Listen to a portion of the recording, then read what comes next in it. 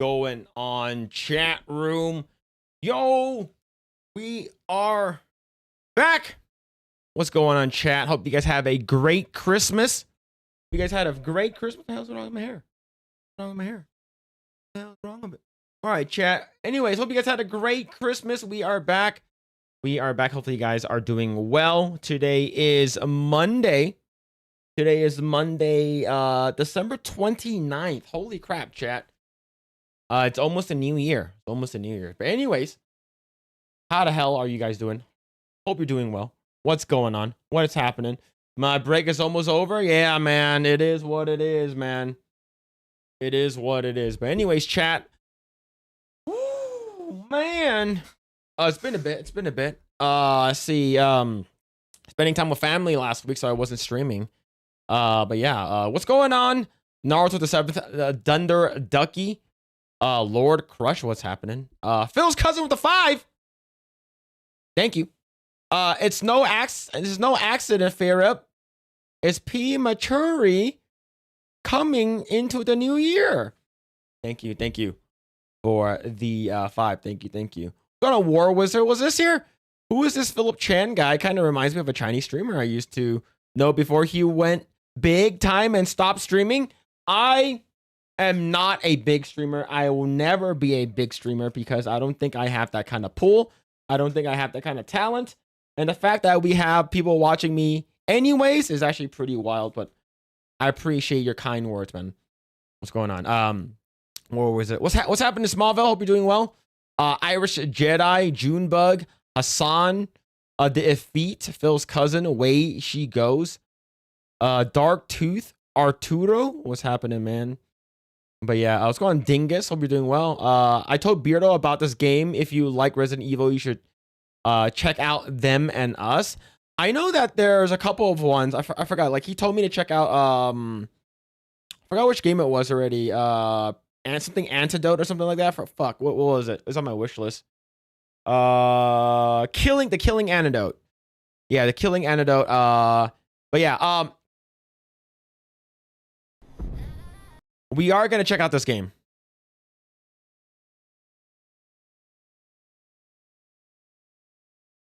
We are going to check out this game 100%.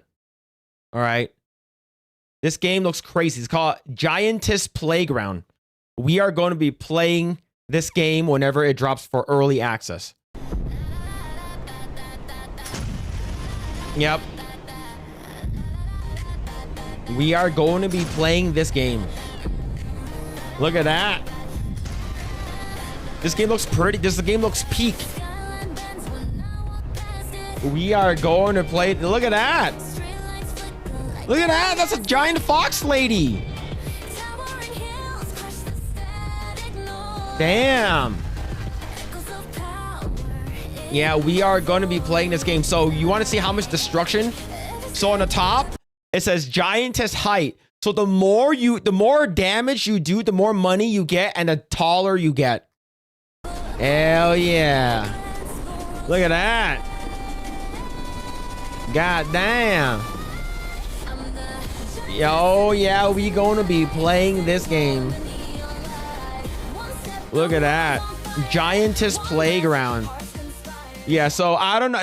This is a random game that I end up seeing. It's not out yet. It's coming soon to early access. So yeah, we'll see what's gonna happen. We'll see what's gonna happen. But yeah, you basically run around as a giant woman and you basically stop. Look at that. You get different outfits. Damn. Hey, yo, you're getting feet for free? Damn. That's a good way to go out. Yeah. Yeah, so we're going to be playing this game. We're going to be playing this game. I don't know when it's going to be coming out, but we're going to be playing the crap out of this game. Yep. But man, what's going on, Mike Smith? This object, what's happening? Is the food a fox lady? I'm going to tell. I'm 100% going to tell Kirsha you said that about her. All right, what's going on, Midnight Light? What's happening? Yep, is that Kirsha? Hey, maybe. What's going on, Lord Botha? Hope you're doing well. Johnny Ultrex? Okay, sorry. Johnny Ultra, the X. Johnny Ultra, what's happening? Easy Gamer, what's going on, man? Looks fun, yeah. If eat for free, what time to be alive? Yeah, man. In this economy, that's crazy. Imagine getting this type of game, this type of content for free in this economy. That's crazy, man. Games are coming back, boys. Yeah, man. Eventually, things are gonna get back on track. But how the hell are you guys doing, man? We're gonna talk about a bunch of stuff today. Today will be in place of Wednesday, since I won't be streaming on Wednesday. I will be out with family. Lot of family stuff. So I will still be doing Project Egg Roll on Saturdays. Just what's it called again? Wednesday, Thursday, and possibly Friday. I'll be busy. So yeah, I'll probably be busy on those days. So I'll be streaming today, and I'll be streaming tomorrow with Tuesday night's main event. And then I'll stream on Saturday for Project Egg Roll. What's going on, Sissy? Hope you're doing well. What's going on? This object, what is happening? Hope you're doing well. X in Wonderland, Manny. Hope you're doing well, man. Yo, thank you so much for the one. Thank you, Cappy Nova. What is going on? Pay it forward. What's happening, man?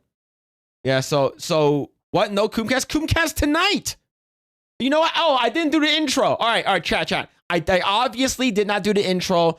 This is not CoomCast unless we get the intro. Run the intro. Let's go.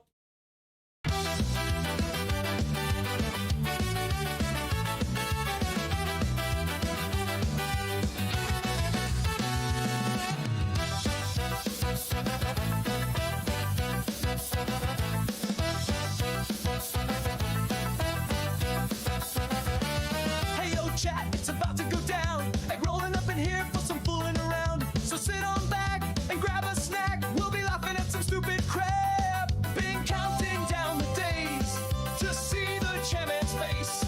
Gonna open up that stream and hope that no one creams. It's time for some cumin and a little bit of goonin'. We're gonna look at some hotties and objectify some bodies. We're gonna talk about the week while holding in that skeet. It's time to have some fun. Just clean up when you're done. The CoomCast is now. The CoomCast is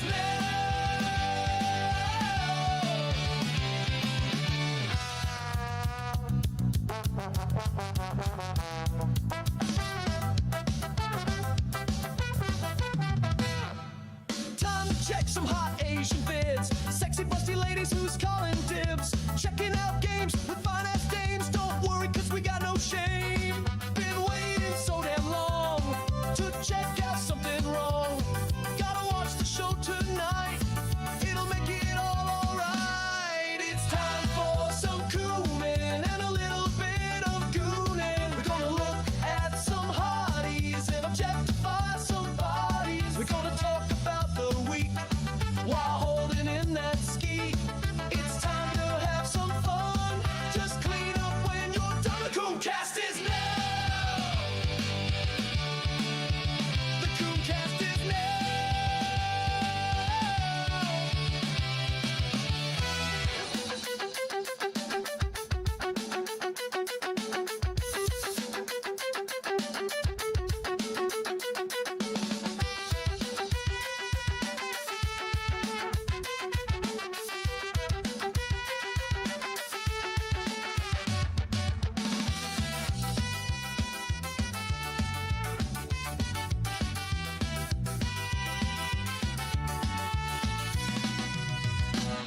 It's time for some cumin and a little bit of goonin'. We're gonna look at some hotties and objectify some bodies. We're gonna talk about the week while holding in that skeet.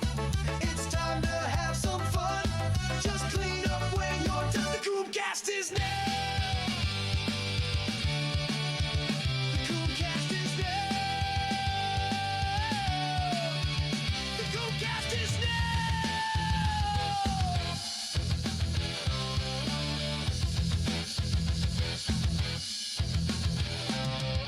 All right, there it is. All right, it didn't feel like an official CoomCast without the intro. Shout out DB Wild for that intro, man. That was that every time that intro plays is still pretty wild to me.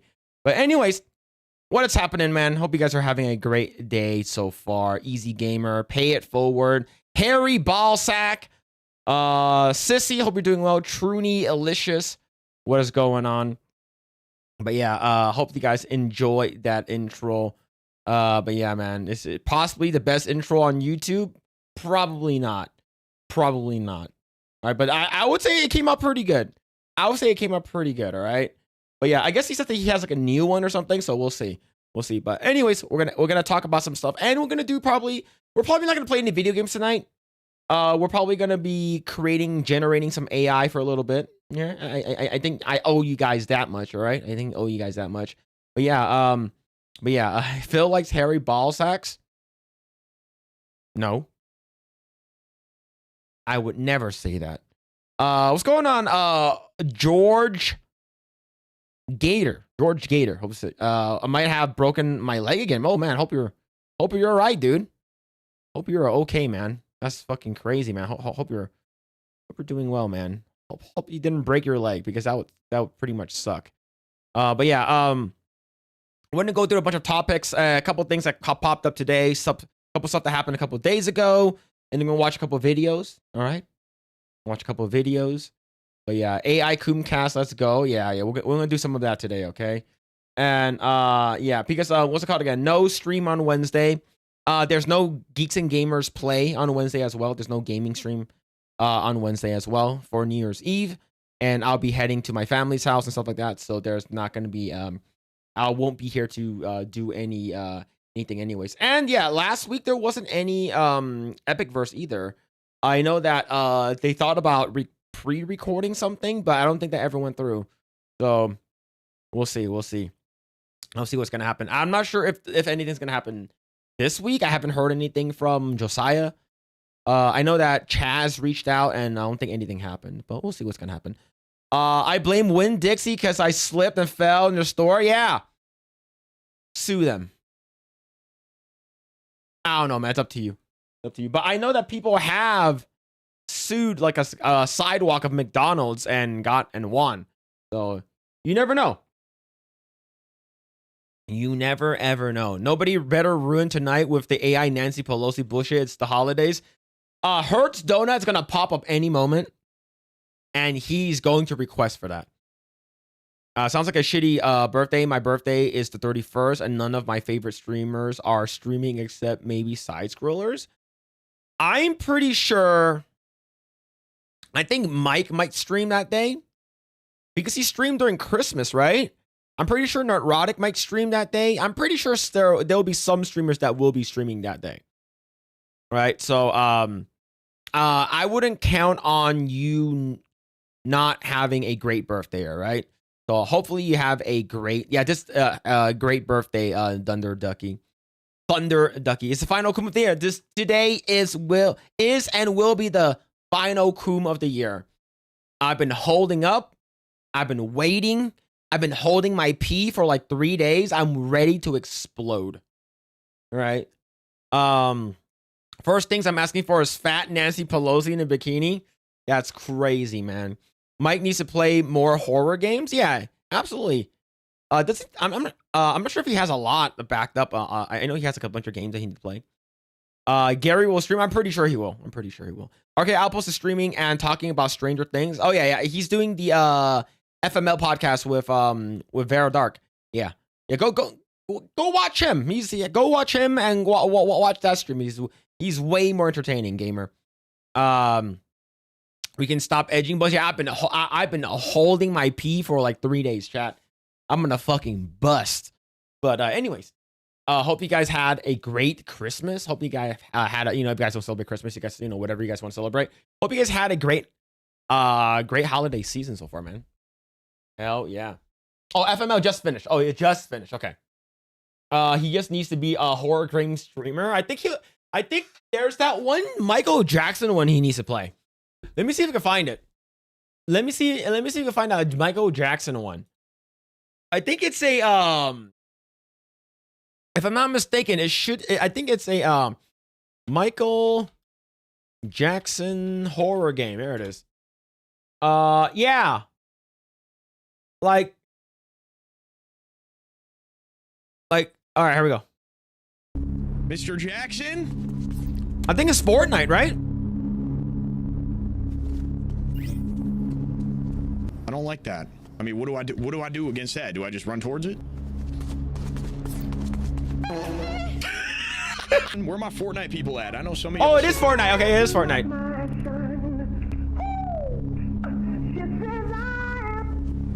Excuse me? Guys, now I'm nervous.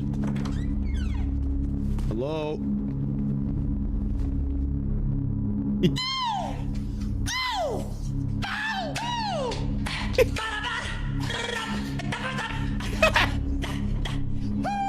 Chad. Oh, he's getting closer to me. I'm actually not playing I'm not playing this game, bro. Okay. Oh, we're in his bedroom. Finally. This is definitely the master. Oh, you don't want to be in. What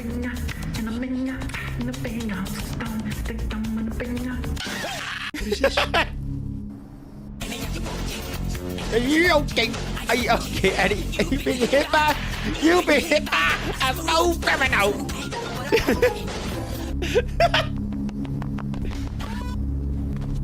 What? Mr. Jackson? Yeah. So are you talking about this game? Are you talking about this game? Are you talking about the Fortnite Michael Jackson game? Yeah. Oh fuck, man. Oh shit, that was fucking hilarious. Oh fuck, yeah, you need to play that, man. Ow!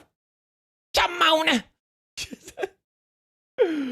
Oh shit, man. That's Michael Jackson's real face. Yeah, man. Yeah. Oh shit. Yeah, for me, like, I know it's like a Fortnite code, like type in a code or something like that and it pops up, I believe. Yeah, I think it's Fortnite. Yeah, it's a Fortnite game. Damn, what the hell? 2 hours? Okay. Michael Jackson horror game plus Fortnite new scary game. Yeah, so it looks like a Michael Jackson. Yeah. That's gonna be pretty fun, man. Yo, John McKinley with the 1999. Thank you, man. Thank you. Appreciate it, dude. I appreciate it. And I say it once and I'll say it again. All right. You guys don't need to like donate any money. You guys don't need to do that, and don't ever feel the need to donate any money. Just to like I read all the comments as I can. Okay, you guys don't need to donate any money, man. But thank you, John McKinley. Your thumbnails make me certain that you're a bigger gooner than I am. Holy degenerate Batman, real talk. You crack me up. Merry Christmas, Happy New Year, you filthy animal. Thank you, John McKinley, for the 1999. Thank you, man. Thank you so much. Merry Christmas and Happy New Year. Thank you for the 20. And Excellent Wonderland with the 2. Nah, dude. Ayowoki. Who's that? I don't know who that is. Is that porn?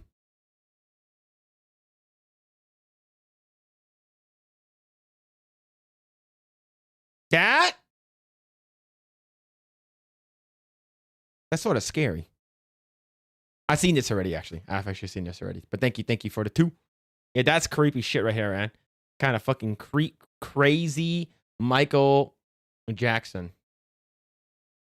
Yeah. Can you please read this comment? No. Never. I was trying to say that Arcade Outpost is streaming on the he's streaming on the New Year's. And talking about Stranger Things finale. Okay. Yeah. Oh yeah. Stranger Things finale is the New Year, so it's New Year's Eve. So, I might actually do an Asian dad reviews on the final season of Stranger Things. I might actually do that instead of. I know right now it's slated for Terminator, but I think that we're going to we might do a Stranger Things. I might be funnier to do Stranger Things. But yes, SCDB with the 2 Phil keeps pressuring me to super chat. No! No! I am not DSP. I'm not Dark Side Phil. All right? Not Dark Side Phil. I'm Yellow Side Phil. I'm YSP. Okay? But thank you for the 2, man. Thank you. Like I said, don't feel the need to super chat. Don't feel the need to donate or, gift memberships or anything like that. I typically give out the free 10 whenever I can, and I'll do it from time to time. And the fact that you guys are supporting the channel, I definitely do appreciate that. Like the best thing you can do for me, and it's completely free, is basically just subscribe and just watch this stuff, right? But yeah, there's no Asian tax here. All right, there's no clussy clown pussy tax. All right, there's no food attacks, none of that. All right, but thank you, man. I've been playing Brown Dust too, and the game's pretty tame. Just cutscenes are wild. Yeah, I know the cutscenes are wild. Yeah, Stranger Things is ass now, and that last 5 minutes ruined the last 10 years of work. Yeah, it's been up for 10 years. I want to request an anime failure frame. Sarah's Ash Rain? I don't know what that is. Fuck, it's hard to keep up with all these taxes. I don't have taxes here. All right? I don't have taxes here. Cash with the 5 gifted memberships. Thank you. Thank you for the 5 gifted memberships. Thank you, Casho. Shout out Cash, man. Hope you're doing well. You don't have, thank you. You don't have to, man. I appreciate it. I really do, but you guys don't have to. You guys just watch the stream. It's fine. All right? Gift these tax. Let's go. That's crazy. I do need to put in more emotes if that's the case. Or if there's more memberships that's coming in, I need to put in more emotes. I don't think I have that many. How many do I have? I have 1, 2, 3, 4, 5, 6, 7, 8, 9, 10, 11, 12. I think I should be able to put in more emotes now. But thank you, Cash, for the 5 gifted. Asian DSP tax is wild. Thank you, man. I appreciate it. Phil just ask you don't judge him being a foodie man. That's crazy. That's crazy, man. Blair White tax? No, there's none of that here. The way she goes with the 5, there's Coom tax. There's maybe a Coom tax for the after cleaning, where you have to clean it afterwards. All right, it's gonna be crusty and dried up and everything. But thank you for the 5. Thank you. Naruto with the 7th with the 2. If you wanted a donation, all you had to do is ask. No donos. Do you guys don't need to do that, all right? I know everyone just went past like the Christmas season. You guys spend a shit ton of money on gifts and shit like that. So save that money for yourself, or give that money to someone else. Give it to Epic Mike. Give it to, just save the money for yourself, in my opinion. Phil, what are chances you do a Chun-Li cosplay when you get to 50K subs? Well, first of all, that's never going to happen. And if I get to 50,000 subs, I will consider it. I have done crossplay before. It's not like I haven't, but Chun-Li has a lot of skin for Chun-Li, okay? That's a lot of skin for Chun-Li. Get Melanie Mac on CoomCast tax goal. Look, I probably can have. I don't have a direct line to getting in contact with Melanie, but I do know people that know her, right? So that's different. So that's never gonna. That's never. There's not gonna be any Melanie Mac on CoomCast tax. That's crazy. Right, SCDB with a 5 got me again with the clussy food at Blair with Lurker Grand Dong Coom. Thank you. I appreciate it, man. But thank you for the 5. That's crazy. There's none of that here. There's none of that. Never say never. I'm never gonna be I'm never gonna be getting to 50,000 subscribers. Right? Like I would say it's probably more likely for me to get to 10. But like I would, okay, I started this channel because I have an old channel that like that I used to use and I don't use it anymore. I started this channel when? I don't even freaking remember when I started this. All right, I started this channel last year of January. So that means next year, January, will be 2 years. So I can see this channel getting maybe 10K subs if things goes the way they are in terms of the trajectory. Maybe in like 2 years I get to 10K. But in my opinion, I don't think that's gonna happen. Like to be honest, I don't make like those type of videos where it draws people in.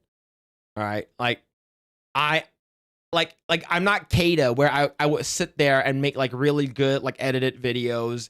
I'm not gonna, you know, I'm not that type of person. The most editing I will do is for the Asian dad reviews for that. So and that's easier for me to do than like those really crazy ones. But I appreciate it, man. That commitment was softer than baby shit's brother. Oh man, the Ayuwoki is the name of the game. I misspelled it. Oh, okay. Sweeney Tax is acceptable. Sydney Sweeney Tax is acceptable. All right. All right. All right. Sydney Sweeney Tax. All right. Let me. Sorry, chat. That was me, not you guys. Where a Sydney Sweeney Tax. All right. I will bring up a photo of Sydney Sweeney. Okay. All right. Here, this is for the Sydney Sweeney Tax. Okay. This is for the Sydney Sweeney Tax, okay? All right. That is for the Sydney Sweeney Tax. Fair? I think that's fair. A Liberty Prime with the 2? Small PP tax.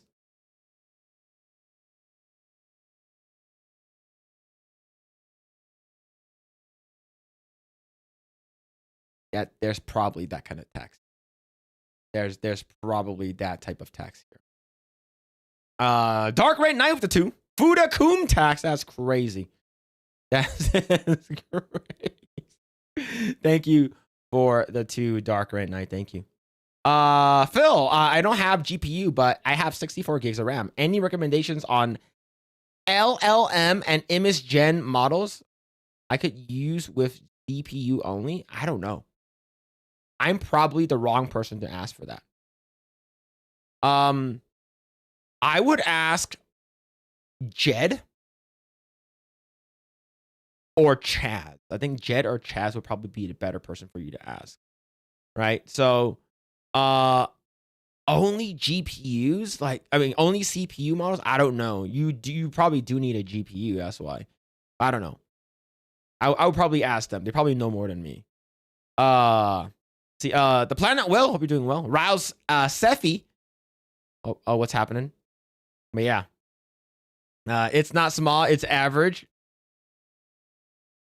For a Chinese person, maybe. All right, slightly above average. But yeah, so here's a Sydney Sweeney tax. All right, this is for the Sydney Sweeney tax. And do I still have? I still have all those Sydney Sweeney stuff. I do. Yeah, I still have this one here. Yeah, I still have this one. Playback speed 25%. Right click loop. There it is. All right. But yeah, what's it called again? Yeah, I am up to date with Stranger Things, so I will be talking about it just a little bit today. No gaming tonight. But yeah, there's a bunch of stuff that's gonna be happening. Someone asked, am I going to be playing Skyrim next year? Yes, I will be playing Skyrim. Not probably in the beginning of the year, but because I want to play Code Vein 2. So I want to play Code Vein 1 to prep for Code Vein 2. So what's going to happen is that I'm going to be playing in the month of January. I'll be playing Code Vein. And then I'll be playing Code Vein 2 when it comes out at the end of January. And then once I'm done with that and there's no major games that's going to be coming out and it's sort of like a lull, then I'll check out Skyrim. At least I'll at least start it. Right? Be like Phil, addicted to boobs and Fudas? That's wild. The mystery, you say, today I finally got a new PC from a GTX 962 and RTX 5070 Ti. Yo, congrats, man. That's a huge upgrade. That's like the fucking biggest upgrade I've seen. Oh, my 960? Damn, that's back in like 2000. Like 2010? Yeah, 960 is like a 2009, 2010 card? Damn. Is it? No. I don't remember how long. No. I don't know. No, I know a GTX 980. Okay.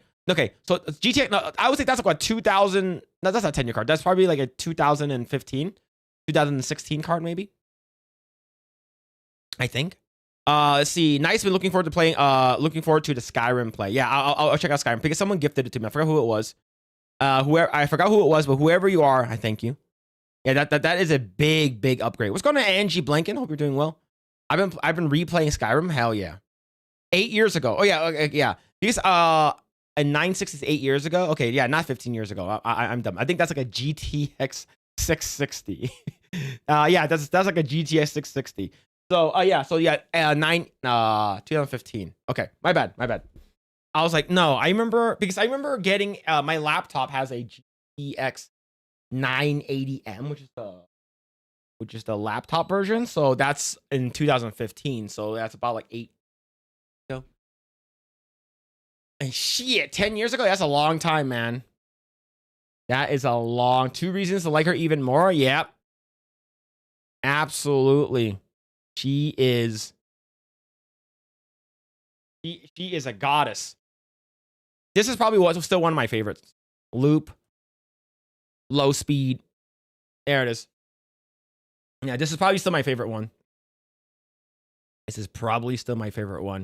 I think it's because you see her in her underwear and you see her abs. I think you get the extra.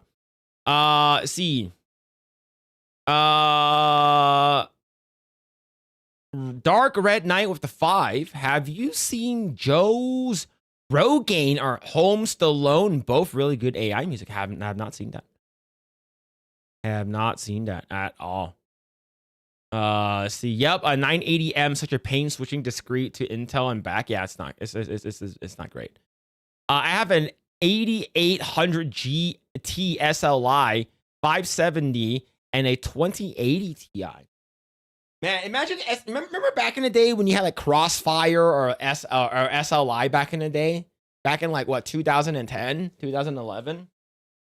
That shit was huge, man. Man, you got like a GTX Titan. I had a GTX Titan. And I think I ended up selling it for like $500 when no one really used it anymore. And people still bought it because it was the GOAT.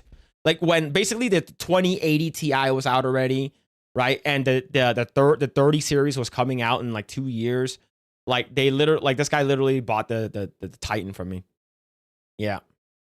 Yeah, SLI and Crossfire connectors. Yeah, the fact that like video games, like they don't support them. Like back then it's like, oh, you have to buy four like fucking GTX Titans. You get the fucking SLI connectors. You get 4 of them. That's holy shit, man. Back in the day, those GPUs were like $500 a piece. Yeah, that's over the last 20 years. Yeah, man. That's crazy. For me, I think I had I always had a gaming laptop. I think my old one was like a GTX 860M. And then I got an Acer Predator. One of the first early Acer Predator laptops. That one has a GTX 980M. And then I used that one for a bit. Like I used that one for quite a bit. Until my friend, who's a cop, he's an investigator. He's a private investigator. Not a private. He's a basically investigator for a robbery. And he was working and he was doing a write-up for MSI. So MSI got robbed, and he was the one that like got like all of the information. They got the person who robbed them and stuff like that. So as I know they're not supposed to do this, right? Because as a favor, right?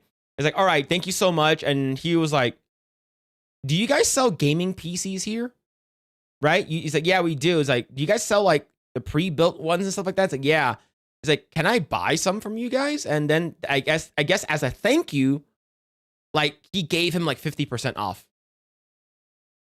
So I got my MSI MEG right over there, the Triton, for like half off, which is fucking crazy.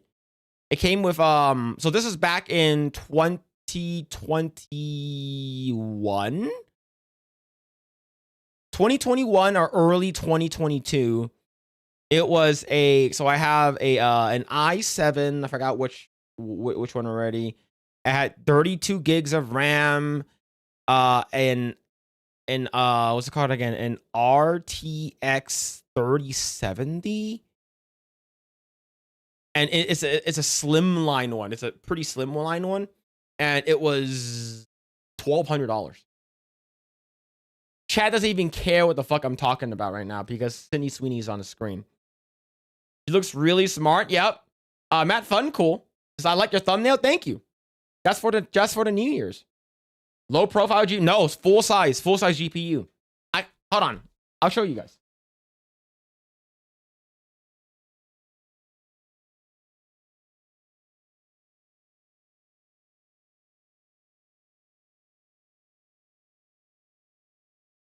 All right, chat.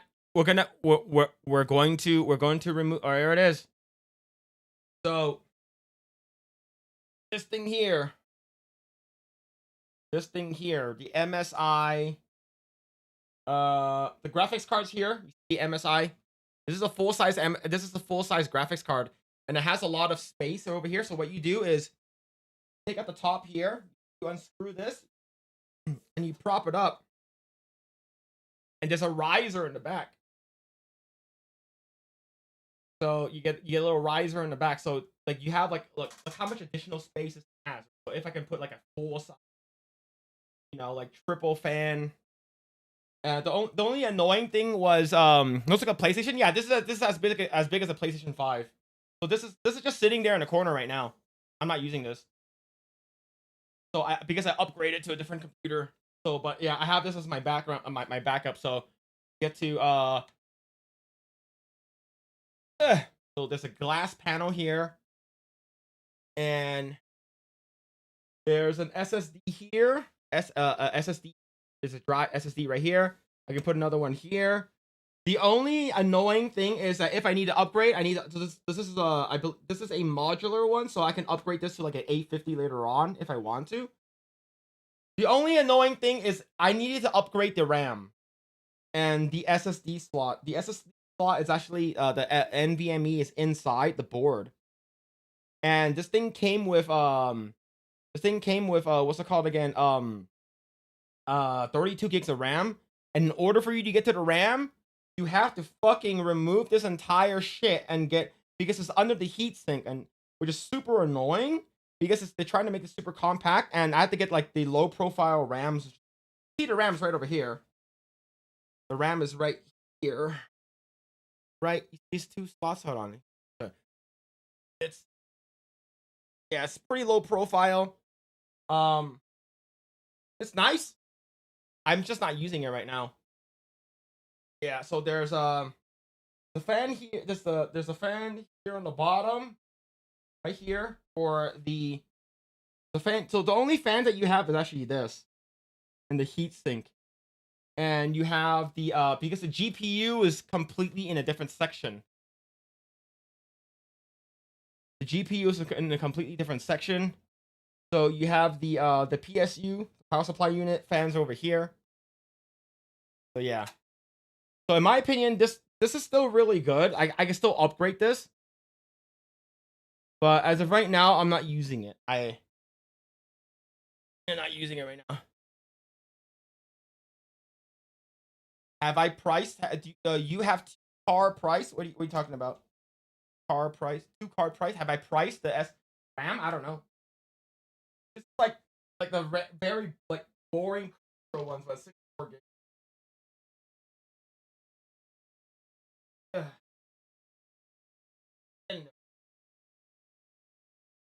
Yeah. So originally this is like $2,400, and because he helped with the investigation, they were able to give him half off, which is cool. So you got the IO in the back. Pretty cool. Dude, I'm still for laptop.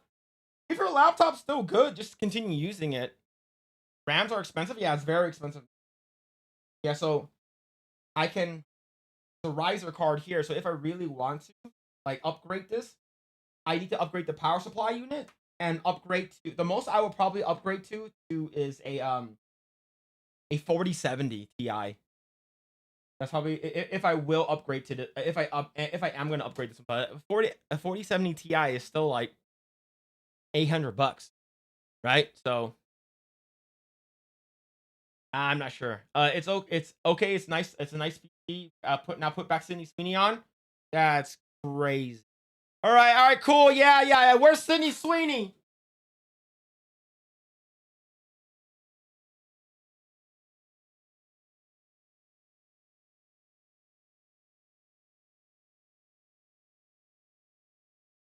That's mad.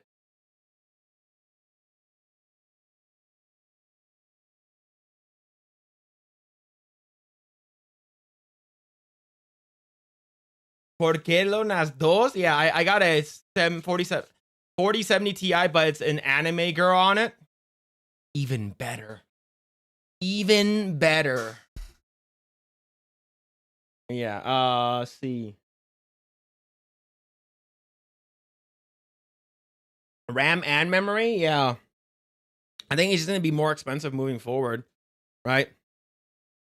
Leave this on for the rest of the stream.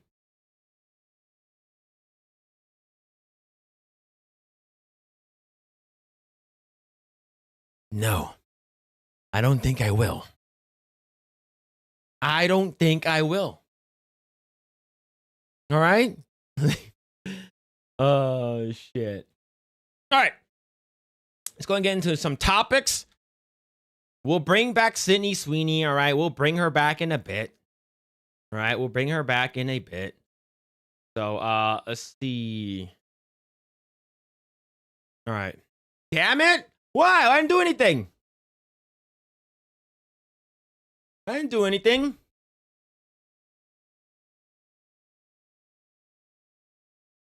This news is everywhere right now, and good. So the whole thing with the Minneapolis, Minnesota fraud with the whole daycare stuff is sort of getting out of control. Okay, a little bit out of control, and you have Nick Shirley, who's basically doing more journalism than any of the people that you're watching the news or anything like that, right? So a full 42-minute clip of him going around exposing Minnesota with their fraud and just they uncovered $110 million in just one day. So this is the billions and billions of dollars. And it's basically Somali like shell companies or whatever, like fraud companies. You go in there, there's nobody there. And if there is people there when they first set it up, they're there for like 5 minutes and they leave. So this thing was all uncovered. And this is going crazy. 123 million impressions, which is a lot. Yeah, quality learning school, not learning school, right? So a lot of the windows are blacked out. A lot of people, when you show up, the people get super, super upset and they start kicking you out and stuff like that. So this has been going on for the past couple of days now. And the crazy thing is, do you guys remember that lady, Melissa Horton? Melissa Horton. She is the only Democrat. I think she's a congresswoman. I believe. I'm not sure if she is, but I know that she was killed. The reason why is because she is the only Democrat that voted against the what's called the immigration of Somali stuff that happened in Minneapolis, Minnesota. So what happened was that Tim Walz sent one of his goons and assassinated her. Right? They killed her and her husband. And when they caught the guy, like of course, like he's the guy who wore the mask. Right? She died. Yeah, she died. They fucking killed her. So the guy that showed up to her house super, super early in the morning was wearing a mask. Was wearing like a fucking crazy mask, like a baby mask or something. And of course, eventually got caught. And he got caught when he was questioned why he did it. He said, was this Trump or was it any part of the Republican administration or anything like that? And he said no. He said that it's not Trump related, it's not Republican related. And if the government allows the information will come out, it's going to be huge. So it's great. It's actually pretty wild. And I believe they found his car and they had like letters and notes from from Tim Walz, I believe. Okay, I believe that was it. So this was the fraud that they were trying to stop, right? The Somali, and the only Melissa Horton was the only one that was against it, and she died. Right, step out of the line and you get killed. Right. So of course everyone is talking about it. This is him, right? So 23-year-old YouTuber's December 26th video exposed over a dozen Somali-run childcare centers receiving a big childcare assistance program funds, like one with $3.67 million while appearing vacant, with his team alleging $110 million in potential fraud across related sites. FBI Director Kash Patel and DHS Secretary Kristi Noem quickly sent agents on December 28 and 29 to investigate that what Patel called the tip of a large iceberg, including threats of denaturalizing for the scammers. Facing serious threats after the release, Shirley got private security from Brandon Tatum, shout out to Brandon Tatum, and his Black Line Guardian Fund, which now covers his protection indefinitely amid public calls for his safety. And of course, I'm pretty sure Nick Shirley has gotten numerous death threats over the situation. I believe Donald Trump is aware of this, and same thing with Trump Jr. So I really hope they do something. I know that JD Vance did say that, hey, this whole thing, this whole fraud, blah, blah, blah, blah, needs to be stopped, whatever, right? I was like, you guys better do something about it.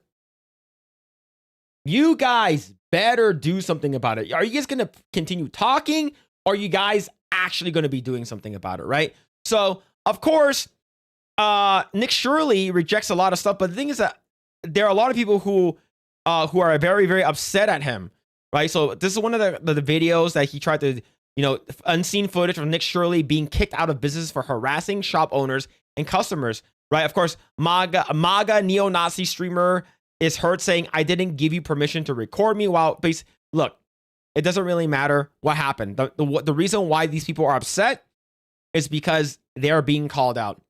And of course, you have Hassan commenting on this, right? And he said, "I traveled around the world and went to numerous protests.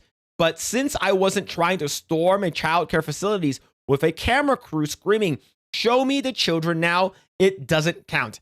There's a proper way to conduct a thorough investigation, and you botched it for clickbait."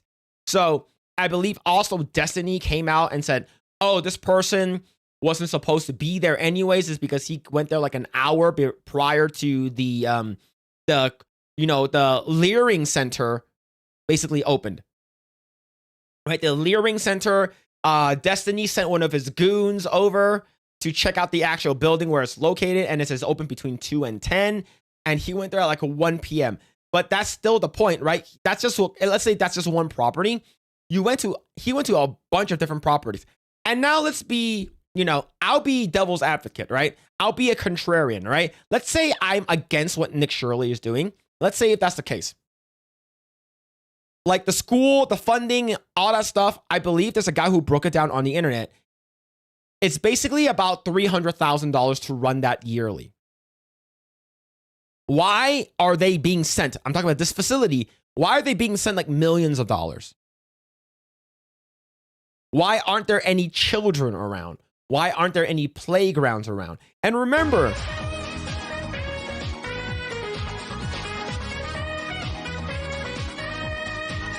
Dreaming Tabitha, thank you so much for the rate. Thank you for the rate, Dreaming Tabitha. Hope you had a great stream. Thank you. Shout out to Tabitha. Thank you for the raid. Thank you so much. Hope you had a great stream. But yeah, the thing is, Hassan basically very, very angry, okay? And they've been going back and forth. Nick Shirley and Hassan has been going back and forth. They're going back and forth at it. People like this committee, sorry. People like this commie literally shock their dogs and complain about America 24/7. And when someone actually leaves their room to do something, wait for it, they then defend the criminals. The crazy thing is, why aren't there any people from Minnesota actually out there protesting something like this? Why aren't there anyone in Minnesota going out there and say, hey, you guys are giving millions and to billions of dollars to these Somali people. Why aren't you giving that money to us, the actual hardworking, tax-paying people, right? And of course, like usual, whenever these people get, I guess you would say confronted, these people will only revert back to factory settings, calling you a bigot, calling you a racist, calling you a white supremacist. So this is Nick Shirley on Fox News. So finally, we have mainstream media covering this, but we haven't heard anything from CNN, MSNBC, CBS, none of that crap. None of that. Nobody's talking about other than the white supremacist news publications, right? Governor Tim Walz is saying that you and others that are out there trying to expose this, you're doing it because you're white supremacists. What is your response to him? Yeah, Tim wants votes. There are entire apartment complexes where white people have been pushed out of these apartment complexes because Somalians have taken over and they're inside of these towns like Minneapolis where they can go get votes from these people. I guarantee you this is not just happening with Minnesota. I believe Washington State has found about like 500 businesses. I believe there are daycare centers or businesses that all basically showed the primary language that they speak in is Somali. And I guarantee you every blue state has this, or every blue cities will have this, right? I'll guarantee you some places in Austin, Texas will have it. What's going on, Alan? Hope you're doing well, man. Some places in California, I guarantee you California will have it. New York, everything. And the thing is, that's the reason how they buy your vote. They bring you in, they give you all these free shit. They give you a bunch of free shit. It's like, hey, we're going to give everyone this free stuff. We're going to give everyone free money. You have fancy ass cars. You have houses. You guys are getting millions to billions of dollars every year. As long as you keep voting for me, I will make sure you continue getting your money. And that's how it works. This is a voting block. This is a voting block set. And the thing is that these Somalis, these people that's coming down from the southern border or whatever it is, all of them will vote in unison. They will vote as one, is because they want to make sure that they get the money. So, hey, since we're getting the money from Tim Walz here, we're going to make sure that we vote for him. That's how it's going to happen. This is crazy. And if you have 100,000 people that will vote for you because you're going to enable and let this stuff happen, and because you're going to call a white person racist for calling out facts, this is what's going to happen to a state like Minnesota. Minnesotans, they say Minnesota nice, but they are very upset. And I totally understand why they're upset, because they don't have a governor who's actually working for them. He's actually working against them. Yep. Governor Tim Walz is saying that you and others... And the crazy thing is that he called them a white supremacist and said it's all done by white people. It's all done by white people. Tim Walz, you are a white man yourself, okay? First of all, you are a white man yourself, and you're saying that people who complain, people who are against you, you're immediately going to call them racist. You're immediately going to call them white supremacists. Look, that shit's gone, okay? That shit does not work anymore. And I'm not sure if you saw, Tim Walz changed the flag. He changes the flag to make the flag look more like the Somali flag, which is, he changes the state flag. Look at this shit, man. He gets up. This is the old Minnesota flag. He gets up, turns around, brings in a new flag. This is last year. Brings in a new flag.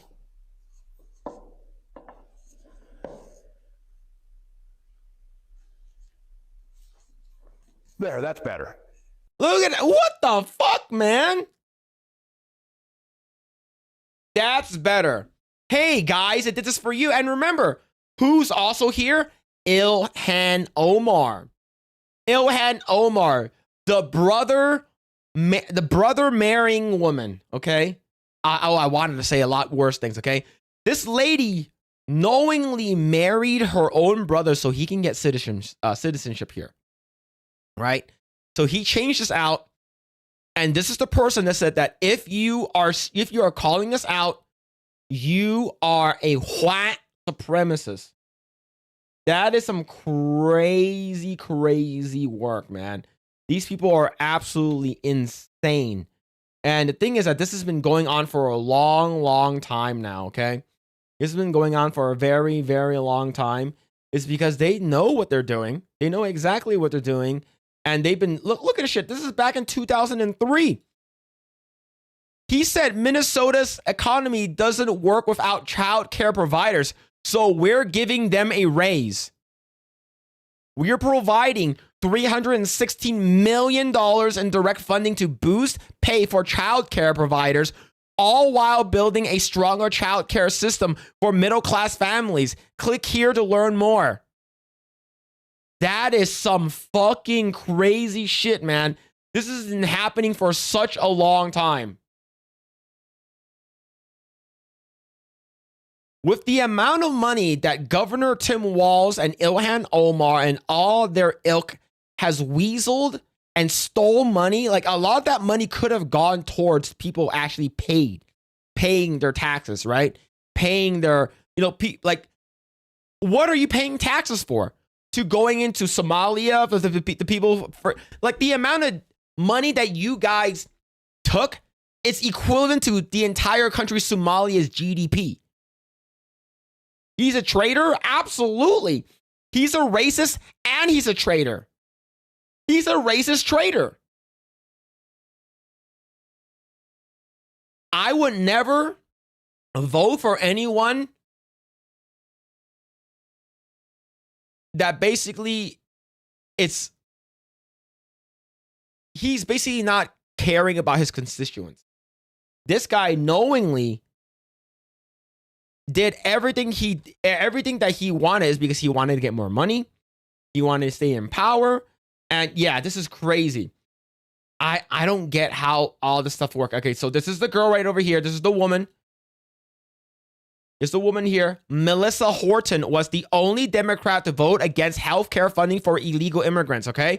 And this is her last moment that she had being interviewed. I know that people will be hurt. Look, you can hear her voice. She's shaking. She is shaking. Listen to her voice when she talks. She is scared. And rightfully so, because what happened? The next day she got killed. She got assassinated. I know that people will be hurt by that vote. And we worked very hard to try to get a budget deal that wouldn't include that provision. DFL Speaker Emerita Melissa Hortman emotional following the House's adjournment from a special session Monday. Hortman was the lone DFL lawmaker to cast a vote to cut Minnesota Care access for undocumented immigrants. It's a move she made with a heavy heart. I did what leaders do. I stepped up and I got the job done for the people. Yes, because the people that lives in Minnesota does not want this. But the thing is that if you're not going to allow them to do this, they will kill you. It's because they're not going to get their money. They're going to lose money. I guarantee you, if Tim Walz became vice president, it would have been a lot worse. I think she knew it was coming. Oh, absolutely, she knew it was coming. That guy showed up in a fucking mask at your house and fucking kills you in the morning. What the hell? That's crazy shit, man.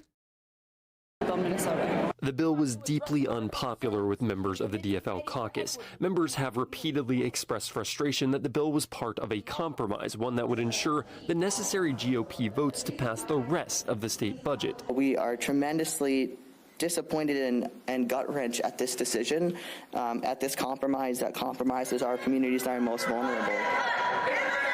Hortman knows she let down her own caucus members with the vote. You let down your own caucus members, but you did not let down your constituents. those cock-ass members does not have your best interest in mind is because they killed you. They're right to be mad at me. I think some of them are pretty angry. I think that their job was to make folks who voted for that bill feel like crap, and I think that they succeeded. Yep. Right over here. There it is. This is it right here. When Melissa Hortman broke ranks with the state legislative Democrats to defeat the bill to provide healthcare to illegals, she and her husband were assassinated within 48 hours. The alleged assassin, whose name is Vance Bolter, was captured alive and has been charged. Bolter, in a bizarre statement, mentions as nothing to do with the it mentions nothing about the 5 shootings the night before the Hortmans died. The Hoffmans and their daughter survived, but implicated Governor Walz in a scheme to assassinate Minnesota Senator Amy Klobuchar about a year earlier, which Bolter said he refused to participate. Did this space out of lunatic who moonlighted as a hitman get names mixed up? State Senator John Hoffman and wife Yvette, along with their daughter, was shot first by the mask wearer, allegedly. Hours later, Hortmans were murdered with police on the scene, who engaged Bolter in a shootout where he was able to escape only to begin being cornered and arrested 2 days later. Motherfucker showed up in a mask. Remember, if these guys do not get what they want, they will hire a person that will show up to your house and kill you. This is crazy stuff. Both of them passed away. This is the guy. And he literally said, if the government will allow it, you'll know the reason why I did it. And this is the reason why. Because Melissa Hortman was completely against the cock ass and basically looked out for her constituents and was like, yo, we need to make sure that our people get the money. And they're like, what? And then she dead. And this is all because of Tim Harry Balls. Because of Tim Walz saying that the economy does not work without childcare. That is some crazy ass shit, man. This is some crazy ass shit right over here. White Quality Leering Center has been investigated 13 different times since May. 50 different violations reported by DHS of Minnesota. In Minnesota, which means the state officials physically saw the conditions, right? Quality Leering Center. Yeah. Live and leer. This is crazy stuff, man. And you have people like Destiny. You have people like Hassan that are defending this. Right? Wouldn't you want fucking government corruption to be completely gutted? I don't know. FBI should be on this case. Yeah, FBI, they might be on it. I don't know. Live and leer. Hanging on the edge of tomorrow. Live and leer. That's exactly what it is, man. Who wants some dirt world 60 IQ looking after their kid anyway? Look, if it was legit, when what's it called? Nick Shirley called them. It's like, hey, I wanna enroll my son Joey into this daycare. They should be like, okay, come back. We're out of forms. Come back Monday. Like it's dumb. And this is what I wrote right over here. How to get rich. Step 1, open Somali daycare. Step 2, profit. Yep, that's it right there, man. It's that easy. It's that easy. FBI and CIA might be profiteering, maybe. Sonic Adventure 2 is a great game. Oh yeah, man. Yeah, I used to play it on Dreamcast. All right, Dreamcast. But yeah, man. I just find it weird that Tim Balls is doing this. Like, remember he said that, oh, I'm friends with school shooters. Remember he said that shit. Crazy. The Somalian population in Minnesota is 90% autistic. I think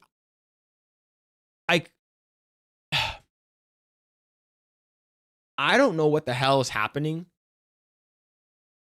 But we do know that everyone that knows about this, everyone that's implicated on this, needs to be held accountable, and they need to be held to the act of treason, right? You literally are giving money away, giving people's tax money away because you didn't want, because you wanted to be in power more often. So you're like the fact that you have like the fucking people there, and it says that, oh, Ilhan Omar is here to protect the people of Somalia. It's like, what the hell's wrong with you guys? In which doctors were involved in that? Oh, absolutely. That on GameCube? Oh, yo. Fuck. On paper, they claim autism to steal tax dollars. Yes. Well, they're pretty retarded, so I can see why. I can see why. But what's going on, Hunter? Hope you're doing well. Rickshaw, Melodic Method, RPC, Music. What's happening? Shout out everyone that's hanging out on Kick.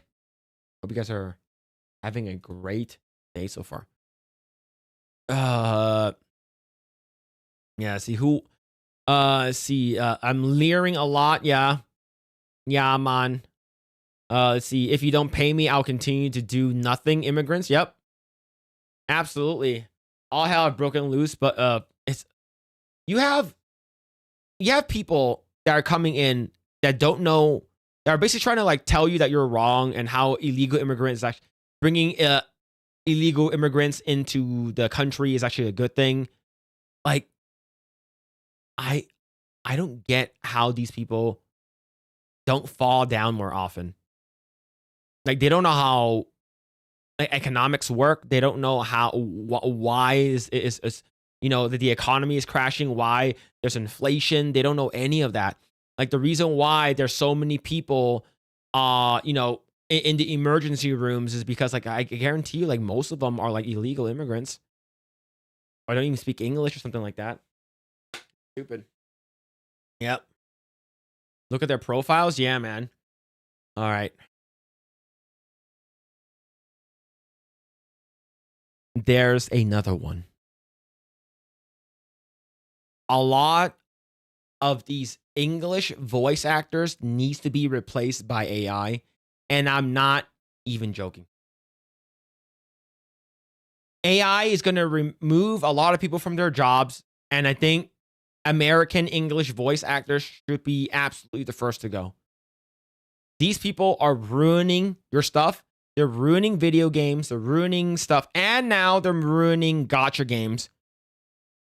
And they are knowingly doing this. And they're happily doing this. And they're gleefully mocking you. Voice actor admits job is to push an agenda instead of voice act. These are the types of English VAs that are still rampant in our games. He just admits his goal and job to piss off players who don't want the ideology pushed. If that isn't confession, I don't know what is. So this person, Hayden Daviau, whatever, it sounds sort of gay, said, "Hello, doctor. I'm thrilled to announce that I will voice Rosmontis in Ark Knights," right? So this person definitely looks like looks 100% like a flaggot. And voicing a character in Ark Knights. And of course, this person said, "If I'm pissing off the transphobe, it means I'm doing my job. They are wasting their time living in so much anger. I'm the future. There's no need to quote tweet me on this sort of thing, though. Thank you for your support." What do you mean you are the future? Are you talking about flaggots who basically knowingly mutilate their own bodies because of their own mental state? Is because they're fucking delusional? Yeah, these people are the people that are working in the video games industry that we need to remove. We need to gut them, root and stem. If you are a flaggot and you are working in the games industry, I don't want to hear your flaggotry in the video game. I don't want to hear whether or not you think that your fucking trans whatever fucking propaganda is important. If that does not make the game better, if it does not have anything to do with any of the story, you should not push the shit into your video games, okay? I don't fucking care. So yeah. So voice actor Hayden defends Ross Montes' role in Arknights amid backlash. On December 25th, a non-binary trans voice actor, Hayden, announced he voices Ross Montes, the fan-favorite childlike operator in mobile game Arknights. Some players criticize the casting with slurs and calls her for fire. To be honest, getting her fired will not really do anything. Complaining does. Complaining and stop playing the game, stop buying the characters does show that you don't really care, right? Let's see. While supporters praise her soft, haunting performance that captures the character's vulnerability, Daviau, I don't know how to say his last name, hit back at detractors, emphasizing her focus on the role amid debates over localization and inclusivity. Clips of his work have earned approval even from some skeptics as community divides the issue. Now, like I said, if you're a trans, gay, lesbian, faggot, I don't fucking care what you voice as long as it's good and as long as your agenda is not being pushed in the game. That's all I care about, right? You have Kobe. I believe that the actor is trans or non-binary that's playing Kobe in the One Piece live action. As long as we don't hear any gay flaggatry in the live action One Piece, I'm okay with it, right? You can have the lady that plays Rhaenyra, grown-up Rhaenyra in House of the Dragon. I believe she is non-binary. I don't care that she's non-binary. Does she do a good job in the role? That's all the people matters, right? But if you are going online and saying that you're going to push more of the shit, mocking and belittling people who are criticizing you, mind you, which is actually a form of criticism, just because you don't like the criticism doesn't mean that people are being transphobic against you. Now, people can say transphobic stuff like me, calling you a flaggot, which you absolutely are, right? That's just a fact. It's not basically left or right. But the thing is that if you are actually, in fact, trying to push your agenda and people stop playing your game, you have yourself to blame by allowing people like Hayden to talk this publicly when you're being represented and you're representing the company, Arknights, right? So yeah. So of course, this person over here. Now, this person here is, I believe he's like a anti, right over here. Zenko Kurishita, freedom of expression, fight against censorship, Tokyo Metropolitan Assembly, 2 terms. 2022, House of Councilors, election national proportional representation, realized the naming in unhealthy books. In 2024, with fellow manga artist, the book that stops credit card regulation. So this person basically used to be a council person or councilman in Japan, and he's anti-censorship. And this person said, this is about voice actors, but fans are angry because unnecessary elements are being added during localization. And this is also affecting Japanese content such as anime, manga, and games. And he is absolutely 100% correct. Localization, American localization, has been going down the shitter ever since these woke motherfuckers got their hands on playing these characters. Video games, movies, TV shows that have been ruining everything. I believe it's called Dragon Maid, Kobayashi. I believe that's called Kobayashi Dragon Maid. I believe they changed some things is because they think that it doesn't fit the current day narrative, right? They will purposely go in there and basically say, hey, I think that this doesn't really make sense. And they're trying to like change it because agenda wise, right? It's because they want it to be woke. It's actually, they want the shit to be woke. They want the shit to be what they like. They're basically making games for themselves and making games for the LGBTQ and making games that they wish people would want to play. But in doing so, you are allowing biases against your key demographic. The key demographic, but about 80 to 85% of the actual gamers out there, I'm talking about actual hardcore gamers out there, are men. And if you're not catering towards men, you're not catering towards the neckbeards, you're not catering to actual people that plays video games. Now people are going to say, oh, actually the demographic is 50%, right? 50% female and 50% male. Bitch, I'm not talking about the wine moms, the fucking Costco moms that stays at home that plays fucking Candy Crush all day, okay? We're not talking about them. We're talking about people that actually beat Elden Ring. We're talking about people that actually played Diablo. We're talking people that played World of Warcraft and played MMOs that potentially almost got them fired or kicked out of school. I'm talking about those people. If you are not catering to those people, you are losing. That's it. You're creating games that you're trying to have the masses love.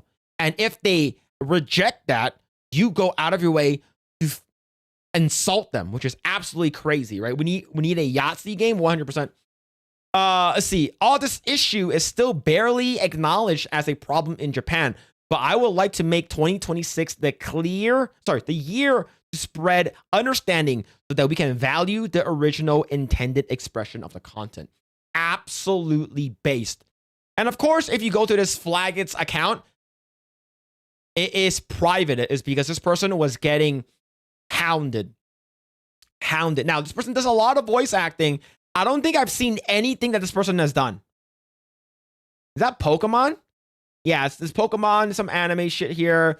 Like, I have never seen any of these things that this person has voiced, which is probably a good thing because I don't care about it, right? So this is so Grand Blue, Honkai Star Rail, Yu-Gi-Oh, Pokemon Masters, Goblin Slayer. I've seen the first episode of Goblin Slayer, which is all I need to watch. Rainbow High, Love Live, and yeah, this person basically couldn't handle the heat, and he eventually got out of the kitchen. And yeah, it's really, really bad. So, in my opinion, good. We don't need any of these people. If you're a good voice actor, if you're a good voiceover for all these characters, and you're gay or whatever, keep that shit to yourself. All right? I'm not trying to play a video game and saying that I want to have sex with men. I want to suck dick now. You know, I want dick in my asshole. You know what? Give me 2 dicks in my asshole. I don't want to hear that shit. All right? And if you're a lesbian and you're a hot lesbian, you're cool with me. That's how it is. Make hot lesbians, they need to come back. Make lesbians hot again. I think that's how it should be. And the thing is, a lot of video game people who are working in video games feel the exact same way. Where it's like, I think Japanese video games should be made for Japanese people, right? You should cater to the Japanese people first. It's because once you cater to them, because those are the people that are going to be buying your game, right? Yeah, I get it that your market is also saturated in the in the West here, but you need to make games for Japanese people first. Because if you don't make games for Japanese people, then they're not going to buy your game and it's going to suck. And you're going to, oh, you know what? We don't need the Japanese people. No, you actually do. All right. It's because the reason why it should be weird, like the Japanese culture is foreign to people like us, people who live here in the States. It's foreign to people who live in Europe. So when we play it, we understand different cultures, and that's how it should be. I don't get it though. Right? Clipping spree? No. But yeah, like you guys know what I'm talking about? It's like, I don't know where these people think that, oh, my insecurities needs to be shown everywhere. So I'm gonna make sure that all my character is gonna be super, super gay. Like, why? Why are you doing that to yourself?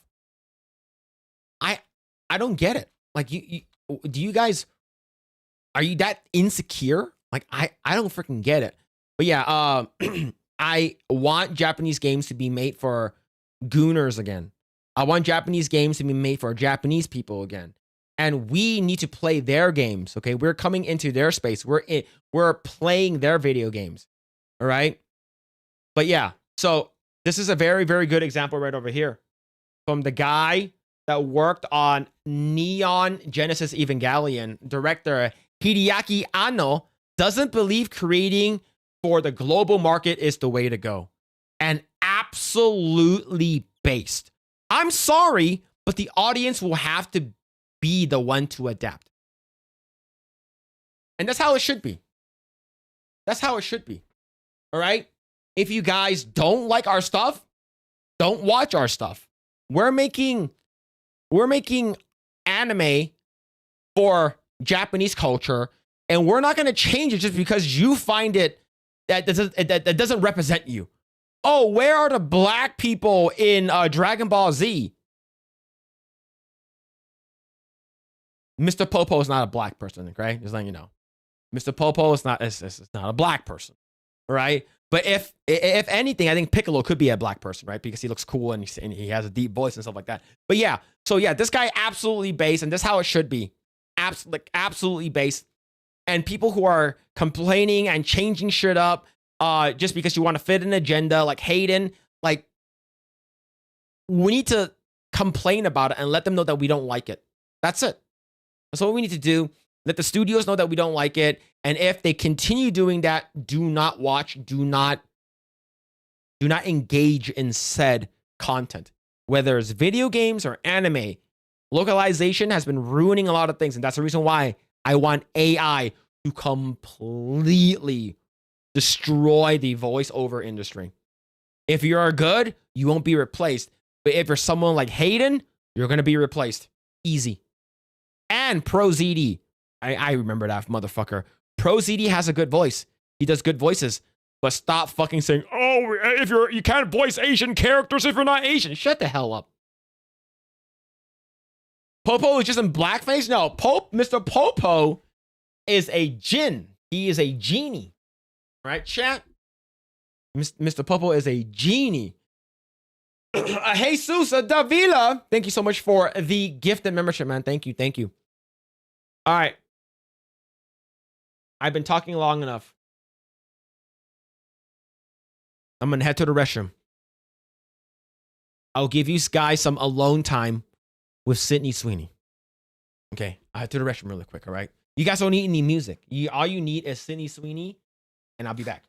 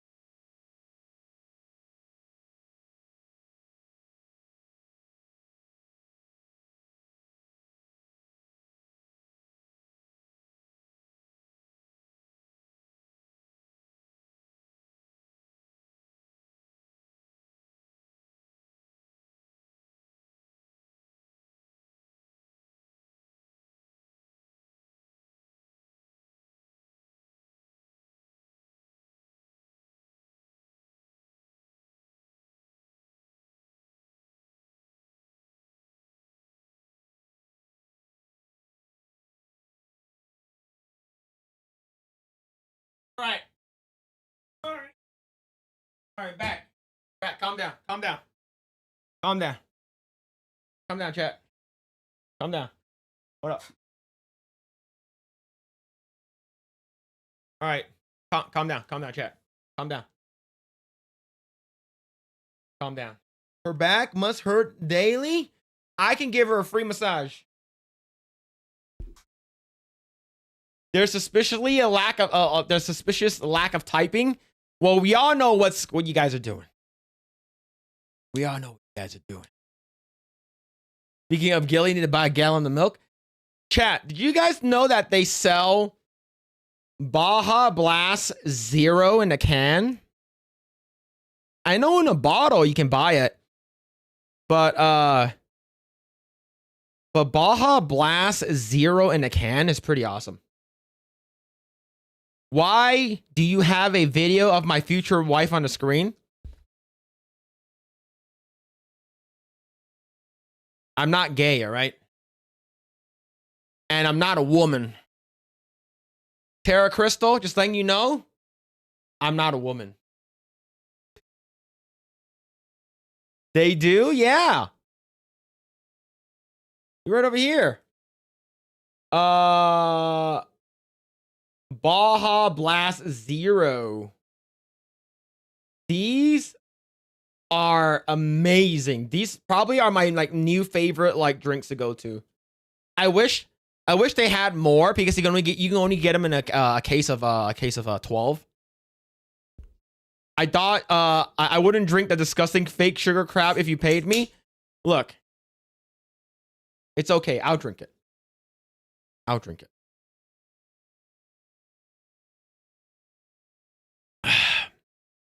I'll drink it. I don't care much for Mountain Dew.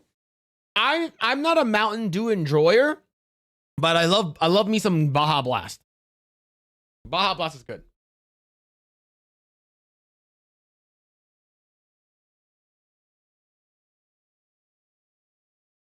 I literally choked on that. Oh man.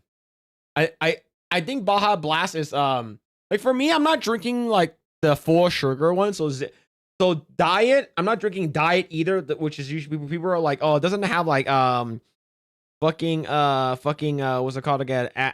Aspartame and shit like that. You can die and shit. Like I prefer zero sugar. Oh, I think Old School Mountain Dew is good, but I prefer Baja Blast. I've been drinking Coke Zero for I like Coke Zero. Like I prefer Coke Zero over diet. Aspartame causes homosexuality. That's crazy. That's crazy. Melodic Method with a 10. Imagine putting in the work to get her as a finance, and she gets famous and realizes she'd make more money being single. Poor bastard. Yeah.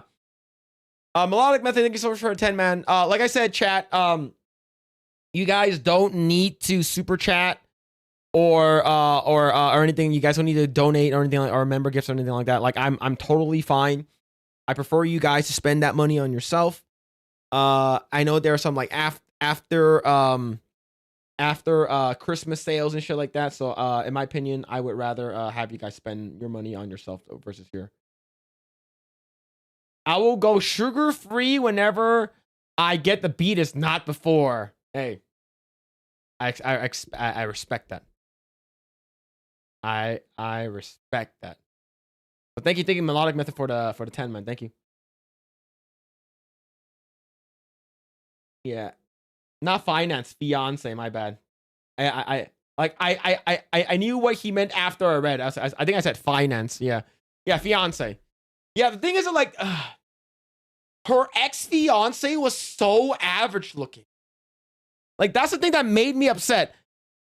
He was so average looking. I know I didn't mean finance. Damn it. I meant fiance. What's going on, Metal Slave? Jesus Davila for the 2 says food attacks. There's no food attacks here. There's no such thing. Attack. All right. TCG guy, thank you so much for stopping by. I hope you're doing well, man. What's going on?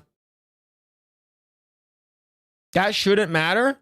Let's see. Yeah, he'll figure out the finance and fiance that are two different things. Shut up!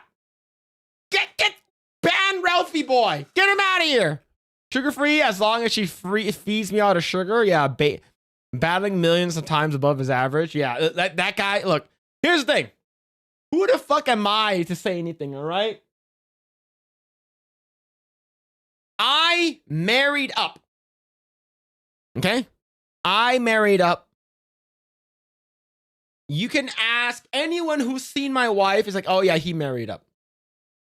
The only thing I have going for me is that I'm a light-skinned, tall Asian. That's the only thing. Oh. Chat.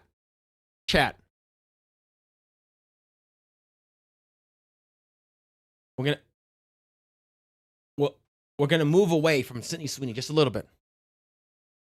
We're gonna move away from Sydney Sweeney just a little bit. I'm not gonna open it, but I bought 2 boxes of One Piece 13 trading card.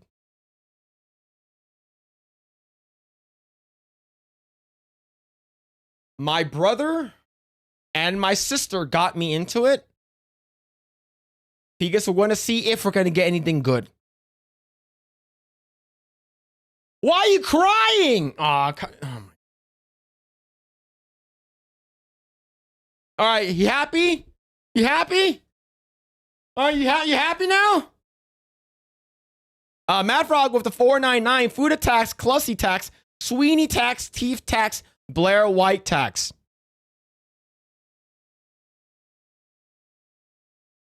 Thank you, Mad Frog, for the 499. There's no food tax, no Clussy tax, no Teeth tax, or Blair White tax. Okay?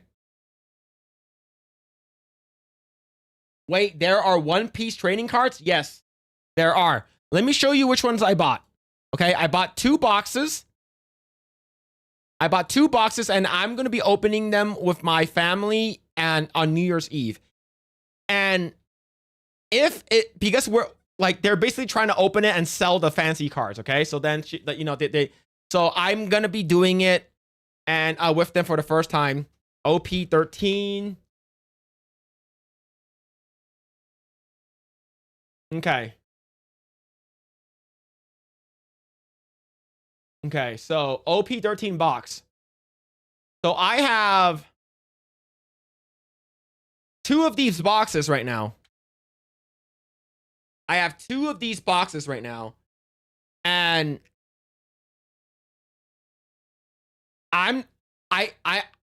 should I record me opening them?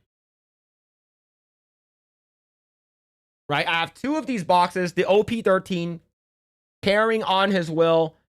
There is a card in there that's worth $8,000 ungraded.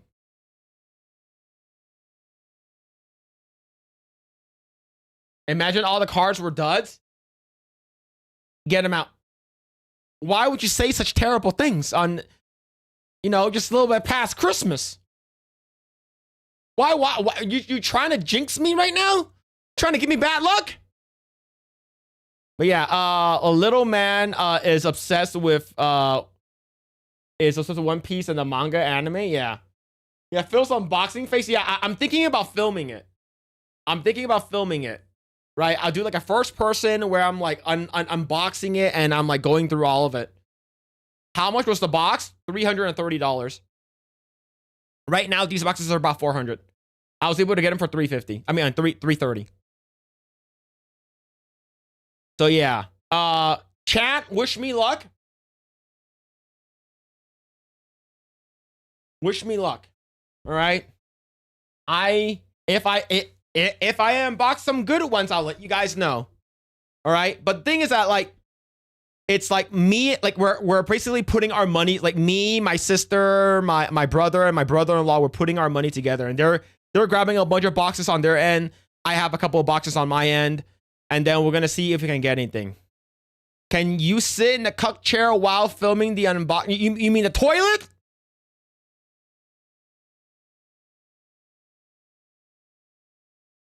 Sit in the cuck chair, get your wife to unbox them while you, yes. 330 and a hand job. I hate you guys. Look, I just said Cindy Sweeney. Are you going to open them live? No, I will not be opening them live. I will try. This will be my first like box card unopening since like fucking Pokemon. This is a long time ago. Anything more than $300 USD card drop 20 memberships. That's crazy. That's crazy. But yeah, if it's worth, in my opinion, if you guys want to see it, I might do it live. Like I'll probably buy some packs on my own and I just do it and I'll probably, I don't know, buy like 10 packs or something. Are you hoping for a special Fuda card? No.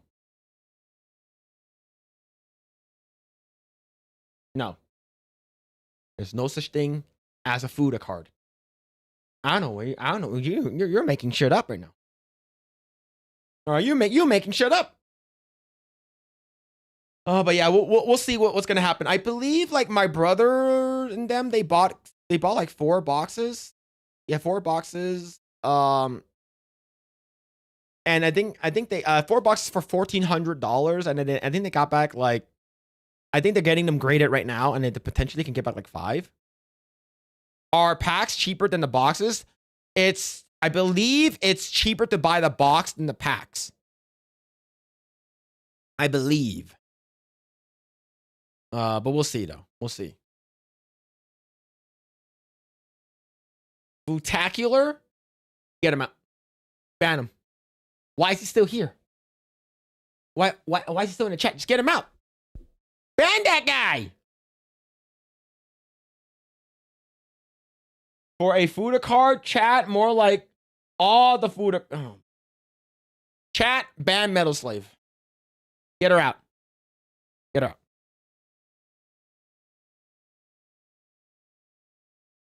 All right. Just get her out. All right. See. All right. Ban who? Ban all of them. Everyone. Ban everyone in the chat.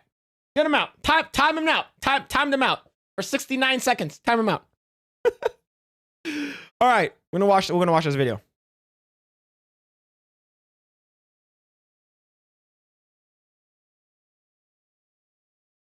If you are a broke boy, just say it. Is a famous line that came from Pokimane. And Pokimane said that if you can't buy my cookies and you're a broke boy, just say so. The video reads, Pokimane's cookie company crumbles. Here we go. So here on the second channel, I like to try out different influencer products to see if they're good, bad, or maybe an outright scam. And one of the most heavily requested products to try was Pokimane's cookies, which she released in late 2023. So this is crazy. I believe a bag is like $20. I believe like a bag was $20 or something like that. And the fact that she has her branding on it is the reason why it's so expensive, right? I heard these cookies are basically like another version of Oreos, right? I've been trying to buy these products since about October of this year, and I think I've uncovered something. I think this company secretly went out of business. Oh! But they don't want people to know, because obviously that would be a big deal on YouTube if everyone found out that Pokimane's cookie company went out of business. So I think they're trying to make it seem like they're still in business when they're not. Huh. We'll look into this. You can make up your own mind whether you think this company went out of business or not. So this is the website Minus Snacks. I've been coming here since mid-October because how much are they? Requested me to try this. Out of stock. Trying to buy the products, and every time I go here, I've been going every week, and every time I go here, they're always sold out. It's called Midnight Cookies. You can buy it on Amazon. So they're called Midnight. Okay, how much are they? All right, let me pull it up on my end. Hold on, chat. Pokimane Midnight Cookies. All right, how much are they? All right, so yeah, is it still out of stock? What's this here? If I go over here, my data is gonna be breached. What? Huh? All right, let me search on Amazon. Let me search on Amazon. Amazon.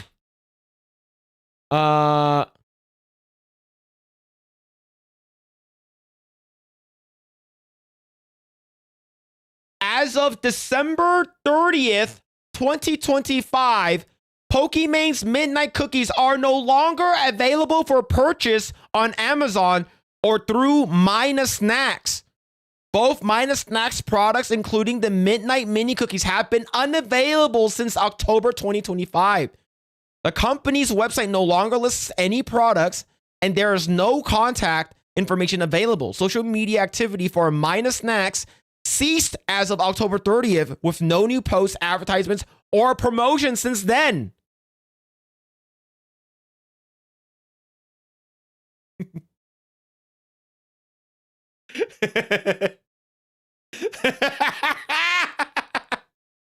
$28. Oh shit. What a good day to be alive. Hey, if you're a broke boy, just say so. What a good day to be alive. Oh man, $28. They have the Midnight Cookies. They sold out on the website. They also have an Amazon listing where it's also sold out. They also have pizza crackers, which is completely sold out as well. And interestingly enough, if you look at the more you look into this, the more it seems like this company isn't actually in business. So, all right, can I buy this on eBay? How much are people selling this shit on eBay? Hold on. Okay, eBay. Okay, so let me see. Let's see. Midnight Cookie? No. Midnight. Okay. Let's put Pokey Main Cookies. Okay. No, it's giving me Pokemon cookies. So I can't. Okay. So okay. Mina Cookies. Nope. They do not sell them on eBay either. So no one is like freaking reselling this. Okay, which is good. Good, because that's crazy if they did. Go to their Instagram page. You'll see they were very active for a long time. And then their last post was on October 30th. They haven't posted anything about their cookies or their crackers since then, not one post, which is very odd because you would think a cookie or a candy company would get a large amount of their sales. Not for $28. They would want to heavily advertise that, but they haven't had any stock. They haven't been advertising anything since late October. Damn. So that's not a good sign, right? Not good. Interestingly enough, also, if you go to the website, Mina. They have no contact information. They don't have email, they don't have anything. No way to contact it's gone. Company. So I actually reached out to Pokimane on Twitter. Ooh. So I reached out to her on the 22nd. I said, "Hi, Pokimane. I just wanted to reach out and ask if your Mina Snacks company is still in operation. The website is still up, but both snacks have been sold out since late October, as far as I can see, and the contact email on the website has been removed. Is the business shut down?" Never heard back from Pokimane. I also reached out directly to the company Mina Snacks on Instagram. All right. I said, "Are you guys still in business? I wanted to order more cookies, but they have been out of stock on the website since October." Oh. And again, I never heard back from them. So I don't think this Damn. company, out of order. Pokimane's cookie company, I don't think they're still in business. If you don't know, there was a lot of controversy right from the beginning. Absolutely. Because of how expensive these cookies were. And apparently they were like a rebrand of another cookie that already existed. And the thing is that I'm not sure how much is the rebrand. I think the rebrand might have been like an additional $10, right? According to what I heard when it first came out, people saw that it was a rebrand of a different cookie, and it's like a $10 increase or something like that. If I'm not mistaken, $8 to $10 increase because it's from Pokimane, which is absolutely crazy. Holy crap! So there was a lot of controversy from the beginning, and if it came out, if Pokimane did like a video or a post on Twitter where she's like, "Yeah, I'm shutting down my cookie company." Oh, she would be fucking roasted alive on a fucking pit.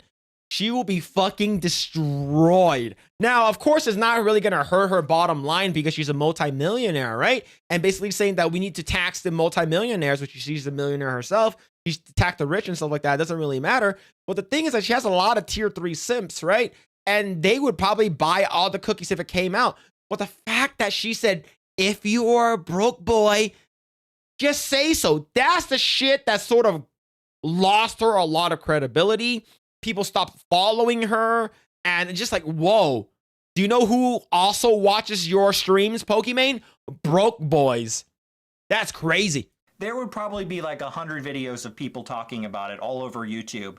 A lot of people don't really like Pokimane, so a lot of people would clown on her for that. Yep. So I think, this is just my opinion, I think that they're keeping the website up so that people think the company is still in business, but you can't actually buy the product. Because anytime you go there, I've been going every week since late October. Every time you go there, it is always out of stock. You cannot find this product in stock anywhere on the website. You can't find it on Amazon. It does not exist. It has not existed for 3 months, and the company stopped advertising for it completely.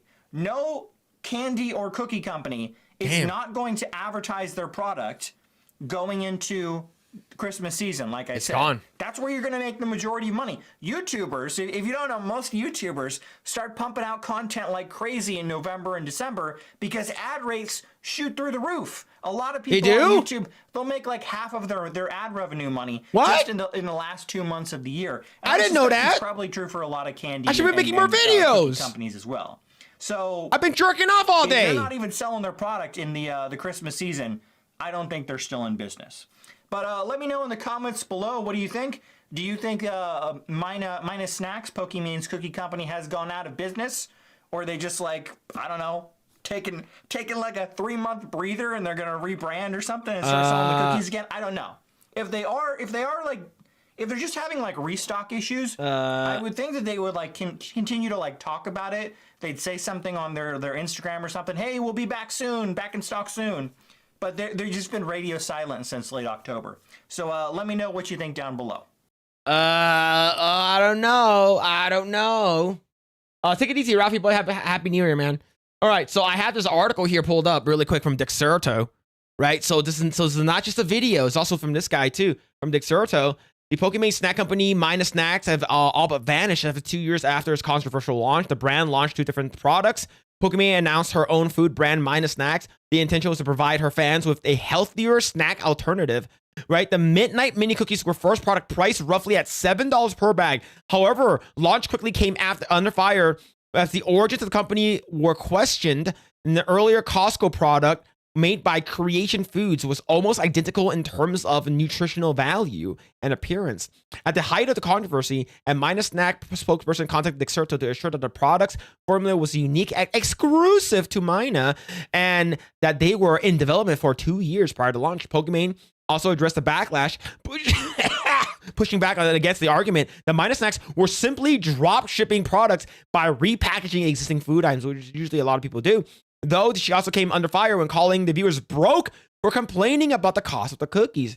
Now, 2 years from the rocky launch, Mina Snacks has gone quiet, and YouTuber Scott Schaefer first discovered the products has been unavailable for first months, and social media activity from the brand has been drawn to a halt.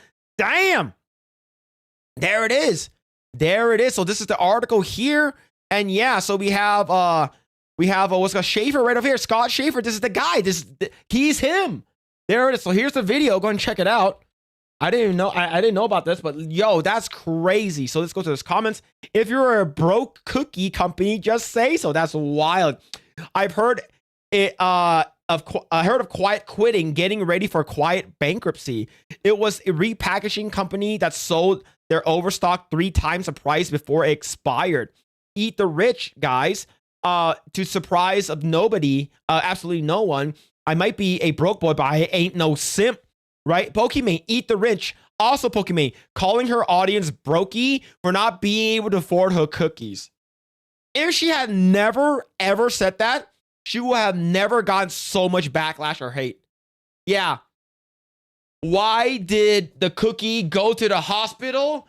Because it felt crummy. And they actually crumbled. They're gone. It's over.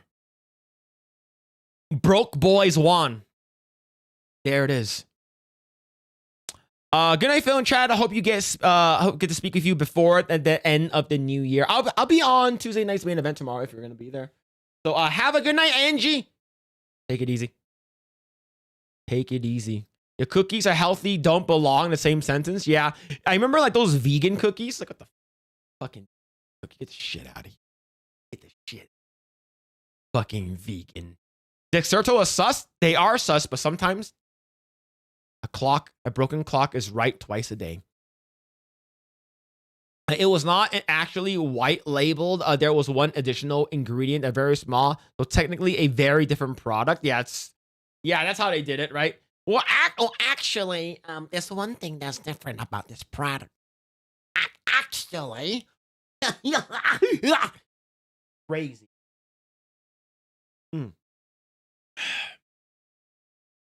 Let's see. What's up, Bohica? That dude sweats marinara sauce.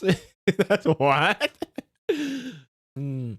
Stop gooning and make a video. Yeah, chat. I need to make more videos. I need to make way more videos, man. I've been sucking dick for a long time. See, John Ambler, what's going on, man? Pokemon, if you're too poor to keep your business, just say so. Yep, there it is. What's so great about Pokemon? Anyways, G&G ladies are much more attractive. I think that the reason why is because she was one of the first early entrepreneurs of streaming in terms of like, she's been around for such a long time. And I believe she's like, what, 30?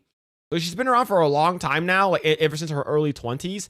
And she's just, like, people know her. So they just like, you know, now if you think about it this way, in the early days of streaming, there weren't a lot of girls, if you think about it, right? There weren't a lot of girls. You got Hafu, you got a couple other girls that played video games in the beginning.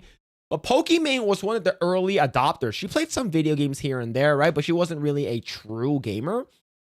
But she was like the early adopter, and people just sort of like, you know, watched her and just end up continue watching her. It's because she was like the first, like she's like one of like, imagine you had like 50 dudes and you had like 2 girls in the room. And they're going to get a lot more attention. And that's the reason why people just stay there. She's 40? No, she's not 40. I don't think she's 40. I think she's like 30, right? I don't think she's 40. How old is Pokimane is 29. Yeah, she's 30 years old. You can't make a whole house up. That is true. That's true. Just clicked on just clicked on for the first time. The first thing you said, you've been sucking dick for a long time. No, that wasn't me. That's AI. I didn't say that. No, I didn't say that at all. That was fake. You're fake. That's your name. You can't make a whole, no, you can't. Watch Gundam's videos on He Goes on Autistic Detail. Yeah, Gundam's videos are fun. They're fun. All right. We're going to talk about super gay stuff. We're talking about the Omega gay stuff.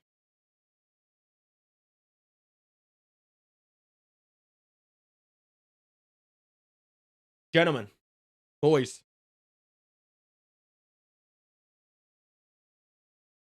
Stranger Things is cooked. It's done.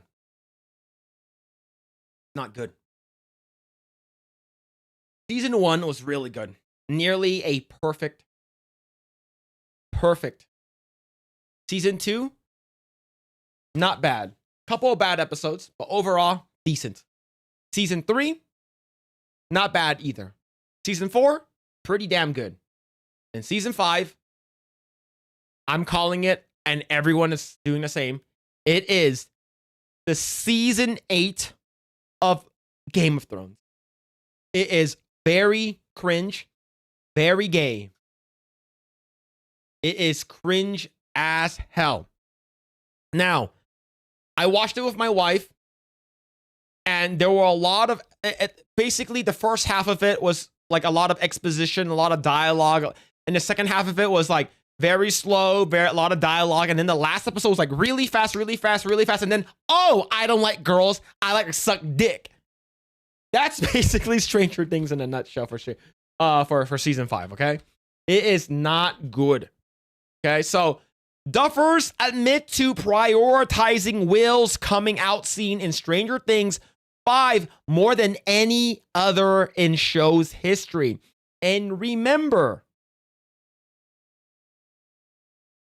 it took them 12 hours to film the coming out scene monologue with Will Byers and Stranger Things Season 5. And it took them another 12 hours to make sure that everything goes well. It was a 24-hour shoot of them talking about how much you like to suck dick. This is crazy news, man. It's, I don't know what the hell they're doing. If there were any doubt where modern Hollywood's priority actually lied, the Duffer Brothers' recent comments on Stranger Things' Will coming out scene in season 5 just erased it. According to the show's creators, more time, caution, and creative energy went into crafting Will's coming out moment than into resolving the literal end of the world storyline series has spent years building toward. Not Vecna, not the collapsing realities, not the fate of Hawkins, or humanity itself. That alone should tell the fans everything they need to know. Season 5 Stranger Things is supposed to be about the culmination of nearly a decade of storytelling. This is the payoff season, the one that answers the mysteries, resolves the threats, and brings the characters' journeys to a meaningful close. Now, I was already upset with the, of course, there's going to be spoilers, okay? I'm just going to spoil everything. The unproposal between Jonathan and Nancy, okay? Jonathan and Nancy, you have 4 previous seasons building up their relationships and stuff like that. The back and forth, the freaking intrigue. Oh, does she like me? She likes me not. And hey, are we gonna hook up? What's going on and shit like that? And then all to this point where they're stuck in this room by themselves for 20 fucking minutes while the fucking goop fucking drips from the buildings and starts melting. And he says, I'm gonna unpropose to you.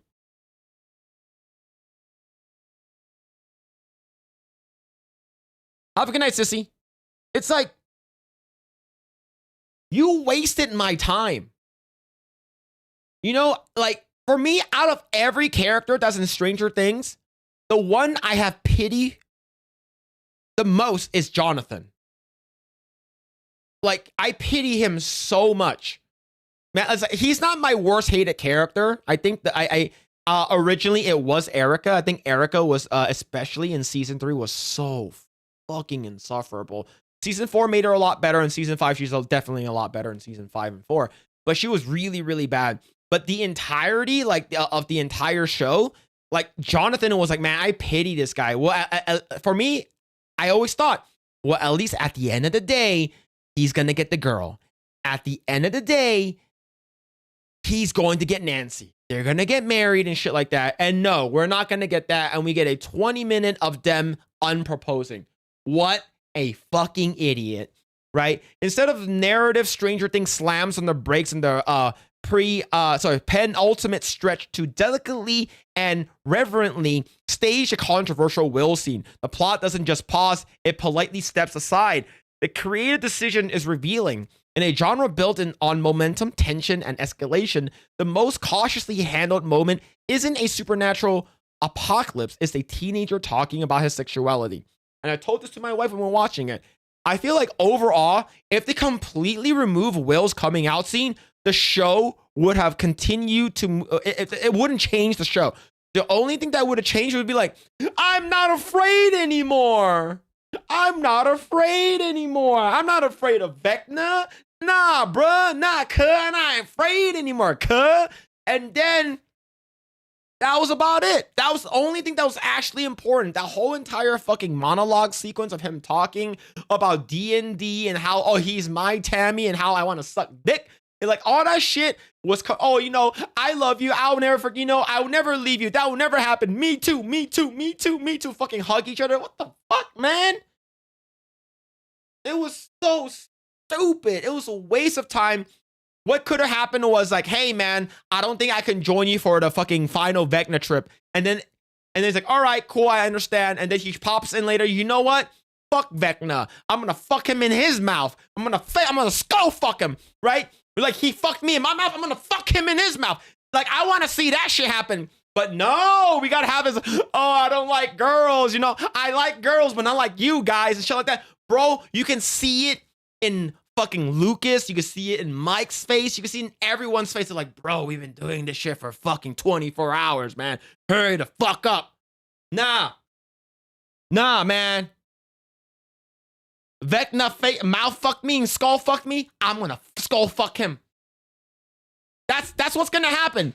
He accepted his gayness, and he's gonna be like, the power of one, the power of two, the power of my cock, ah! And he immediately fucking blast into Vecna's mouth, and that's how the show is gonna end. He's gonna fucking win with his cock in his mouth. It's gonna be fucking crazy.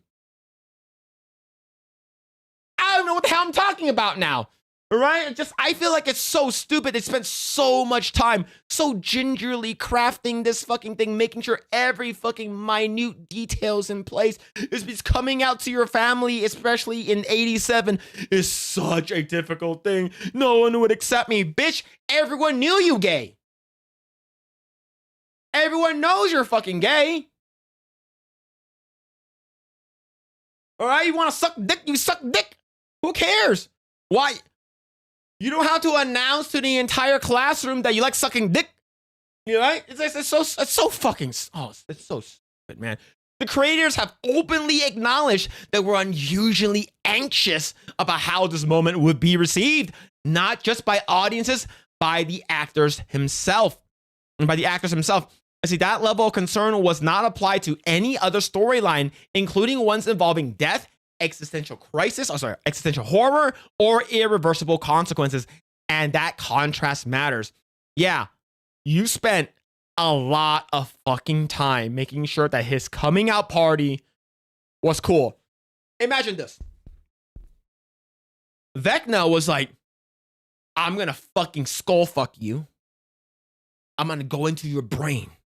I'm gonna fucking use my tentacle fucking hentai shit to touch your fucking wrinkles in your brain. And you know what?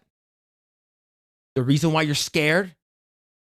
Because your friends ain't gonna accept you being gay. And they're gonna bully you for being gay. That's what Vecna showed him. That was it. Oh, you guys are gonna, everything will be okay, but you guys will leave me and stuff like that. It's like, I like sucking dick. Bitch, no one cares, man. They knew you were gay like season 2, season 3, and even in season 4. You don't need to be that gay. Like, oh my God, like, I feel like the Duffer brothers, I know they're twins, they're probably fucking each other in the mouth. I guarantee you the Duffer brothers like to pee on their dick. Let's see, pee and poop on their dick. Let's see, it wasn't just another character beat, it was treated as a cultural landmine. One that required extraordinary care, endless revision, and emotional insulation. Insulation. That tells us the scene wasn't driven purely by narrative necessity, but the fear of backlash. Not fan backlash, but media backlash. Absolutely. This is crazy, man. Like, I'm passionate tonight. This was such a waste of time. That's why. Like, you wasted about 15 minutes. Hey, like, I need to tell everyone. This is very, very important. Like, this is very, very okay. All right. I'm gonna paint you a picture here. I'm Will, right? I'm the gay boy, right? I'm the gay boy, right? It's like, mom, friends, I have something really important, like critical details I need to tell everyone. And then Mike was like, oh, you found a way to stop Vecna? And then what's it called again? Another person, Nancy shows up. Oh, you found a way to save my sister Holly? Oh shit, what is it?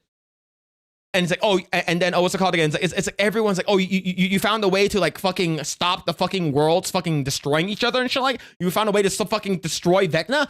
How can we save the world? It's like, Will's like, nah, fam. I'm gay. I like dick in my mouth. If the dick is bigger, the better.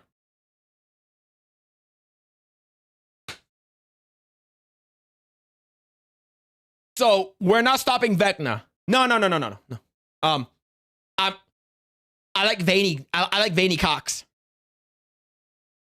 What?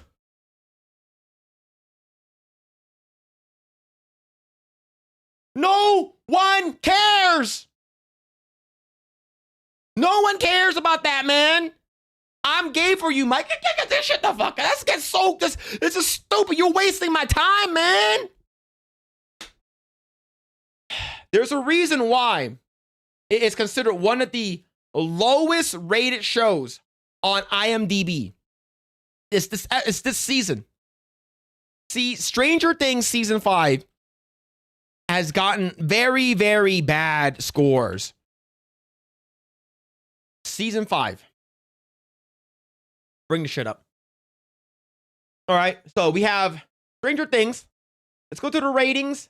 So right now, overall, has an 8.6, right? So what's the newest rate? Sort by episode. Ooh. Episode 7. 5.4.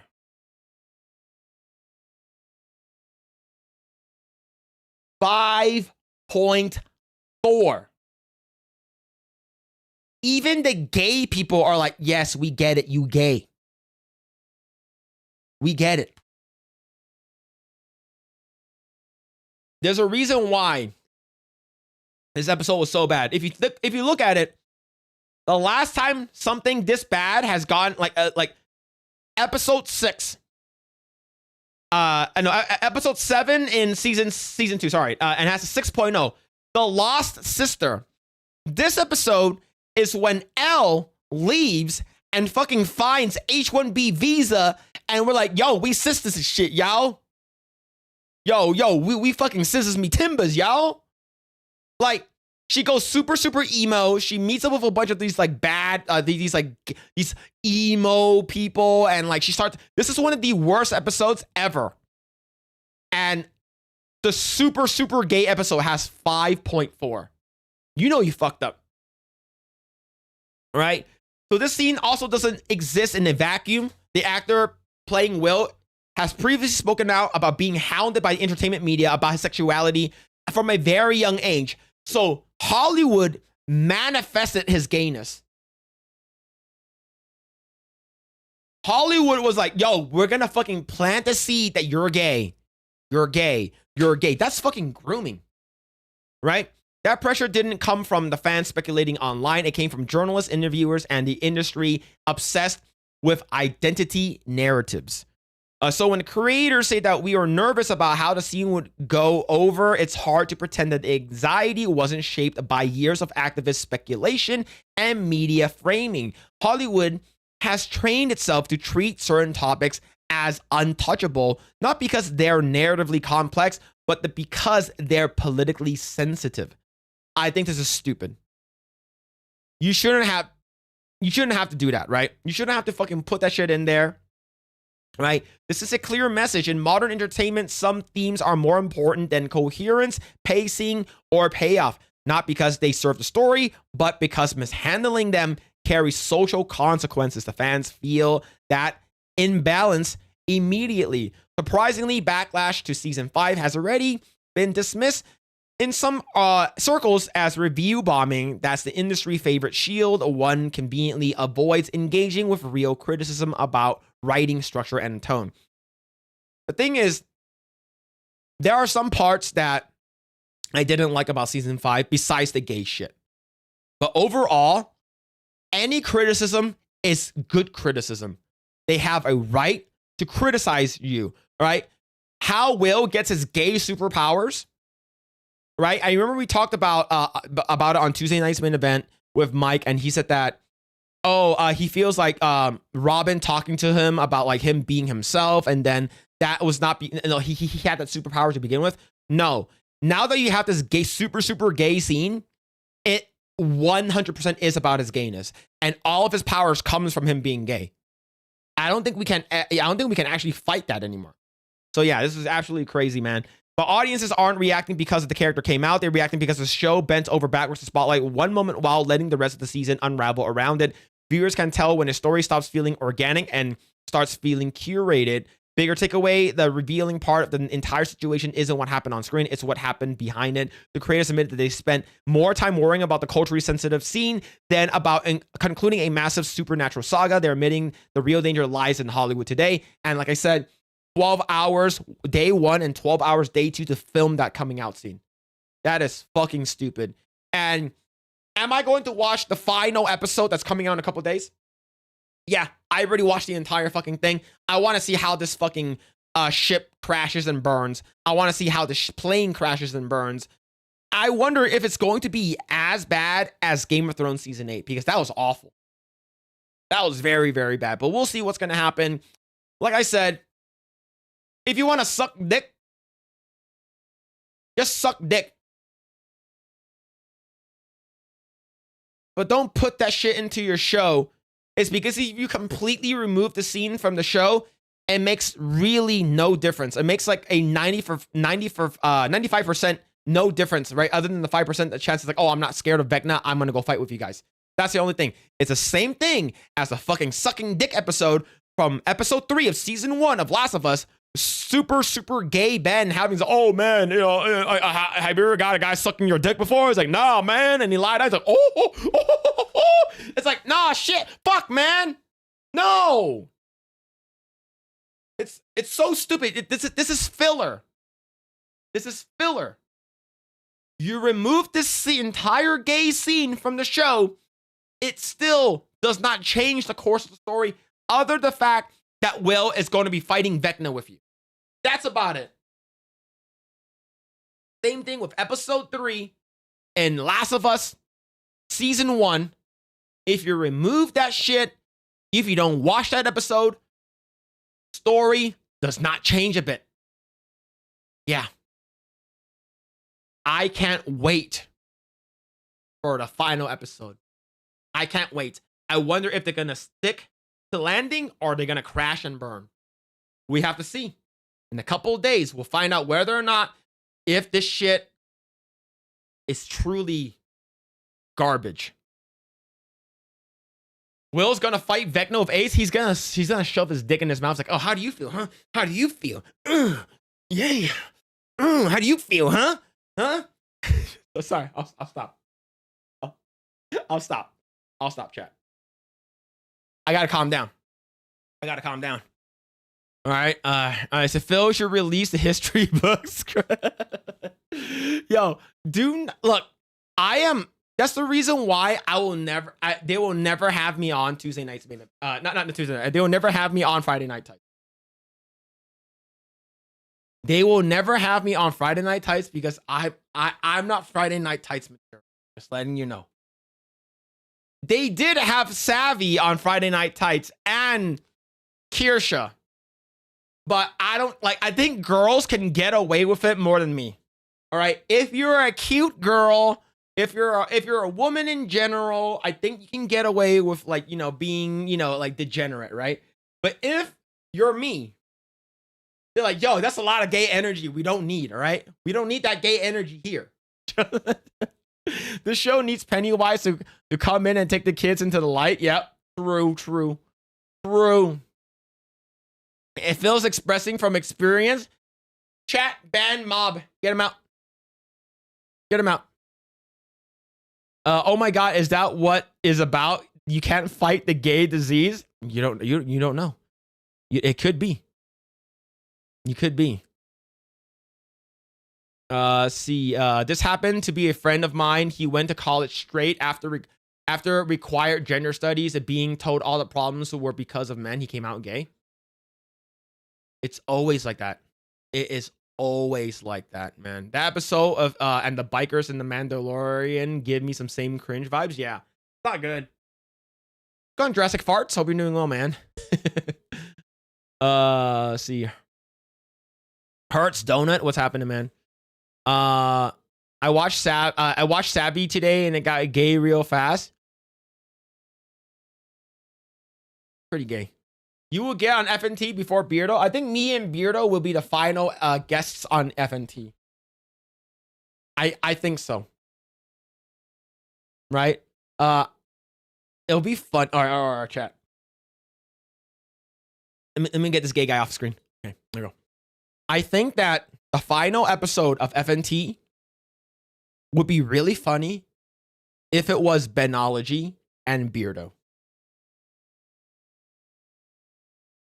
I think Benology and Beardo would be a very, very funny last episode of FNT.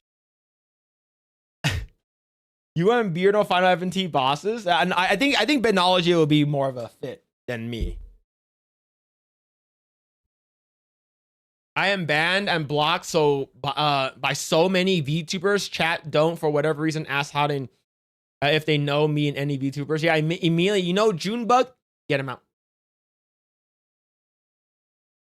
No Benology ever. Final episode, bro. Why so serious? No, it's gonna be like the final episode's gonna be like when Gary retires into the sunset, right?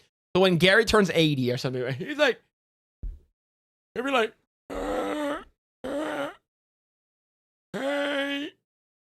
hey, welcome to the fellowship, to another Friday Night Tights.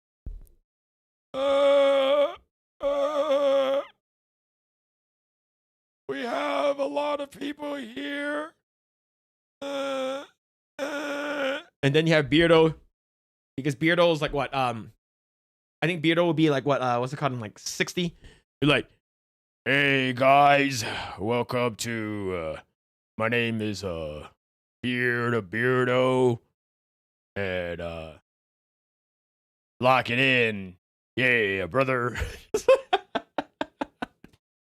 So next year, Gary is not that old, all right? Gary is not that old. Oh gosh, Gary, 78-year-old Gary on oxygen tank, you'd be like, hey guys, we have your neurotic nooner is gonna be next week with Mahler. Mahler is he's getting his prostate checked right now. And we're gonna have the nooner with Chris Gore.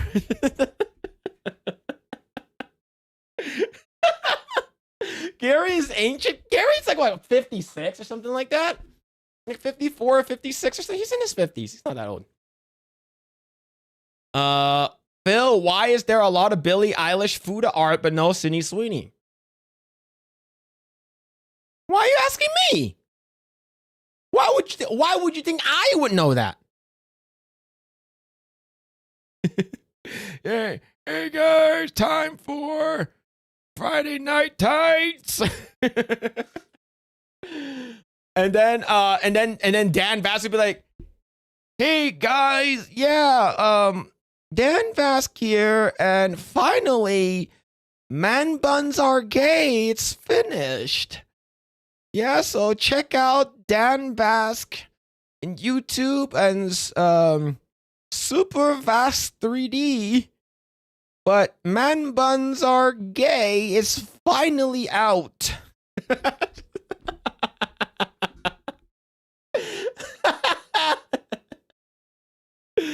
Oh shit, man. Because you love Sydney Sweeney Fudanari? What? Because Billie Eilish actually has hotter bod than Sydney Sweeney. Billie Eilish is like thick. Old Man Vask? Oh my god, Old Man Vask. That's crazy. Nobody wants to see cock on Sydney Sweeney. No alterations needed.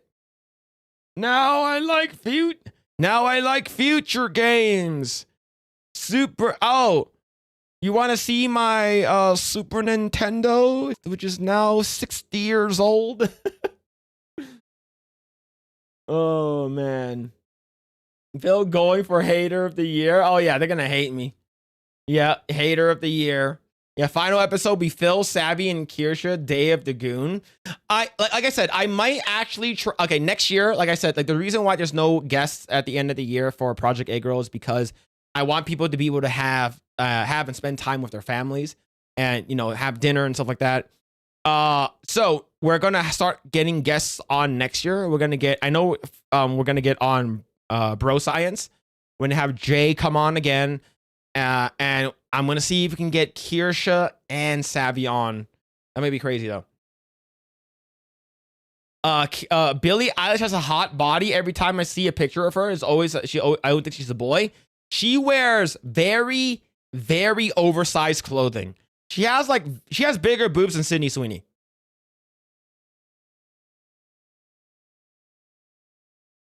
But I can't stand her being a super like insane liberal. Yeah, I still have my Atari 2600. Yeah. Phil, you know that Beardo's gonna watch us later and cry? Look.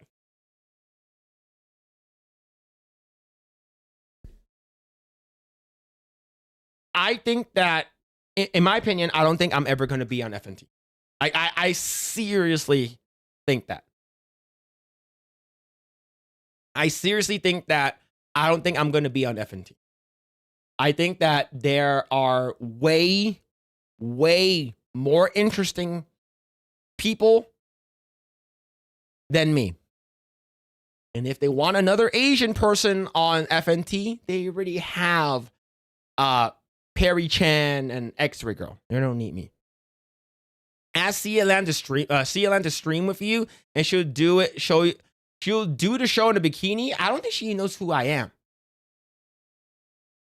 I don't even follow her on X. I know who she is. I know Camelot, right? Like Camelot, like he subscribed to my channel, both this channel and Project Eggroll, and like he's rated us on Project Eggroll many times. And I think he's a cool dude.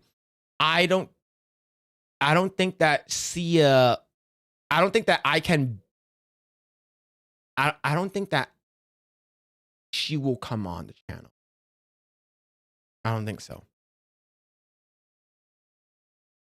Now, Phil, you'll be on FNT. I bring a lot of stupidity.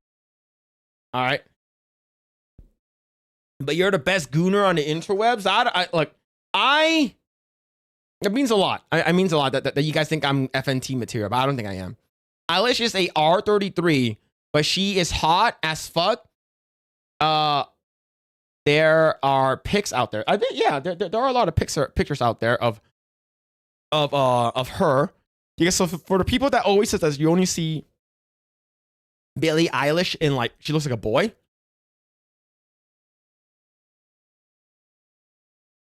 Let's see if I can find. So these are fake.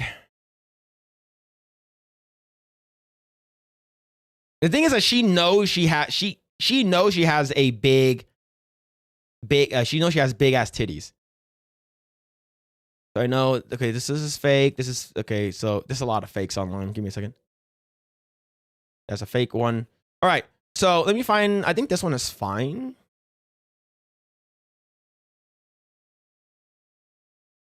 So this is Billie Eilish. Here.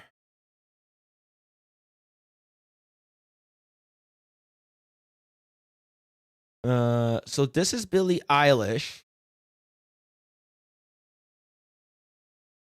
So this is her. This is a picture of her butt. Okay, she could be a little thicker, but she does have a nice butt too. Right? So this is her. But yeah, she does have really, really big boobs. Yeah, I'm looking at like these are some fake shit, fake stuff. Fake stuff.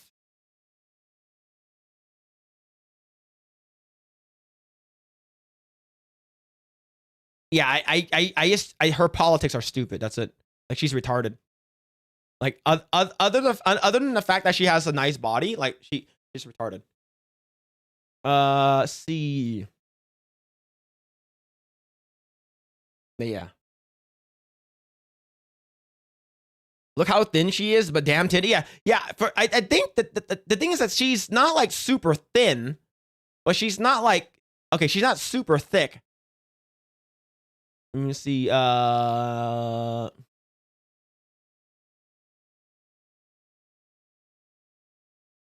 No, not that one.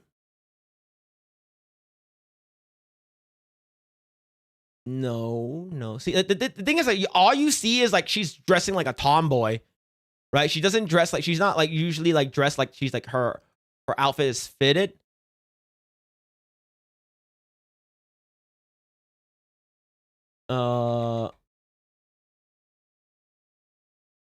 Oops.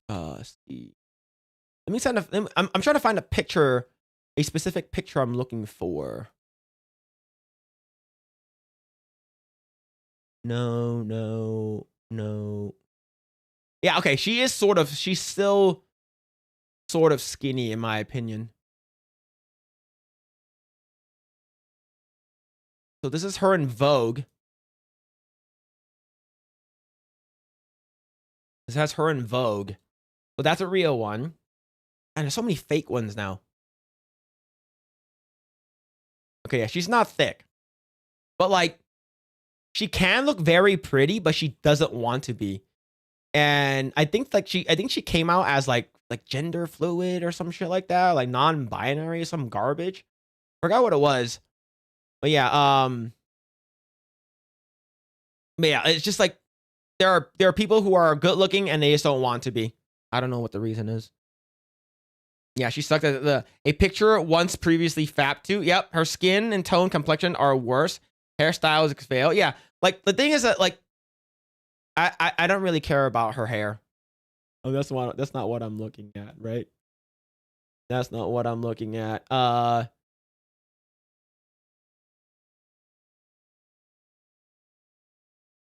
See, so I'm not sure if this one's real. Yeah, but she's facing backlash for using AI, so which is what I don't really give a fuck. Yeah, I'm not sure if this is real. Right? I'm not sure if this is real. But yeah. I think that she can look pretty, but I think she just doesn't want to be. Yeah. See, Phil not into hair jobs. Well, more for me. That's hair jobs. Non-binary. I thought she was just like bi, but dates some. I'm not sure what she is. I don't know what she is. I know she's part of the LGBT group, and of course, like she came out recently, basically talking shit about Elon Musk and stuff like that. It's like, oh, about rich people. It's like, bitch, you're insanely rich. Like, aren't you like Omega rich? Like you, like I'm pretty sure she's like insanely rich. So yeah. Kat Dennings over Kat Dennings is a different story. Kat Dennings is a problem.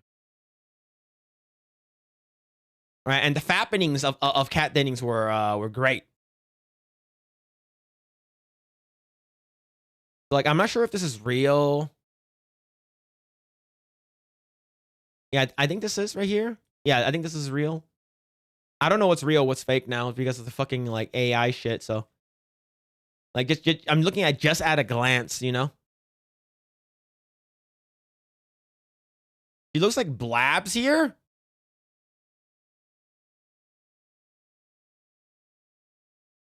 I don't know what to say about that.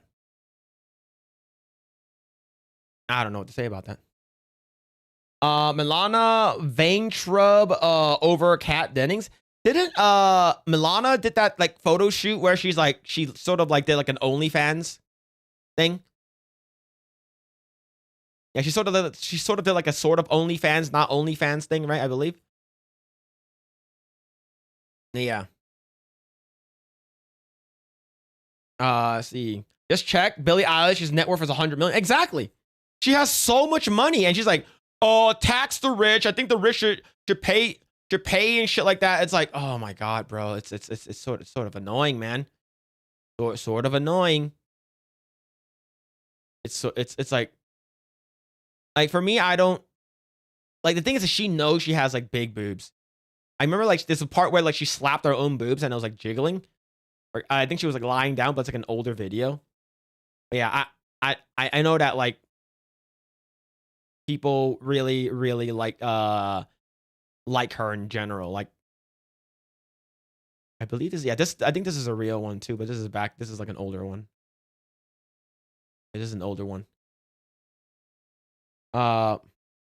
Milana's hot as fuck. Yeah, Blabs is actually hot, especially when her Halloween photos. Well, like, wasn't there a one that she showed when she was like younger and she was like dressed all like emo and stuff? I forgot what it was. I think I saw it. Yeah. I forgot what it was. But yeah, it's a long time ago. Pull it up. I don't have the photos on hand. You guys think I had those photos ready to go?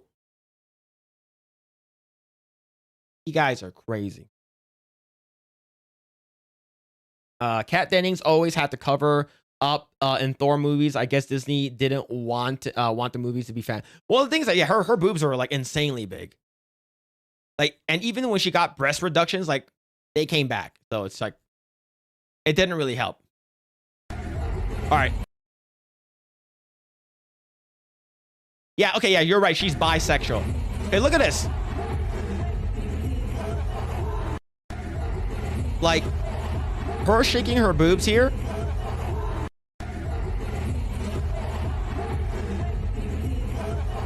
Right?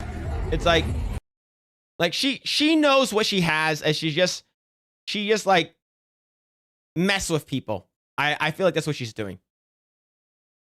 But yeah, let's see. Go ahead and fucking remove all that shit.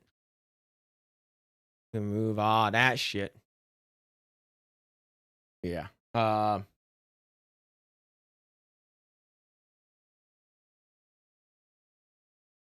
You got breast. Yeah, Kat Dennings did get breast reductions. Those are real. Yeah, her boobs are real. Is that Billie Eilish? Yes, that is Billie Eilish. Her boobs are 100% real. Let me find the one that I'm talking about where she slaps her boobs. I'll find it. I'll find it for you, chat. Don't worry about it. I got you.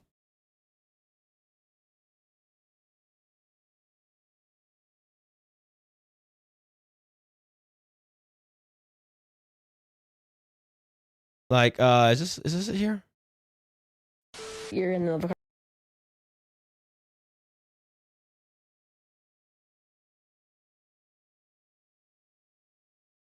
me see. Okay, she doesn't slap her boobs. She just moves her arms, and her arms jiggle like crazy. Hold on. Not her arms, her boobs. Let me see. Is this one? No, that's not it. I'm trying to look for the correct one.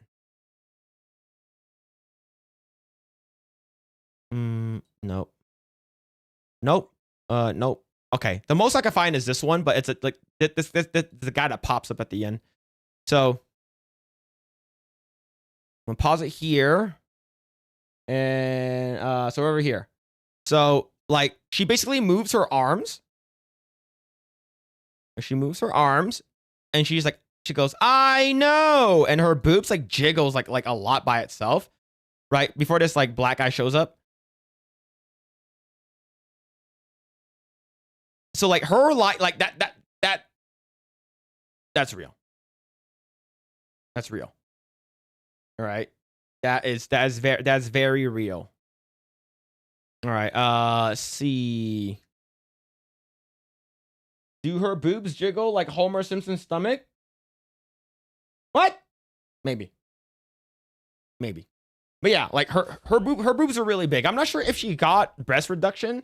And I know that like she did like a concert where she showed that she was like wearing a bra only. And like that was like a very like big moment for her or some shit like that. I forgot which one it was. Hold on. Let's see.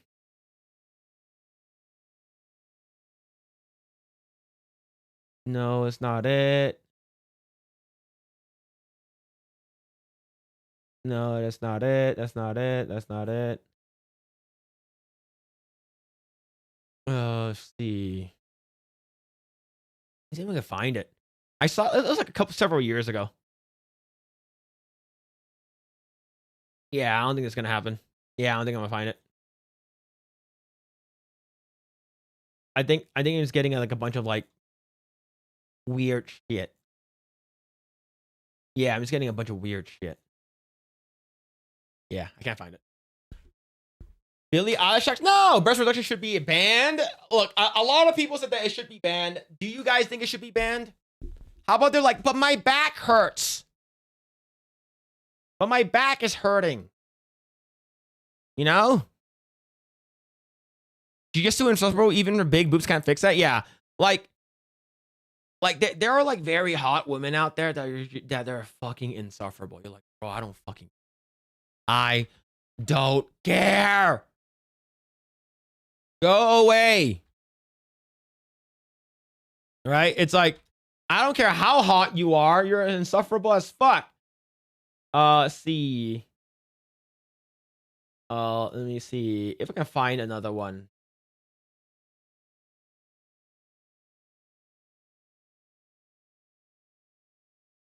Let me see if I can find another one.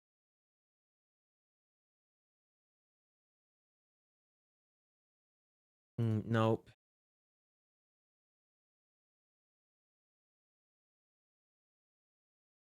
Like,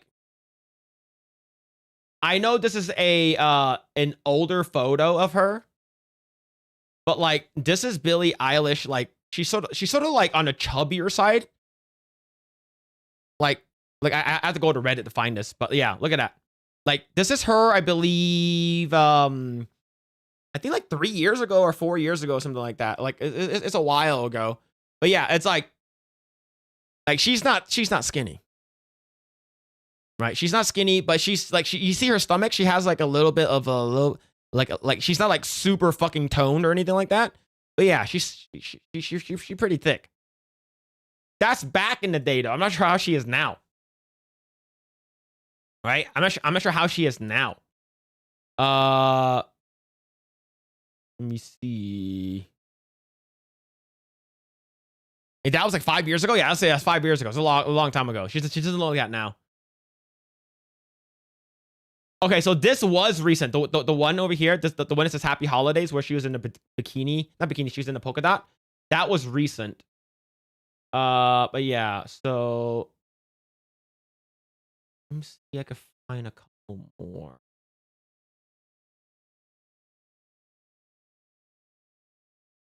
Let me see if I can find a couple more. Trying to find a couple more of these photos, chat.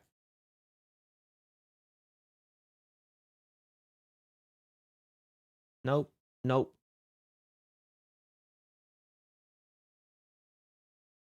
Nope. Nope. Nope.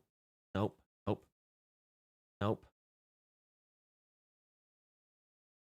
Nope. What are these? These aren't gooning material.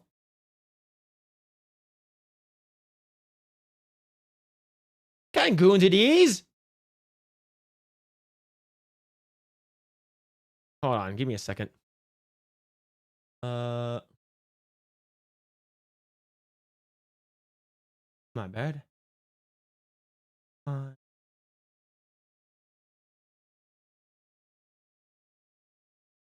Okay, no.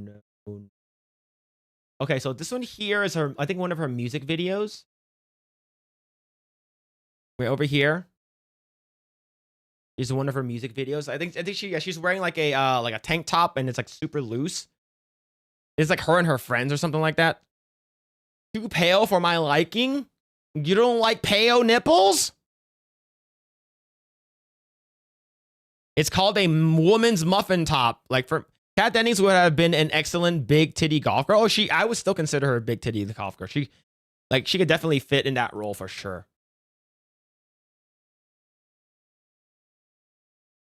All right, you have this.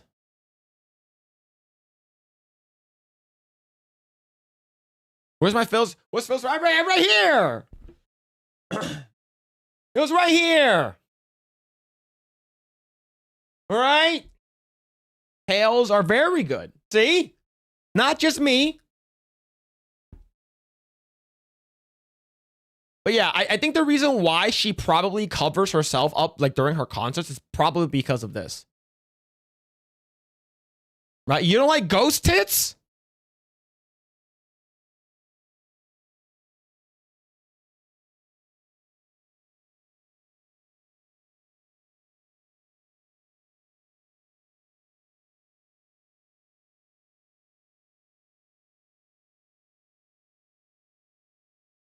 Yeah, so this is like a music video she did like 3 or 4 years ago.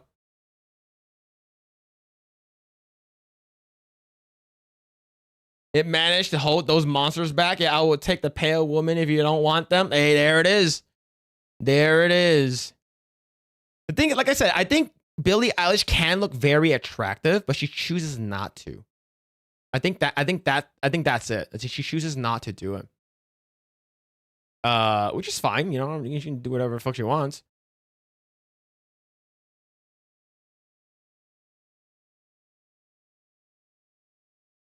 That's crazy.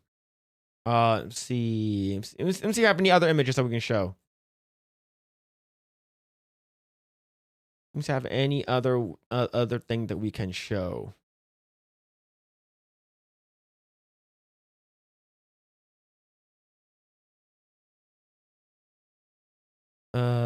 No, these are all older. A naked person can show that. No.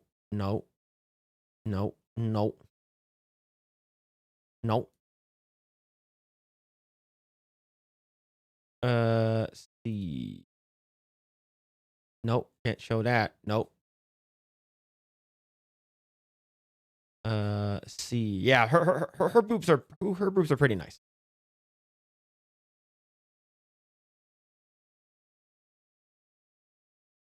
All right.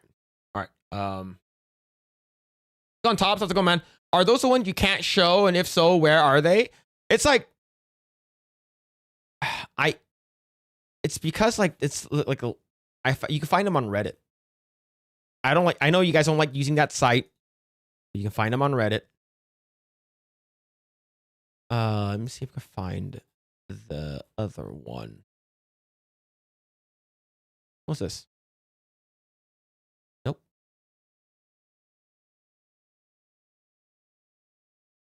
All right. Yeah. The website cannot be reached. Yeah.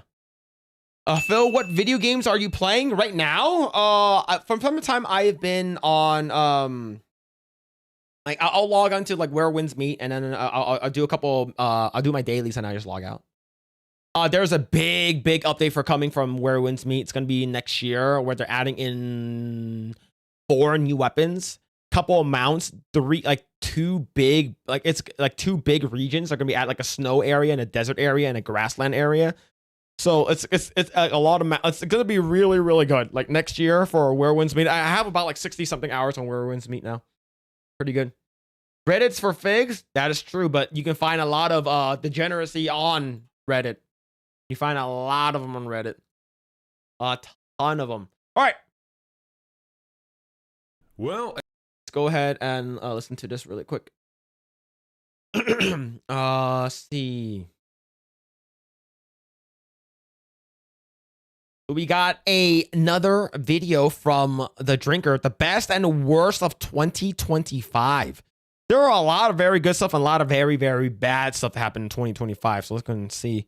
Well, it's that time of year again, dear viewer. That hazy time between Christmas and New Year, when everyone's full of party food and cheap Prosecco and not entirely sure what day it is, and every content creator on YouTube gets all reflective and misty-eyed as they look back on the highs and lows of the past 12 months. What the hell's happening up there? By recycling old reviews to get a bit more mileage out of them. Everyone except me, of course, because The Drinker would never steer you wrong. Believe that. Believe it. With all that in mind, I've done my best to sort my top picks into 3 main categories: the good, the bad, and the ugly. I've chosen my 5 best movies or shows of the year, the 5 worst, and the 5 that I consider most disappointing or just plain forgettable. And damn, was it a tough decision to make. Talk about a target-rich environment. I feel like I say this every year, but 2025 really does feel like one of the most disappointing years ever in movie history. I would agree with, in terms of movies, like it's sort of been a bad year. Not a lot of really good banger movies. There's a couple here and there that are pretty good, but overall this year wasn't that great. It is very good for the video games, but not for movies. Summer movie season saw a string of flops and underperformers, nothing really standing Manny, out thank you so much for the capturing one. public imagination. Cape shit movies continued their sad descent into cultural irrelevance, franchises continue to get strip mined for everything they're worth, and even TV delivered some absolute clangers that are gonna be a live dad. on in infamy.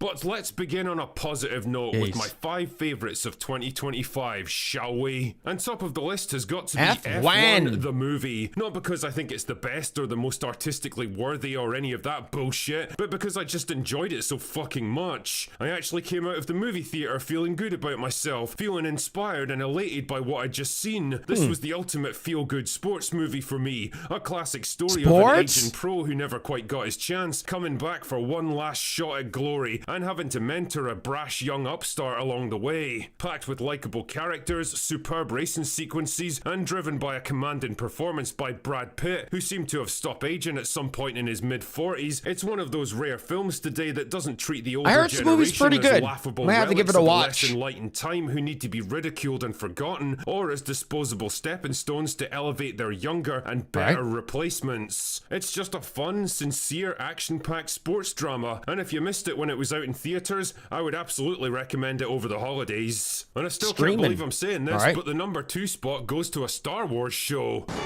What? I know, it's practically heresy in this day and age, but what can I say? Season 2 of Andor was absolutely superb. I completely skipped out on season 2. Values, mature storytelling, season 1 was not bad. Characters and great performances all came together into a season finale that justified every penny spent on it. Andor's the kind of project we'll probably never see again from Lucasfilm. And that's the sad and shitty situation that's happening with Hollywood, especially with Star Wars. The fact that this show was so good, nobody fucking cared. Nobody watched it.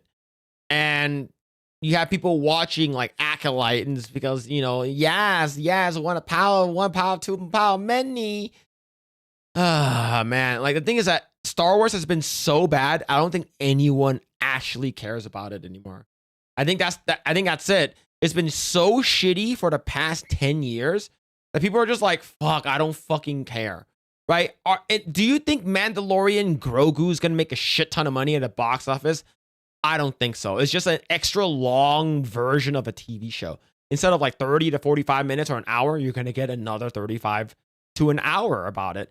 And it's just gonna be that. It's just gonna be the same thing that we've been getting. Nothing new, nothing groundbreaking. Very, very safe, very boring. And then whenever you get something good like this, people don't care. It's because they've been disappointed so many times.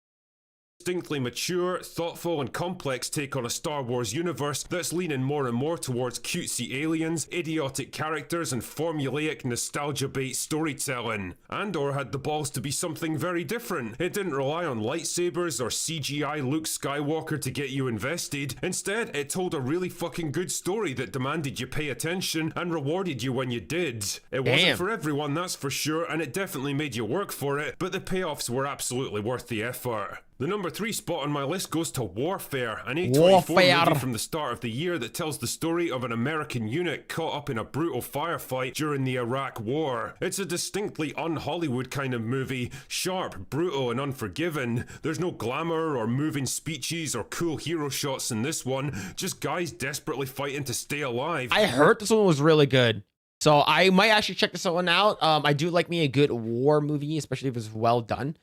So yeah, I wouldn't mind watching this one. Looks pretty good.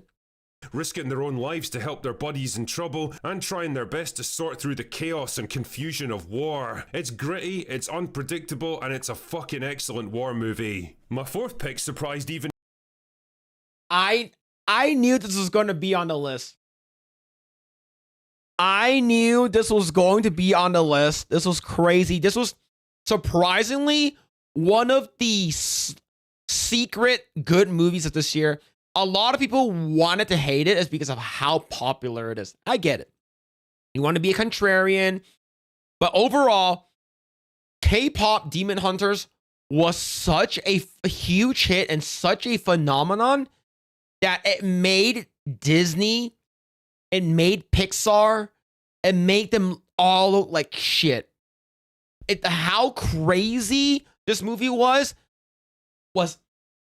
I love to see it. And the reason why what made me like this movie more is because this is something that Disney definitely wanted to capture. Something like this is something that they wanted to capture, and they appeased the masses. Overall, this movie did really, really well. It's everywhere during Halloween. You cannot fucking escape it. It was at the Macy's Day Parade. Fucking, it was on fucking what's it called? The Late Night with Jimmy Fallon. It was on all of these other TV shows. You can't go anywhere without it. Now, of course, the hype for this has died down a lot, but they're going to be making a part 2. They're going to be making a lot of stuff. But yeah, this one, it's very, very girl oriented in the beginning of the movie. You go watch without spoiling anything. Of course, the movie's been out since the summer. You go watch this movie, and this movie's like, oh, this is very girls. This is very gay. I don't think I'm going to be into it until after maybe about a quarter into the movie. You're like, oh, there's actually a lot more happening. Oh, shit, this is actually pretty interesting. And there's a lot of funny gags, bits in here. And you know what's also great? It is not woke. That's a huge thing. Of course, there's like, gay audiences and like boys and so that are fangirling or fanboying over Huntrix, right? But there's none of the main characters are gay or lesbian. None of them are part of the LGBTQIA group. All of them are attracted to the guys, and all the guys are attracted to him, especially like Mira, the girl with the red hair. There's 2 guys that's after him. Zoe, there's like 1 guy after him, and then there's another guy potentially after, and of course the main character likes Jinnu, which is the main Saja boy. So this movie is great because it's also doesn't have any woke bullshit propaganda. Me, but the more I think about it, the more I decided, yeah, fuck it. This movie was a lot of fun and it deserves a spot on the list. So gather round, my little soda pops, as we talk about K-pop Demon Hunters. On the surface, it should be just another forgettable, puff-piece animated movie with some catchy musical numbers, but look beneath the flashy spectacle and the hyper-energetic animation, and K-pop Demon Hunters is actually a pretty decent story about loyalty, friendship, discrimination, and past mistakes coming back to haunt us. Is it high art? No, but it is fun and compelling stuff, driven by a trio of goofy, sharply drawn, and likable main characters that you can't help but warm to. And that's what Disney has lost. Disney has lost that passion. Disney has lost that fucking drive to make their movies good like this. All they can do now is push agenda. Is your character gay? Is your character lesbian? It's like, what about making a good movie? Right? It's like, it's sort of that like meeting, right? You have the boss is like, all right, guys, what kind of movie should we make now? Give me some ideas. And then one person's like, ooh, I know. What about we make a character that's a fucking fish that's also gay? It's like, all right, what about you? Oh, what about we make a character that's a red panda, and by the age that she turns 12 or 13, she turns into a red panda that signifies a woman's period. It's like, all right, cool, next. And then this guy is like, on the side, he's like, what about we make a movie that's good? And he immediately gets thrown out the window. That's Disney. I might not be the target audience for it, but fuck me, it got me anyway. Last up is Guillermo del Toro's this one is good. Frankenstein, I like this one too. This one's good. Of the classic Mary Shelley novel. Let's be honest, Frankenstein's a story that's been retold a million times from every possible angle. So I like this movie. A modern day remake is the last thing we'd need. My dad didn't like it. Was it good? Del Toro's distinct visual style marries up perfectly with the iconic story of a man trying to play God, and combined with excellent performances by a superb cast, the end result is a dark, poignant fairy tale of ambition, obsession, twisted experiments, revenge, and betrayal. The story of Frankenstein has always been a haunting one, full of questions about what it means to play God and what our own creations might think of us, but I don't think any version stuck with me quite like Del Toro's. I do also have to give a few honorable mentions to films that I really enjoyed but didn't quite make the list. Sinners, Weapons, and The Smashing Machine were all strong contenders and definitely worth the time if you haven't seen them yet. Sadly though, it's not been all good news for 2025. In fact, I'd argue this is one of the shittest years in living memory for movies. There are so many movies this year that came out that I had high expectations for that fell completely short. Superman, Fantastic Four, just to name a few. I think those movies should have been really, really fucking good, but they fucking sucked. I'm not sure if they're going to be on Drinker's list. Like for me, Superman should have been a fucking easy home run, but it was so bad. Like the movie wasn't like fucking terrible where I hated it. Like it's like one of the worst fucking movies ever. But I had such high expectations for it, and the amount like of hype behind it was so big that I wanted it to be good. And the more I thought about it, the more I rewatched it once, and I was like, the worse it got. It's just that's the reason why I'm not sure if it's going to be on his list though. So narrowing down my worst projects of the year to just 5 was no easy task. Oh, that movie was bad too. Anyway, my first pick has got to be Alien Earth. Oh, I didn't bother watching this. And even kind of defended I heard it it was after bad. watching the first episode, but holy shit, was my faith misplaced with this one. Every episode was like a descent into a retarded nightmare. Every character somehow managing to be dumber and more unlikable than the last. It's like the script There's a very was written diverse by HAL cast. 9000 after Dave Bowman starts disconnecting all his logic circuits. None of it made a lick of sense. And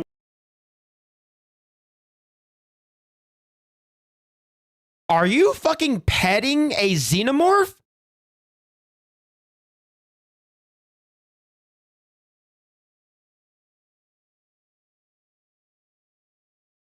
I'm glad I didn't watch this. Holy shit. I'm glad I did not watch this. This is so bad. She's petting a xenomorph like a fucking dog.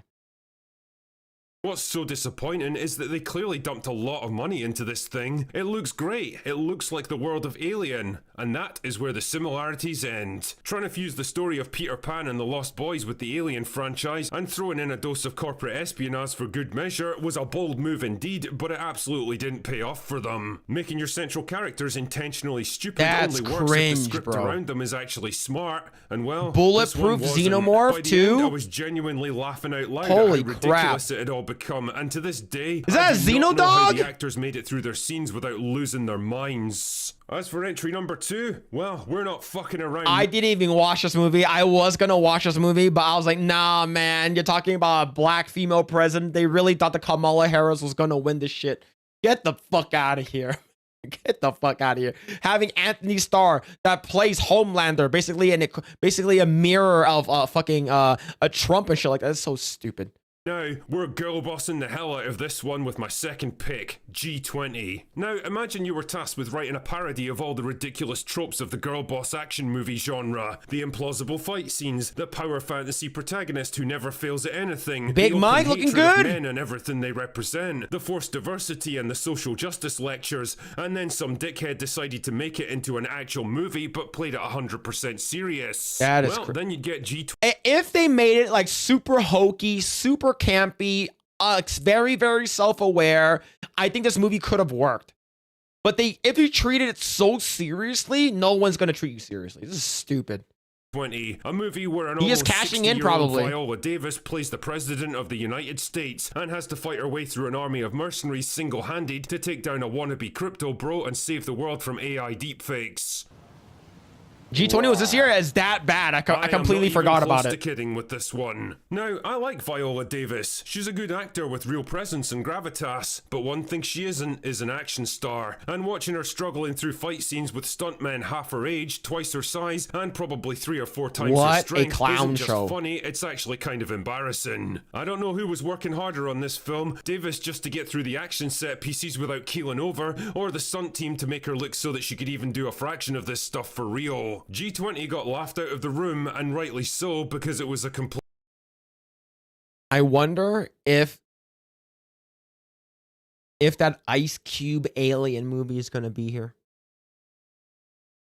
I wonder if that one is gonna be here. The one that's all filmed on the phone. I think it is. complete joke of a movie. Now, I honestly couldn't decide if this next one belonged in the Oh, bad or the ugly Badlands! category, but the latter would suggest I had some kind of expectation for it, and that would be a lie. So here... So the thing is, I got a lot of like people that I know, that I trust, said this movie was garbage. And I had a couple of other people that I know and I trust too said that this movie was actually pretty good. This is the one that people are, once I heard Gary I think it might have been Drinker as well, that basically said that this was Disney presents Predator. I was like, this is gonna suck. I like Badlands. See, exactly, right? I'm getting mixed from this. Here it is, Predator Badlands, or as I like to call it, the fabulous emancipation of Lumpy the Yautja from the shackles of toxic masculinity. I don't really know what I expected to get out of this movie, but it definitely wasn't a predator sitting around a campfire with his quirky android hell's body that? talking about his feelings. The hell was that? It's like a monkey?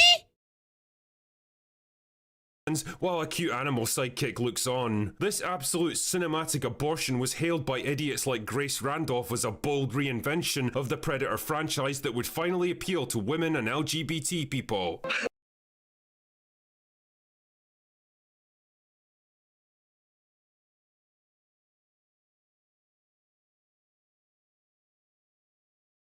Predator was never, ever supposed to appeal to women LGBTQ people.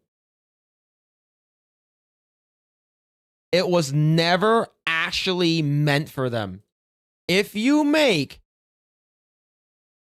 a Predator movie that's geared towards buff dudes and neckbeards and shit like that, and you make them geared to, you are literally screwing yourself in the dick. It's like, you like wasting money?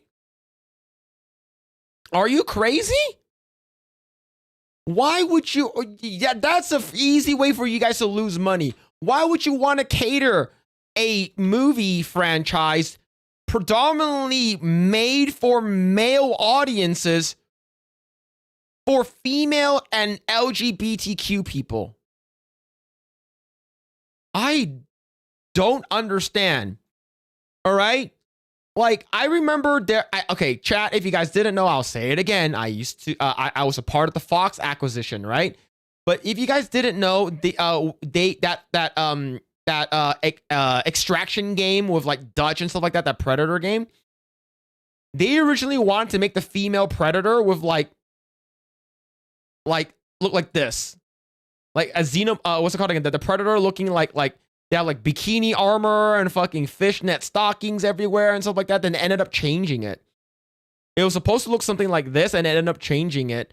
And like they made it like super like sexy too, which is completely different from like let me actually show you how the actual thing was supposed to look like. Like it was literally like fishnets everywhere, and it looks I would do some crazy things with that, right? I like yeah. I would do some nice things to the Predator, you know, just keep the mask on. But yeah, I don't know what the fuck Hollywood's doing. As if women and LGBT people would ever watch a Predator movie expecting a story about relationships and personal dramas. It was absurd and insulting. Thea the android was arguably the most annoying sidekick of the entire year, and it completely misunderstood the appeal of the Predator franchise. Either that or it just did not give a fuck in the first place. Releasing it theatrically was a massive mistake because everyone got to see how much of a box office. This should have been in a Disney Plus exclusive, in my opinion. Like for me, I don't think this was even worth it in the theaters. I think you should probably watch it on Disney Plus. This flop it really was, and honestly, I am glad that it failed because it absolutely deserved to. Damn. Now, no list of terrible projects this year would be complete here we go. without Last of Us Season 2. Here we go. Okay, Possibly so that crazy cringe Ice Cube movie is not in here. Good. The most predictable of all failures. This one's really bad. I didn't bother watching it. With a story. I didn't bother watching it. I knew what the fan reception would have been already, is because we saw this shit 3 years ago with the video game. Bitch, you don't think, like, was it 3 or 4 years ago with the video game? Was Last of Us Part 2? You didn't think that people were gonna have the same reaction to you killing off Joe in like the fucking first or the fucking first or second episode or third episode of season 2? People complained about it in the video game, and yet you did not learn anything and did the exact same thing. Now people are going to follow a ugly potato head as their main character. Not a lot of people like Pedro Pascal, but people like his portrayal of characters. He's a good actor. You removed the best part of the movie, I mean the TV show, in place of a person that looks like a sack of potatoes. And that's actually offensive to potatoes. You guys deserve to fail. Character that were, if possible, even worse than the shitty game it was based on. A story of survival, revenge, and tested loyalties in a brutal post-apocalyptic world. Regular reduced to a normies trite, hated this movie. I vomit-inducing hated this show, teenage sorry. romance between two characters that absolutely nobody could ever care about. It's not often I can say a project was made worse by the absence of Pedro Pascal, but The Last of Us absolutely was. Taking away the training wheels and horribly exposing Bella Ramsey's complete lack of acting ability, charisma, charm, screen presence, and likability. The Everyone last pretty much knew potato. she wouldn't be able to carry a show like this on her own, and they were right. Every episode was a slow, tedious, pretentious, self-important hour of retardation to get through, and by the end, I was rooting for the fucking fungus zombies. It did give us one of the single worst lines. Oh, I remember this scene where like a Bella Ramsey's like 5'1", 5'2", maybe 105, 110 pounds tops. She's taking on a guy that's probably 6'2", 215 pounds, and she beats the shit out of him and forces him to tap out. Get the fuck out of here. Get the shit out of here. Paired up with the worst delivery in TV history, though. I'm gonna be a dad. Yeah. Oh god, bro. Oh my god. My last pick was as inevitable as a hangover on New Year's Day. Star Trek Section 31 was a strong candidate for one of the worst movies ever made, never mind the worst movie of 2025. It is without a doubt the worst film ever shot out by the Star Trek franchise, and I'm including the J.J. Abrams movies in that. Like, I used to respect Michelle Yeoh so much, and all of a sudden she starts taking these fucking stupid roles. She used to be like a co-star of Jackie Chan, badass martial artist. She was in Crouching Tiger, Hidden Dragon, right? She was in the fucking Anything Everywhere All at Once. That movie was really good, even though it's super gay. It was still a good movie. And then she takes Star Trek, which her blood and fucking blood and period blood. Like, oh my god, bro, like what are you doing? You're making all Asians look bad. Well, yeah, you should be smart. I thought Asians were supposed to be smart. Part heist movie, part revenge story, part space adventure, and all complete ass. It's like Taika Waititi's idea of Star Trek if you performed a frontal lobotomy on the guy. A cast of cartoonish morons led by Michelle Yeoh, who doesn't seem to know why the fuck she's there or what even is going. She's there for the paycheck. This is the goal. We are looking for middle-aged to old Asian female actor. Who can we get? And the only three that you can potentially even get is Sandra Oh, Michelle Yeoh, or maybe Lucy Liu.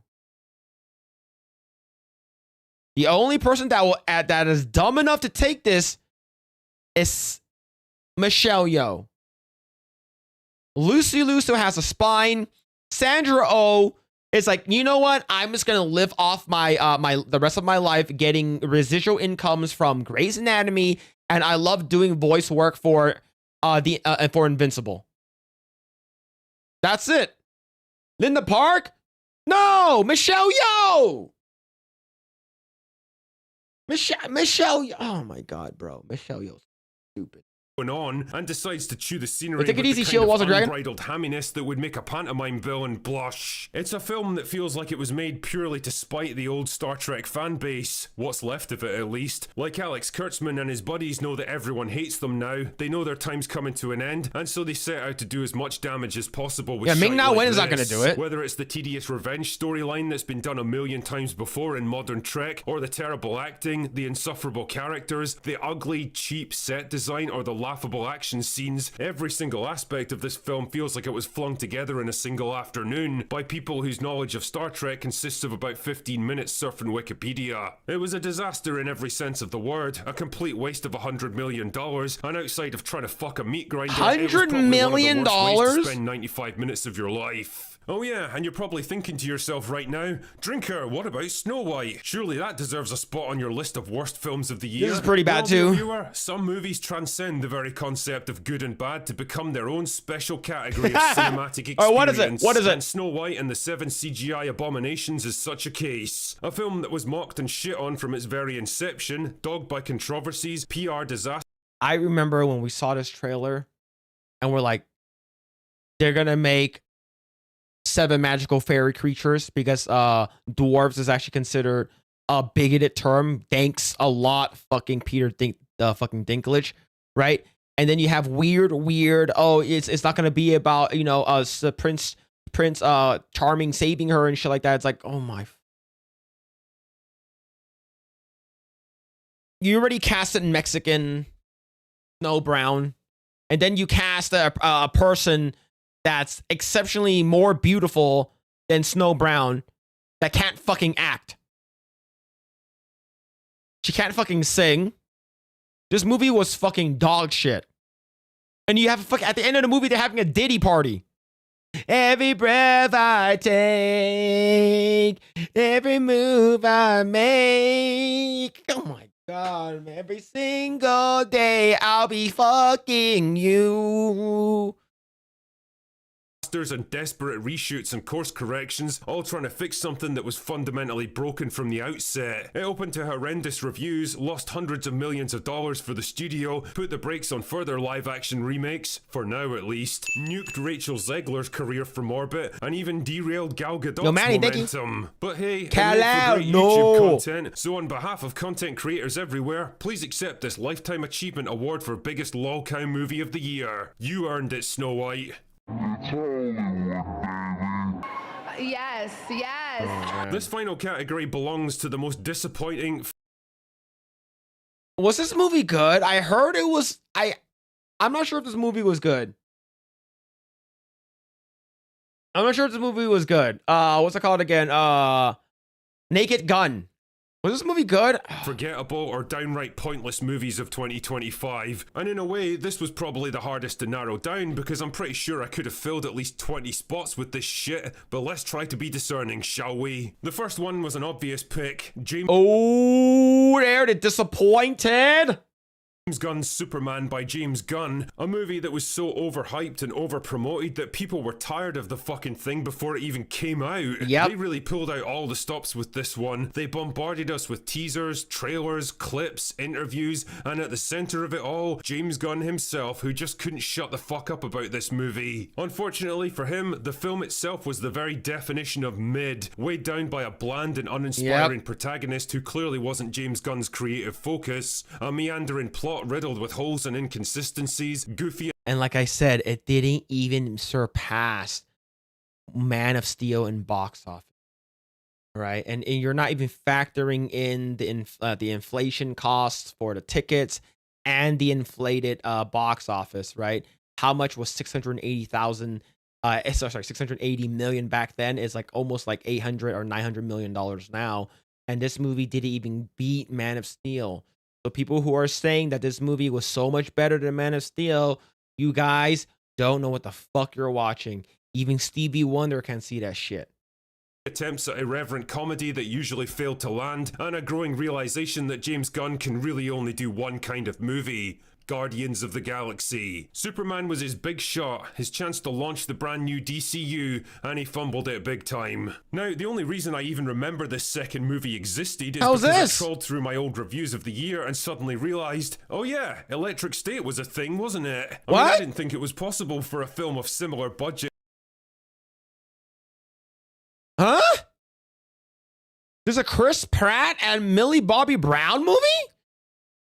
To have even less cultural impact than Avatar, but somehow this misfiring wannabe sci-fi fantasy epic found a way. Long, tedious, and grindingly slow-paced, with a pair of lead actors who have all the chemistry of a bowl of tepid water, a Millie Bobby Brown who's so desperate to escape the childhood role that made her famous that she's speedrunning her way towards middle age. It's a movie that doesn't seem to know what it wants to be or even why it exists. And after slogging through 2 hours of shit dialogue and terrible action scenes, I've got no idea either. either. This second movie was a difficult pill to swallow because on the face of it, Mickey 17 looked like a promising sci-fi action movie with a wickedly satirical streak made by the director of Parasite, and with a strong cast that included Robert Pattinson, Toni Collette and Mark Ruffalo. What we got instead was a painfully unfunny comedy that even Pattinson couldn't salvage, a fragmented and borderline incoherent plot about loan sharks. I vaguely remember this, but like Robert Pattinson plays in like some weird ass fucking movies, okay? The movie was based off of a coffee table book. Mickey 17 was okay, but mid. A love triangle that goes nowhere, a lecture about immigration that nobody asked for, and possibly the most on-the-nose Rachel Brosnahan didn't work as Lois. She got some nice tits, though. That's good enough for me. Whatever magic allowed Bong Joon-ho to make Parasite, it absolutely didn't translate into big-budget sci-fi action movies. The film flopped hard, everyone forgot about it like a week later, and the world kept on turning like nothing happened. Now, I can't say I've ever been a huge fan of the Jurassic World movies. Oh, Jurassic World. This movie has made a lot of money. This movie made a lot of money. That each of them has managed to sink to even greater depths of retardation and creative bankruptcy, but I did at least hold out some kind of hope that they might have learned their lesson with Rebirth, clearly intended to jumpstart a third trilogy of these movies. Nope. If anything, it's even worse than what came before. A story that manages to be both crushingly derivative and mind-bendingly nonsensical, with a group of supposedly... Isn't there like a Down syndrome dinosaur like called the D-Rex? The Dick Rex? Dick Rex 9? Forgot. Intelligent characters who manage to make the worst possible decisions in every situation. People love dinosaurs, they do. Hinges entirely on a Snickers wrapper getting sucked into an air vent. I am not even kidding. This movie made a lot of money. It made me sad when I think how this franchise started out 30 years earlier, like running into your old high school English teacher only to find out that he's a... I just recently rewatched Jurassic Park OG. Movie still fucking holds up. Like the 3D, of course, is like especially during the daytime, like when you see the brachiosaur shit like that, like during the day.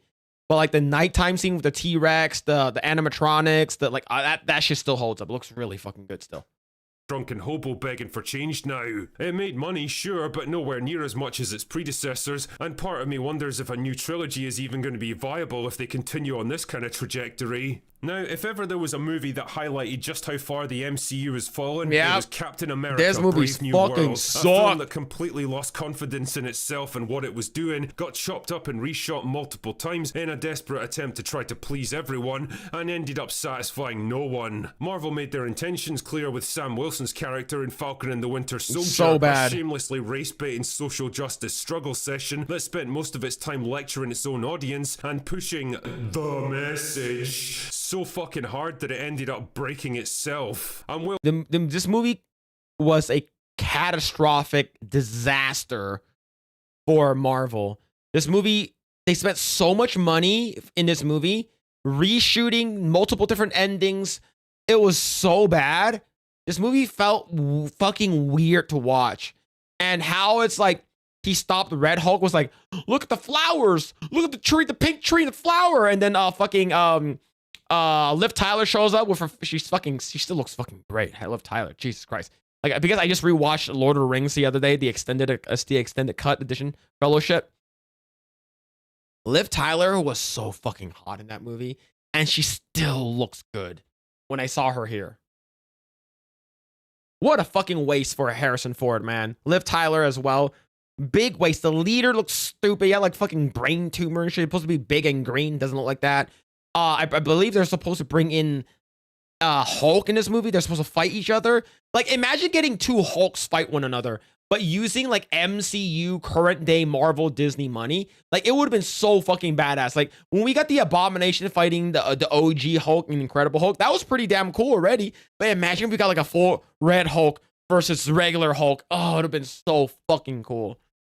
To bet they were fully prepared to double down on all that shit with Brave New Kata World. said Captain America Black New World, yep. Flavored lollipop, and desperately tried to course correct midway through production. The result was a sliced up Frankenstein's monster of a film made up of characters and story arcs from like 3 different movies. Plot points come and go faster than internet memes, characters are introduced and then dropped without warning, and major story elements fizzle out into nothing or get brought in suddenly with no build up. It really was the biggest mess that Marvel have have ever put Yeah, out. it's And when I bad. think about it, it was the cherry on the cake of shitty, underwhelming superhero movies this Like, this movie it's the worst MCU movie this year by far, right?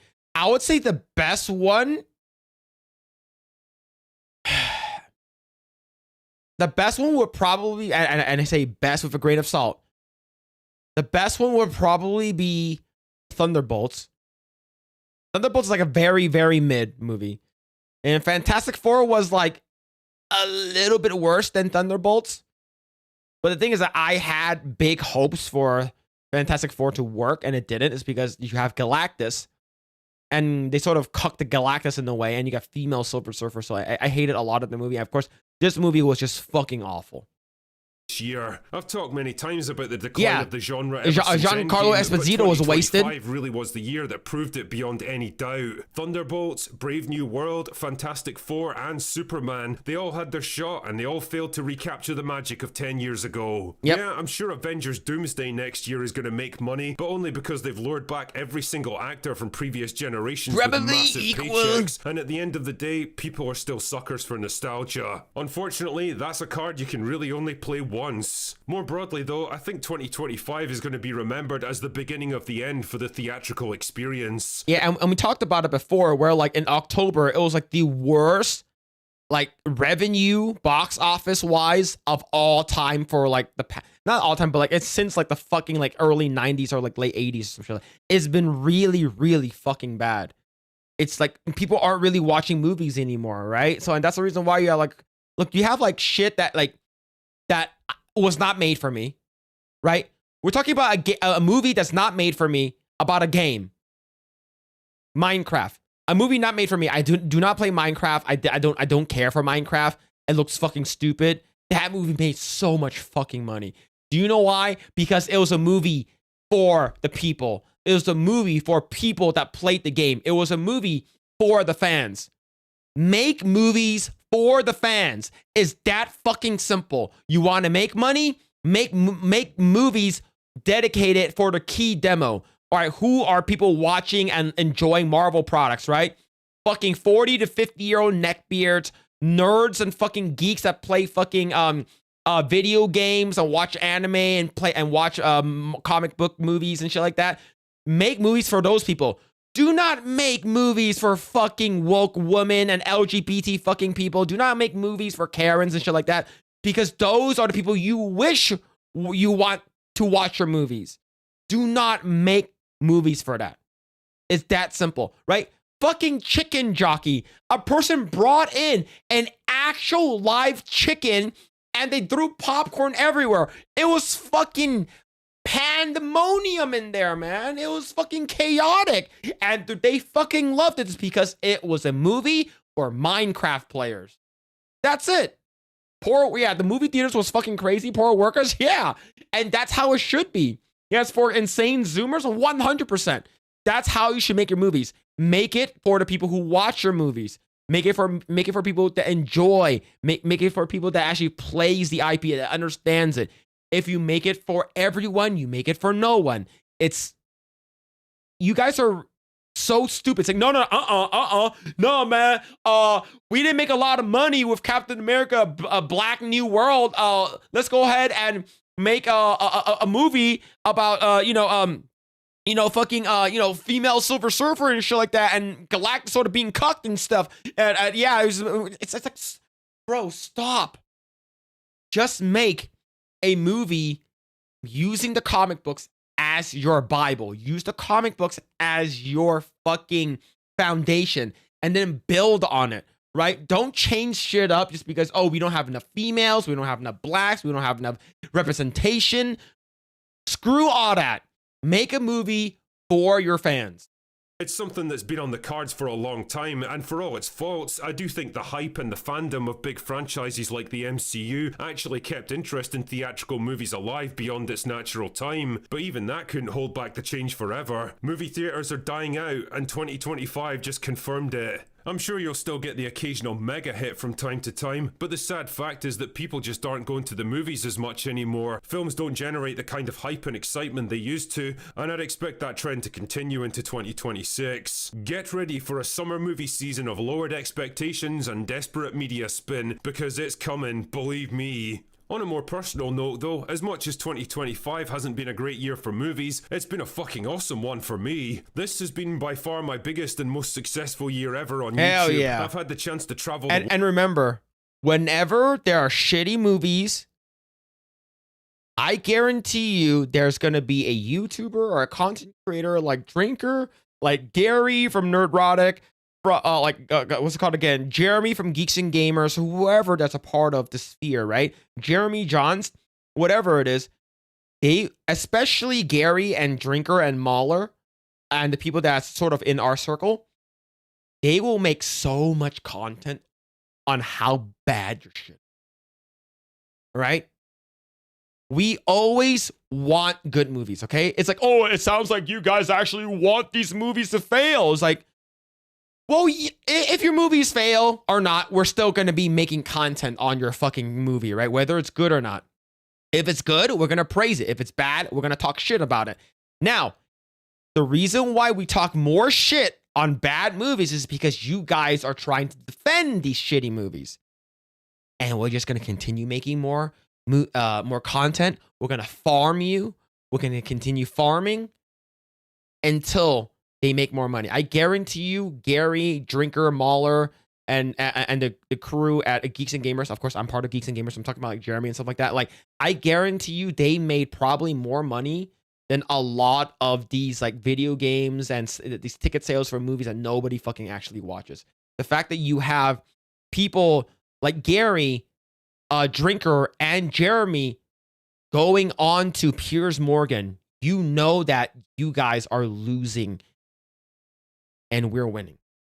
World, go to conventions and meet loads of awesome people, attend movie premieres, and even had the chance to make more short films. And all of this has been made possible by you guys, by your continued support and your belief in me and what I do here. And for that, I'm never going to stop being grateful. So as 2025 winds down, the Drinker shall raise a glass to all of you, because you earned it, my friends.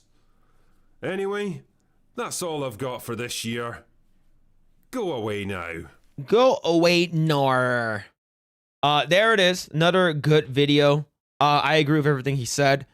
And as a person that's more well-versed in video games, I think video games has been very, very good this year, especially in the indie sphere. And that's the reason why it's very, very important for someone like me sort of see what's on the other side of the road, which is movies and entertainment.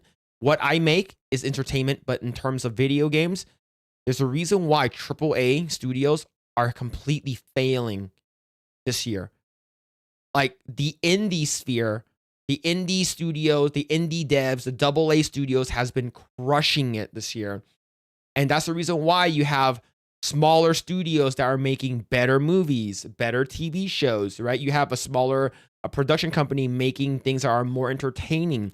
You have you have something like K-pop Demon Hunters that is done by Sony, but it's distributed through Netflix, right? That no one really knew what that was until it sort of became memed on. Like, I had no idea what K-pop Demon Hunter was until I saw a bunch of clips on it and shorts on it on Instagram, which is one of my favorite apps, not because how racist it is. It's amazing. And I was like, what is this? This looks really fun. And then it's like, oh, it's coming out on Netflix. And then we watch it. I'm like, this is a really good movie. But yeah, so there it is. There's the link again. I'm gonna share the link again. Go ahead and check it out. There's the link to the video. But yeah, man, we need to have more people like Drinker, Gary, Mahler, Jeremy talk about this kind of stuff. Is because we are the ones. There's more of us than there are people in the studios. Don't buy bullshit. Do not eat shit. All right? You go to the theaters, and if you hate it, don't justify, oh, just because you spent $25, $30 for a fucking popcorn bucket and your movie tickets, and you're like, oh, you trying to justify that the movie is good? No. You guys need to know that if you guys consume the shit, they're going to continue churning out the shit. So we got to make sure that we let them hear. The market will decide whether or not your movie is good. Yeah, no eat the poo poo. That's very true.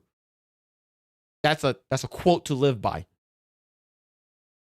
Didn't know about K-pop Demon Hunters until the R3.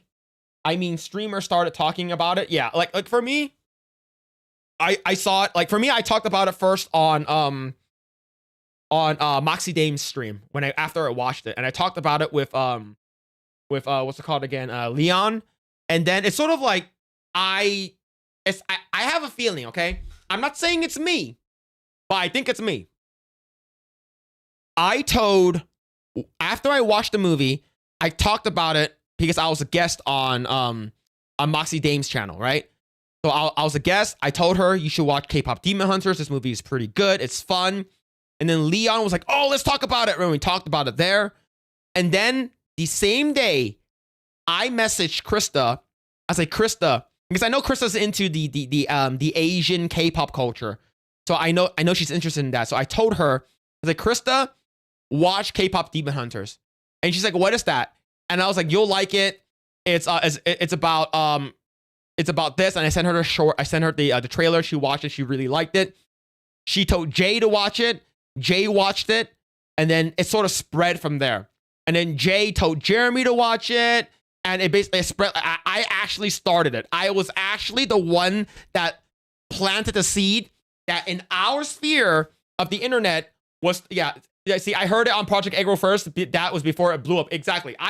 It was me the entire time, right? Of course, like I also told Steph to watch it, and Steph really liked it. Same thing with X-Ray Girl. X-Ray Girl really liked it. And I know that Dreaming Tabitha really liked it. And I think Jeremy liked it too. So it's like, and I think the only person that I know that's in our sphere that didn't really care for it and that actually hated it was Anna, the Star Wars girl. She hated it, but it's fine. But overall, like, it's so successful, right? Did Beardo watch it? He's like, "It's so good, I'm not going to watch it. I'm not going to watch it because it's that good." Yeah, who gave a fuck? Fire up CoomCast. I already fired it. You're late. You're late, Tommy Halter. But yeah, let's see. All right, all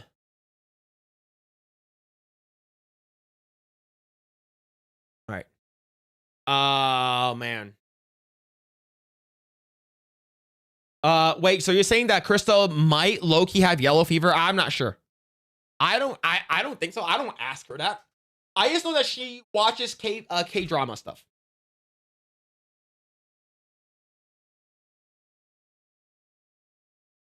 Yeah, Dreaming Tabitha and Kika went to the theater to see K-pop Demon. Yeah, I told Krista, I was like, "Hey Krista, did you know that they're gonna have a sing-along version for K-pop Demon Hunters?"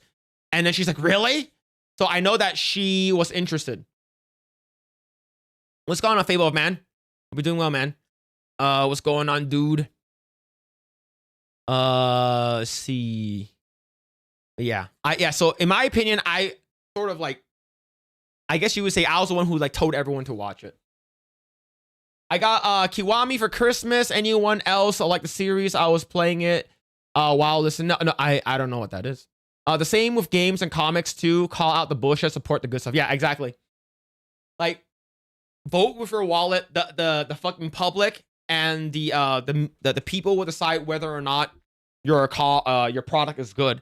And if your product is not good, don't blame the public. It's Yakuza? Oh. Never played Yakuza. All right, never played any of the Yakuza games. Let's see.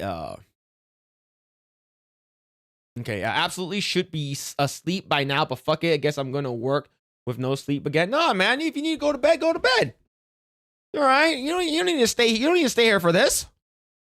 You don't need to stay here for this. Let's see. All right. All right. We're gonna talk about a couple more, and then see if we can.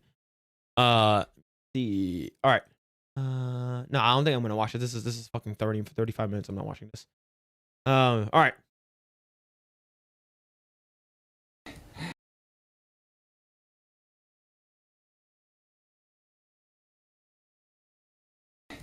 집에서 나홀로 집에 가.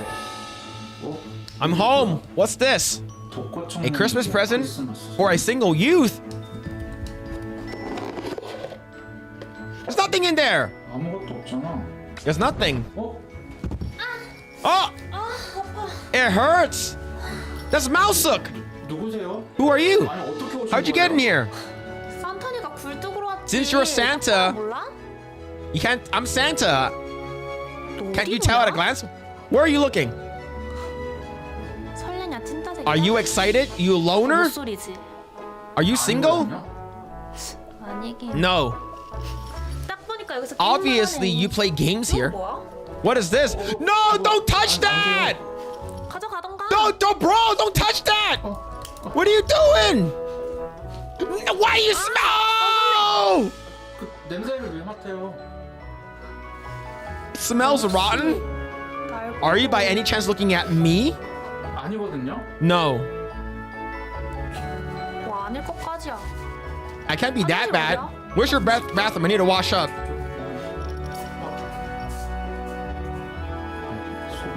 Don't you think there's a towel? 아씨 아까 보는 거 아니야? Armpit? 죄송해요. Sorry. 수건이 없는 거. I don't think there's a towel. 보려고 했지. 음침한. Are you trying to watch me? You creepy kid? Sorry. 어? Huh? 무슨 소리지? Oh, damn! Is you Jung? Wasn't your password too obvious? Just, they're both from 5 Hearts Under One Roof. Tada! I bought you a cake. So it's for spending Christmas with me.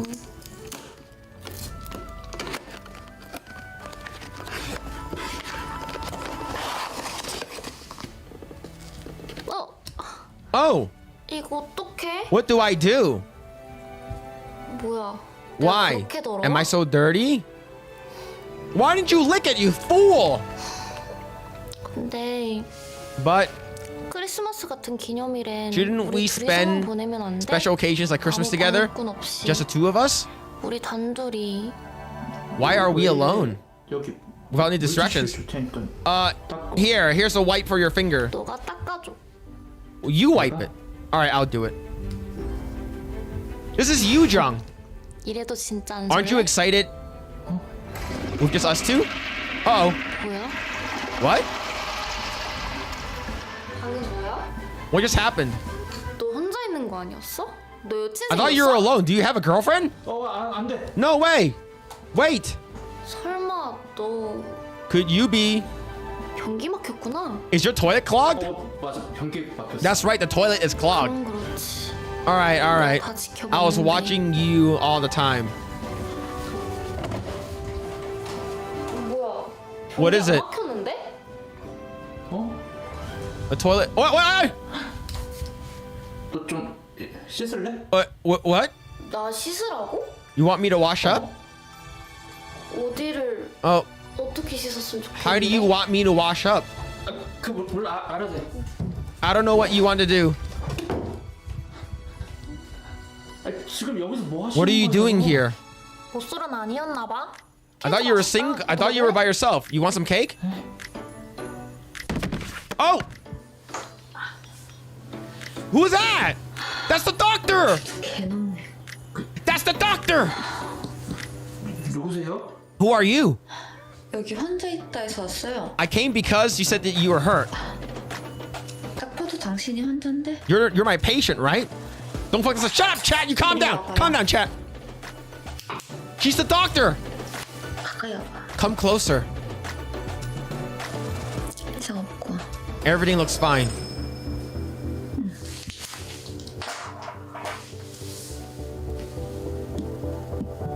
Damn, the doctor. The doctor's insanely hot. Your temperature is a bit low. 안 아프다니까요? I told you I was sick, 근데 but 이상한 냄새 나지 않아요? don't you smell something weird?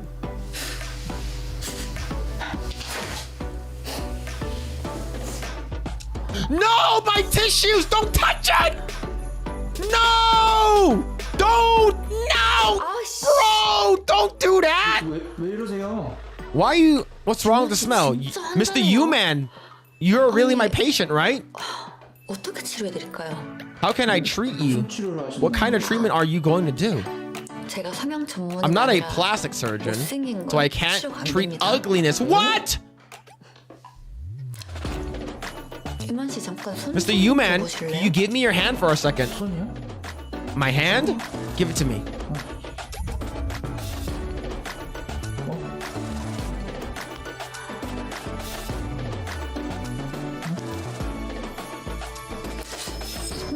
Your hand is a bit small. Too bad. Well, what do you mean? 배고픈데. I'm hungry. 치료 다시 시작할까? Should we eat? 무슨 치료요? We can eat something. 고자. Then we can resume treatment 고자 afterwards. 치료. What kind of treatment do you need? 연애 고자. 이럴 리가 없는데. I can't believe it. 진짜 새끼가. You're such a loner. 케이크 먹으러 가죠. Are we gonna eat the cake? 치료 안 할 거예요? Aren't you going to give me the treatment? What are we gonna do? What? It can't end like that. Can I click this? No!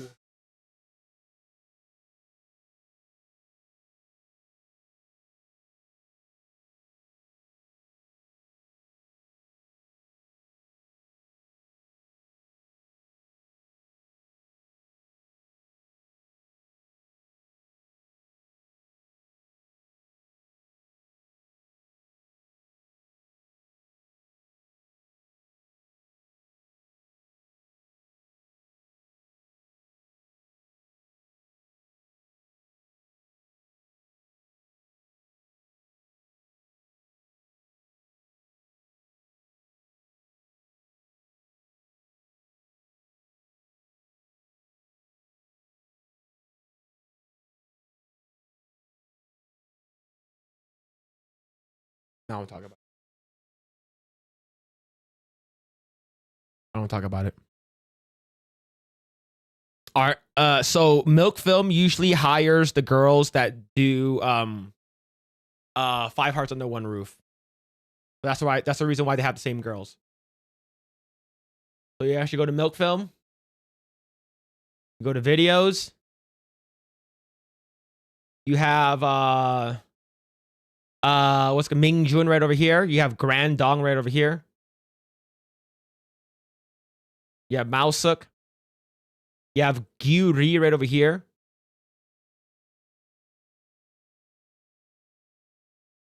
Yeah, there's Gyu Ri right over here. Damn, Gyu Ri is so cute. You got Lee Yoon Woo, which is the girl with the really big tits. The all naturals. The most popular, the girl stuck in the wall. I watched that one already. But yeah, they bring back it's most of the same actresses. Oh, that's Yoon B.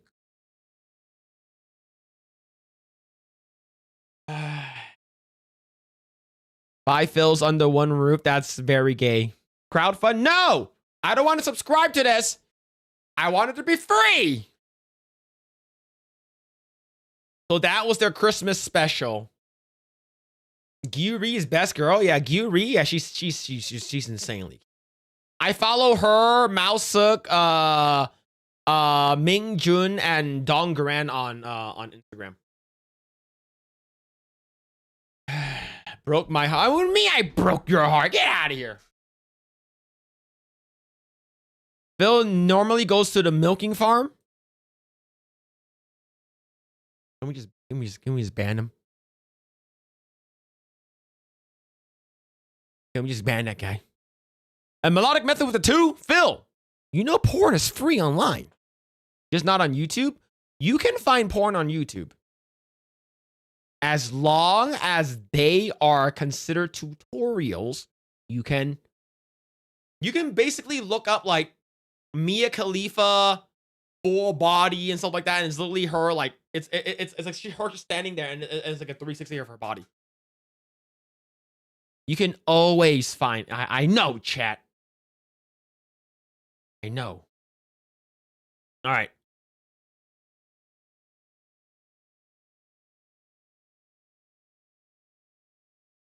James Bond is dead on arrival. It's done. James Bond is cooked. IO Interactive says old school Bond would be tone deaf today as 007 First Light moves the character towards more modern values. Yep. Basically, they're saying that back in the day when James Bond, we used to womanize, he's a womanizer, slapping the girls and stuff like that, saving them. Those are long gone. That means that this new 007 is going to suck.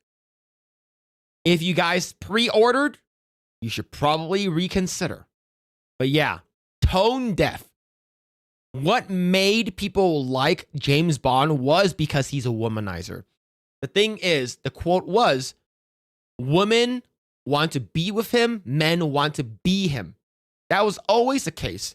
Now, I'm not going to be playing a video game where I'm playing as cucked James Bond. Hell no. The best stuff about James Bond is that he's a womanizer and he slaps bitches. 007 First Light developer IO Interactive has said that their version of James Bond won't be anything like the old school spy of the 1960s, a decision the studio claimed would be tone deaf today. 007 First Light, the next game from Swedish studio, is now primed to launch in May 2026 after a short delay. Releasing before Hitman 4, which the studio has promised will happen, the upcoming stealth action game is more of a modern take of the iconic British spy. It's over, boys. It is over. It is over. Speaking to Monster Vine, Cinematics director Martin Emborg revealed that while there will be elements of smooth-talking Bond, many have come to expect from the franchise, he will be a modern guy that reflects modern values. Another dead franchise, okay? Remember, when we saw at the end of James Bond with Daniel Craig, where he was like, oh, he's going to escape from this freaking thing. No, he's poisoned. No, actually, we're going to nuke the entire island, and he dies to death. We're like, all right, let's go ahead and completely reboot James Bond and make him cool again. Let's make him how we liked him when we got Sean Connery. How we liked him when we got Pierce Brosnan. Nope, that is gone. Modern guy with modern values.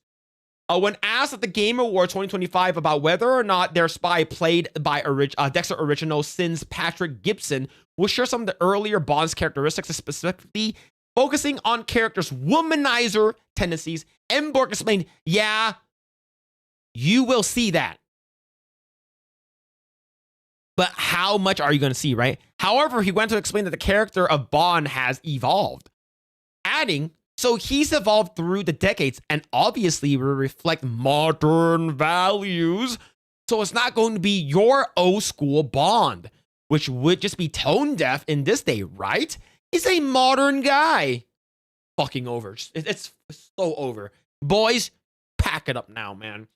Earlier Bond films in particular have rightly come under fire over the spy's treatment of women, as well being generally inappropriate. The spy even resorts to hitting women. For example, The Man with the Golden Gun, where Roger Moore's Bond slaps Andrea Anders, then threatens to break her arm. Based. That should have been a thing.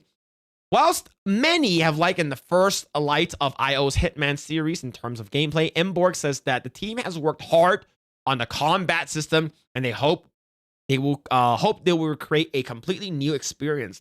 He said, it's really physical because Bond is a very physical guy. It's a lot of fun, and I think that's something that IO hadn't done before. I think we've also put layers and layers of our ranged combat, like really polishing that and taking that to the next level. So I think everyone at IO has been really hungry to kind of go for that, as well as the big set pieces, trucks, planes, the The bad news is the first light has been delayed for 2 months and now will be released in May. IO confirming it's fully playable from beginning to end. In its latest post on X, IO called its game most ambitious project to date, adding, "We're confident this sets 007 First Light up for long-term success, and we sincerely appreciate the patience and continued support we've received ever since the reveal of the game." Yeah, it's gonna suck dick. Yep. Sometimes you just gotta smack a bitch. That is true. That is true.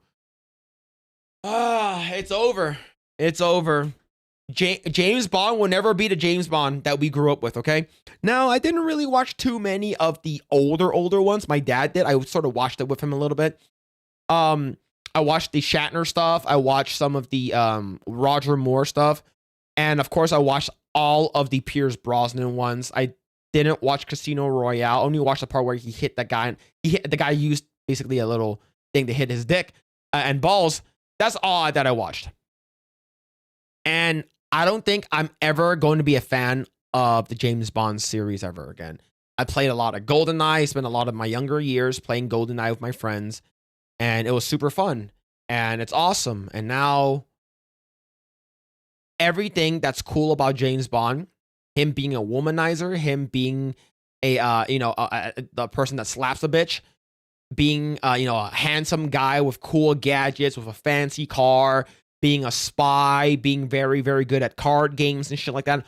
All of that excitement that I had that we could have gotten a very cool reinvention of James Bond from the James Bond the ones we once knew, completely dead and gone, and it sucks. Yep, it is done. I hate all the Craig movies. Well, I saw the ball scene movie. The ball scene where he fucking used the rope and hits his dick and he starts laughing. Nope. Nope, not watching that shit. Absolutely not. Yo, have a good night, Jose Taco. Take it easy, man. I knew from the start this game was too good to be true. Yeah, you should talk about Grace Jones in a View to a Kill. Yeah, man.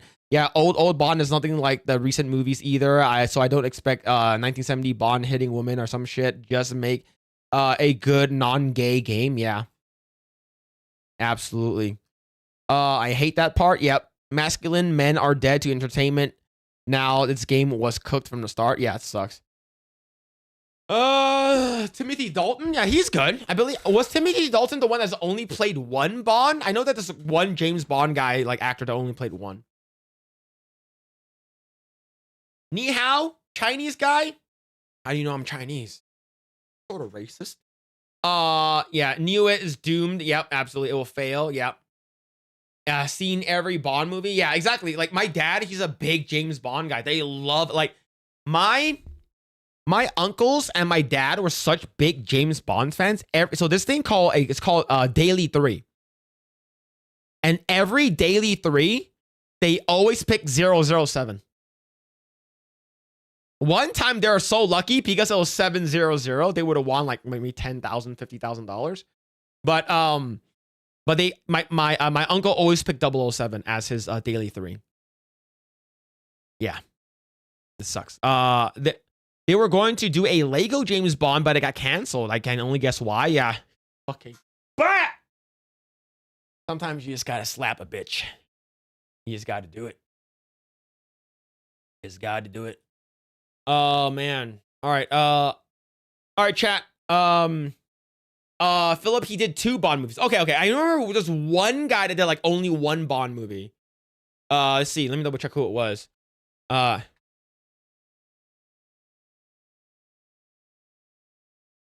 me see. There's one actor that only played Bond once.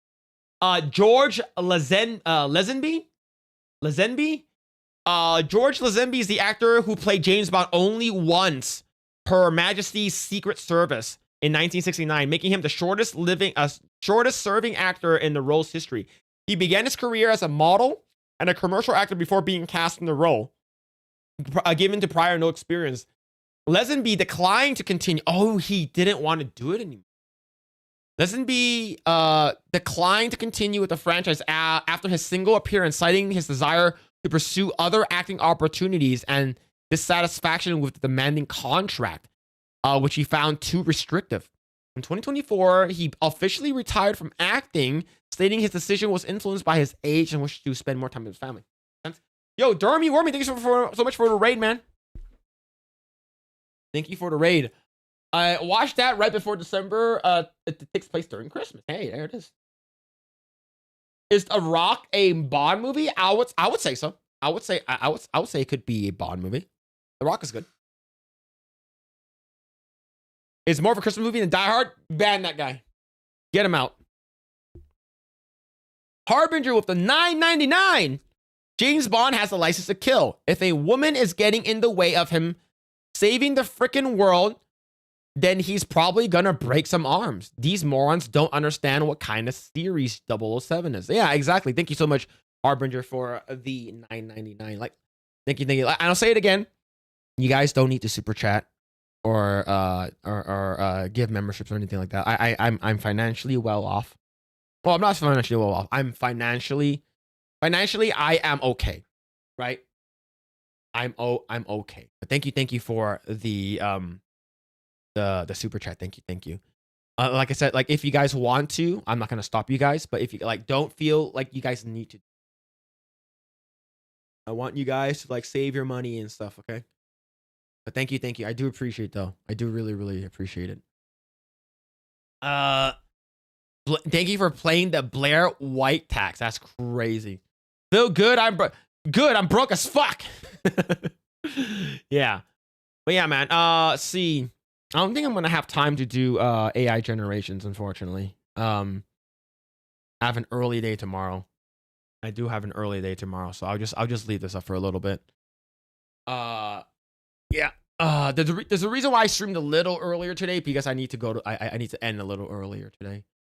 What Phil is trying to say, he can afford that life-size Tifa statue with extra third leg attachment.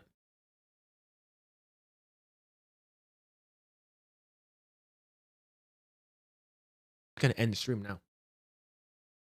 I'm just gonna end the stream now. But yeah, see. Can't remember which one. Bond interrogates a woman by ripping off her bikini top and wrapping it around her neck. It worked. Hey, there it is. There it is.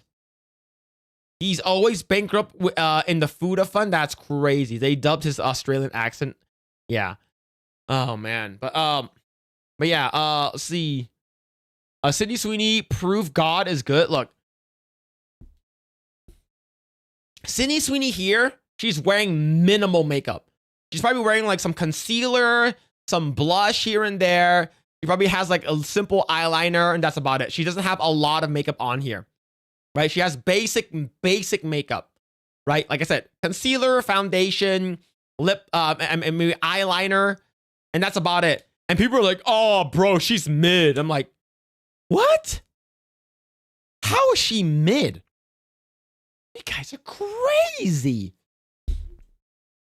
But yeah, Sweeney Senior has a double D. Yeah, goddamn. She's 32 double D, I believe. Yeah, I believe, yeah, 32 double D.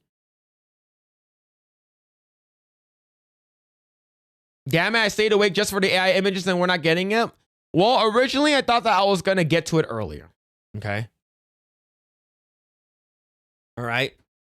I thought, feet, I'm sorry, but originally I thought that I was going to get to it earlier. But I didn't know it was 12 o'clock already. I didn't know I was already streaming for 4 hours. People call her mid are into Sausage Man. That is true. That is very true. All right. So I'll leave this up just a little bit more. I'll probably just chill. I'm gonna stay on for maybe like 5 to 10 minutes just to talk to you guys, and then I'm gonna call it. What's it called again? I have to wake up early tomorrow. I have stuff to do, and I want to make sure I get it done prior to Tuesday night's main event, and then I have something to do afterwards.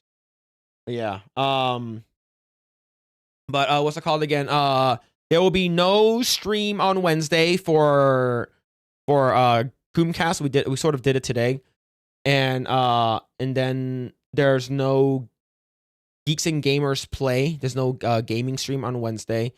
I don't think there's going to be an Epic Verse stream or a pre-recorded stream that we're going to do. And Friday, I might be back Friday. I might not be back Friday. It really depends on what we're doing with family. And then Saturday, I'll be back for Project Egg Roll. So today is going to be the last stream prior to the new year. So, Smegheads with the 20. Thank you, man. Thank you. Appreciate it, man. Hope you have a happy new year. Fair up. Even if you can't, if you celebrate it on the February 17th, like a true Chinaman. That's crazy. But thank you, Smegheads, for the 20. Thank you. I really appreciate it.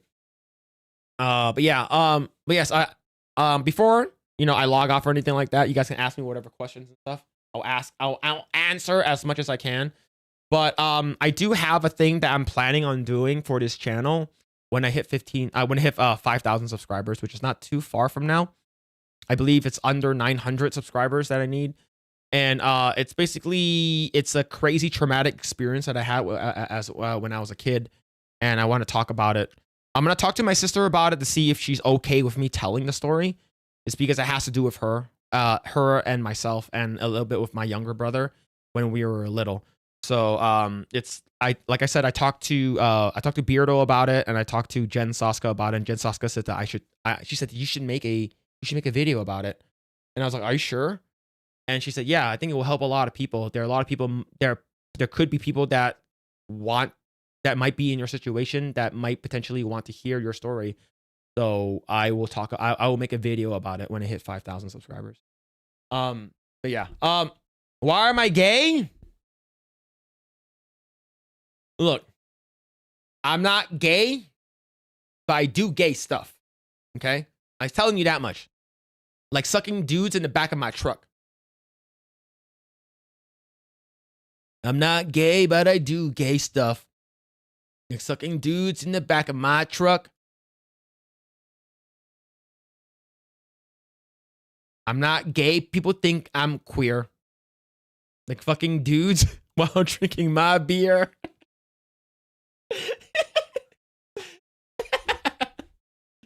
Are you gonna make me cry? It's not a sad story.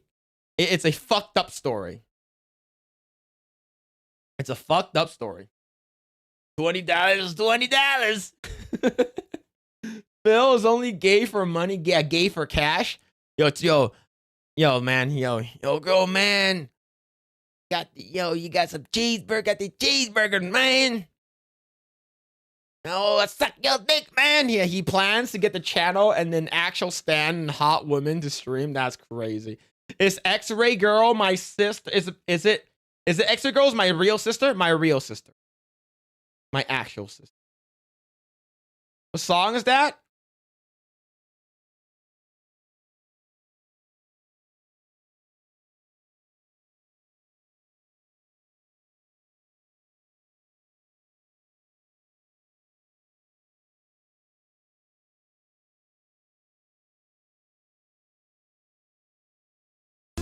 I ain't gay, but I do gay stuff.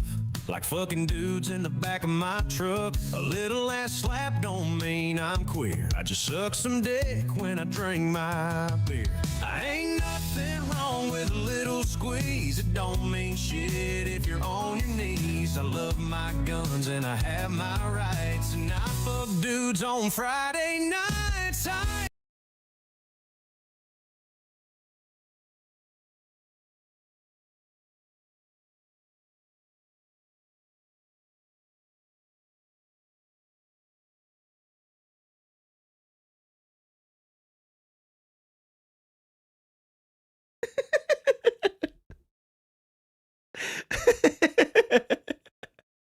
That's an AI song. That's an AI song.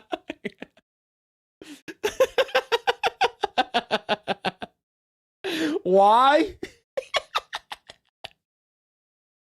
That's gotta be an AI song. And you knew the words? I'm not gay. I'm not gay. Do I know Kung Fu? Sort of. They made a song for Phil. Shut the fuck up. Ban that guy. Get him out of here. What's he doing here? Yo, that's Phil's theme song. Philip had a song ready. Is on his playlist. That's fucking crazy. Yeah, I do know a little bit kung fu.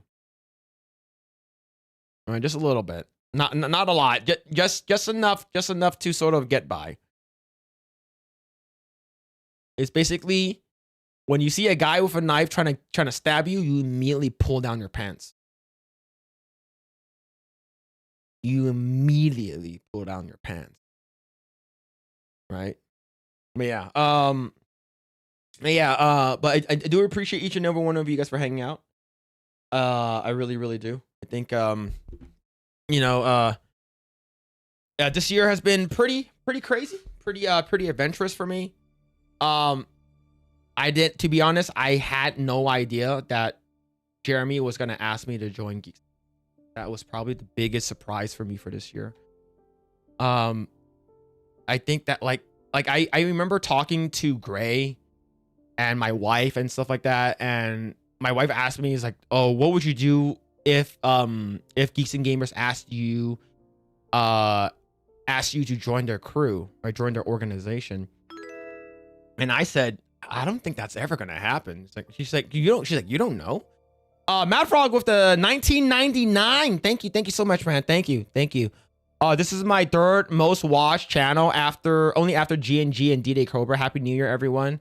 Hope 26 is better than 25. Yo, thank you, Mad Frog, for the 1999, man. I appreciate you, man. Thank you. Happy New Year to you too, buddy. But yeah, it's pretty wild that like all this happened. Like I remember in March, I was getting ready to wake up to go to work, and I get a DM from Jeremy, and around like March, it's around like 8 a.m. for me, so there'll be like what 11 a.m. on his end, or no, he's only 2 hours, so it'll be 10 a.m. for him, and he's like, hey man, do you have time to talk? I was like, oh fuck, what did I do? Did I who is this? Who is this? And is there an OnlyFans? You can actually find her pictures nude online. Her name is Sydney Sweeney. She's an actress, and she does a lot of nudes in her TV shows and movies. So her stuff is free. And he messaged me, and he's like, hey man, you want to talk? It's like, hey, can we talk? I was like, oh fuck, like what the fuck did I do? Let me see if I can even find that message. It's a long time ago. Let me see if I can find it. Let me see. Let me search.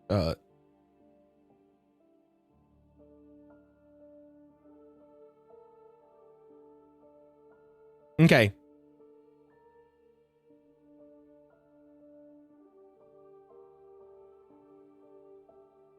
All right. He say, hey man, I have something I want to run by you. Are you available to talk?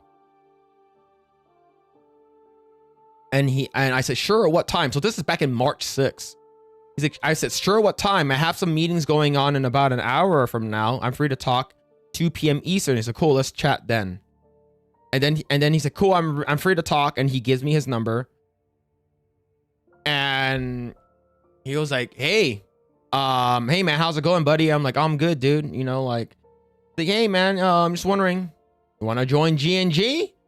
And I was like, what? I was shocked, So it was like, it never in my wildest like dreams or anything like that I will like Jeremy would have me a part of the org, and I just feel very humbled by that. Like he would give someone like me a chance, and to be honest, like it's like someone said in chat, it's like it's all thanks to Drunk DPO. I think Jay, like without Jay, like I would be a nobody and still be a nobody on the internet. I think doing Project Agro, we wouldn't have gotten as big as we did. I'm not saying that we are big at all. Like we only have what 6,700 subscribers, which is not like, it was just not big at all. So having someone like Jeremy's like, hey man, you want to join the org? It's just, and he's like, yeah. I was like, are you sure? I actually asked Jeremy, he's like, are you sure about this? He's like, there's a lot of other great talented people out there. Like, like why would you want me to be on the team? and he said that he likes my takes, and he's like Ryan likes you, like Ryan really likes you, like he ran it by Ryan and Jay, and they're all like, yeah, Phil's could be a very good part of the team. So I think like he has extended an offer, sort of like, hey man, you know, be a part of the team. We want to have you on. And like it wasn't fully official until like 2 weeks later. And you know, they're running the gambit. They were basically running like what should I do as the crew, and you know, like if I have time, you know, join in on the wrestling streams. That's no longer a thing. And they probably needed diversity higher. Yeah, probably. Yeah, it's probably diversity. If you think about it, it's been there's a lot of colored people on Tuesday night's main event, right? Yeah, Gary has X-ray and he needed me. Yeah, probably why. That's probably it, man. That's probably it. Smeg says with the 5. Thank you, man. You need to inject yourself more on Tuesday's main event. Just shout over those fuckers just to get heard. I know it's gonna be hard with Miki shouting all the time though. For me, I can't do that. Smegheads, I understand. Like, I remember the first time they invited me on as a guest on Tuesday night's main event, and Savvy was there, and Ben was there, and Mike was there. So it's like a lot of people that are like Ben interrupts a lot. And for me, I'm too polite to interrupt people. And when I do, I always apologize. So it's not in my nature to do that. But thank you for the 5. I appreciate it, man. It's just I feel like it's who I am. I can't interrupt people. The only time I feel bad for interrupting, right, it's because like if I do and like some people lose their train of thought, it's like, oh fuck, I shouldn't have done it, right? So, and then I started making videos for Geeks and Gamers Play, and so like he wants me to. I think they want me to turn out at least 3 videos. And I was like, I can try to do at least 1 or 2. And so I work really, really close with Ryan. And it's just, it was a big year for me. And, you know, this channel getting over 4,000 subscribers is actually pretty awesome as well. I need to talk more. I know I do, but I don't like interrupting people. Like I'm always that, I will always be that guy. I can't. That's who I am. I don't like interrupting people. It's interrupt Phil. Who cares? I care. I know they don't. Like I know like Jeremy and like Mike and like Beardo and all of them. They don't care if I interrupt. I care if I interrupt. It's because it's the way I grew up. It's the way I was taught. You know. So it's just always me. The thing is that you have a ton. You have to be on those panels. So for me, I will always interject and say something if I have something to say, right? Or whenever I feel like there is a good time for me to say it, then I'll say it, right? So, but yeah, like this channel, like starting this channel 2 years ago, and then now this channel has over 4,000 subscribers. Yeah, 4,100 subscribers, which is a lot. And like the fact that you guys watch me, it means a lot. And getting to meet a bunch of you guys at the meetups, getting to, hang out and just talk and meeting the Saskas in person, hanging out at Vegas. Like I think that's all really, really cool. Yeah, Beardo is all trained, zero thoughts. Like I think that's like for me, I don't want to be the guy who always interrupts and just to get my thoughts across. Right. But I understand if I don't interrupt, that my thoughts will not get heard. Right. People will not hear me. So I try to say things whenever I can. And especially if I know something, like they will ask me. Right. Like especially in video games. Right. Jeremy will be like, Phil, you work in the games industry. What do you guys think? Right. Right. Phil likes when we watch. That sounds sort of gay. Yeah, man, I looked up Sydney Sweeney. She's not a porn actor. Yeah, she's not a porn actress. She's just a regular actor. I remember there was a person that tried to hack her phone. I believe this is part of the show. But according to what I heard, there's someone that tried to hack her phone. And she's like, if you want to hack my phone to see nudes, They're all over the internet. Like, you don't need to hack my phone, right? So, yeah. Phil submissive? Yeah, true. Yeah, I'm gay. I'm gay, chat. Yeah. We'll see. That's amazing. After 3 years, only got 1,000. Then I had to quit. Like, I think it's hard. But I think genuine is what people like, right? Like for me, like when I'm here on my own channel, like I don't need to interrupt anyone, right? So like I like streaming on my own channel. It's because like I can, you guys can hear me say all the fucking crazy ass shit. You know, you guys can hear me say all the crazy ass cringe shit and stuff. And but when I'm part of a bigger panel, I try to be respectful and not interrupt. That's always me. And it's just who I am. Phil just admitted that he plays the bottom role in the relationship. That's crazy. Yeah, authenticity is king. Yeah. Like you, like, take it easy, Darktooth. Have a good night, man. Thank you. Happy New Year, man, if I don't see you. But yeah, I think for me, when it comes down to it, it's like, this is who I am. I don't want to change who I am. But like, I will try to like adjust if like, okay, like, because if you think about it, the first time you saw me in Tuesday Night's Main Event versus now, I talk a lot more now, right? I talk a lot more now, but it's still not as much as like Beardo, as Epic Mike, right? It's still not as much, right? Like,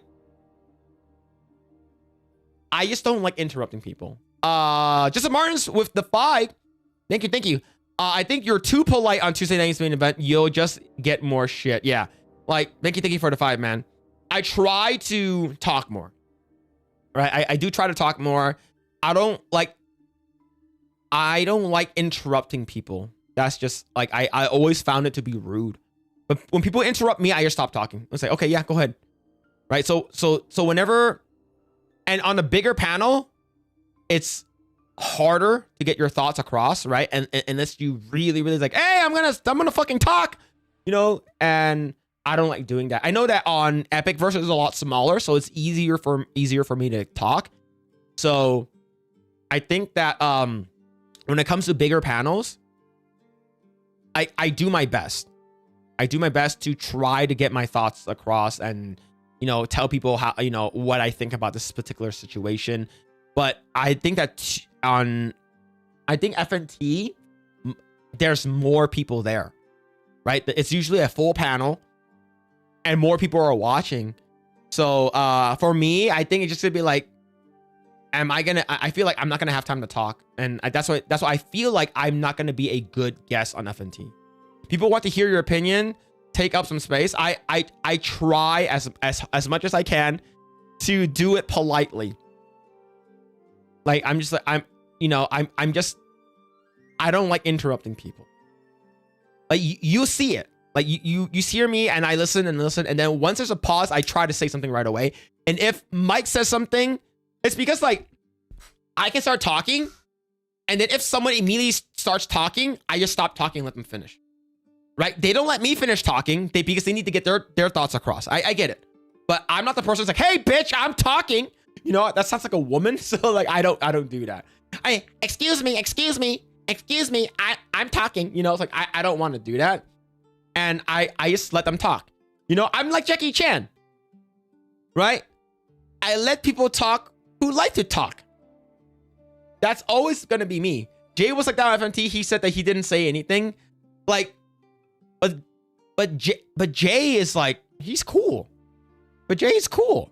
Yeah, Garrett FNT literally says shout over the others. Oh, I don't think I can do that, man. That's too rude.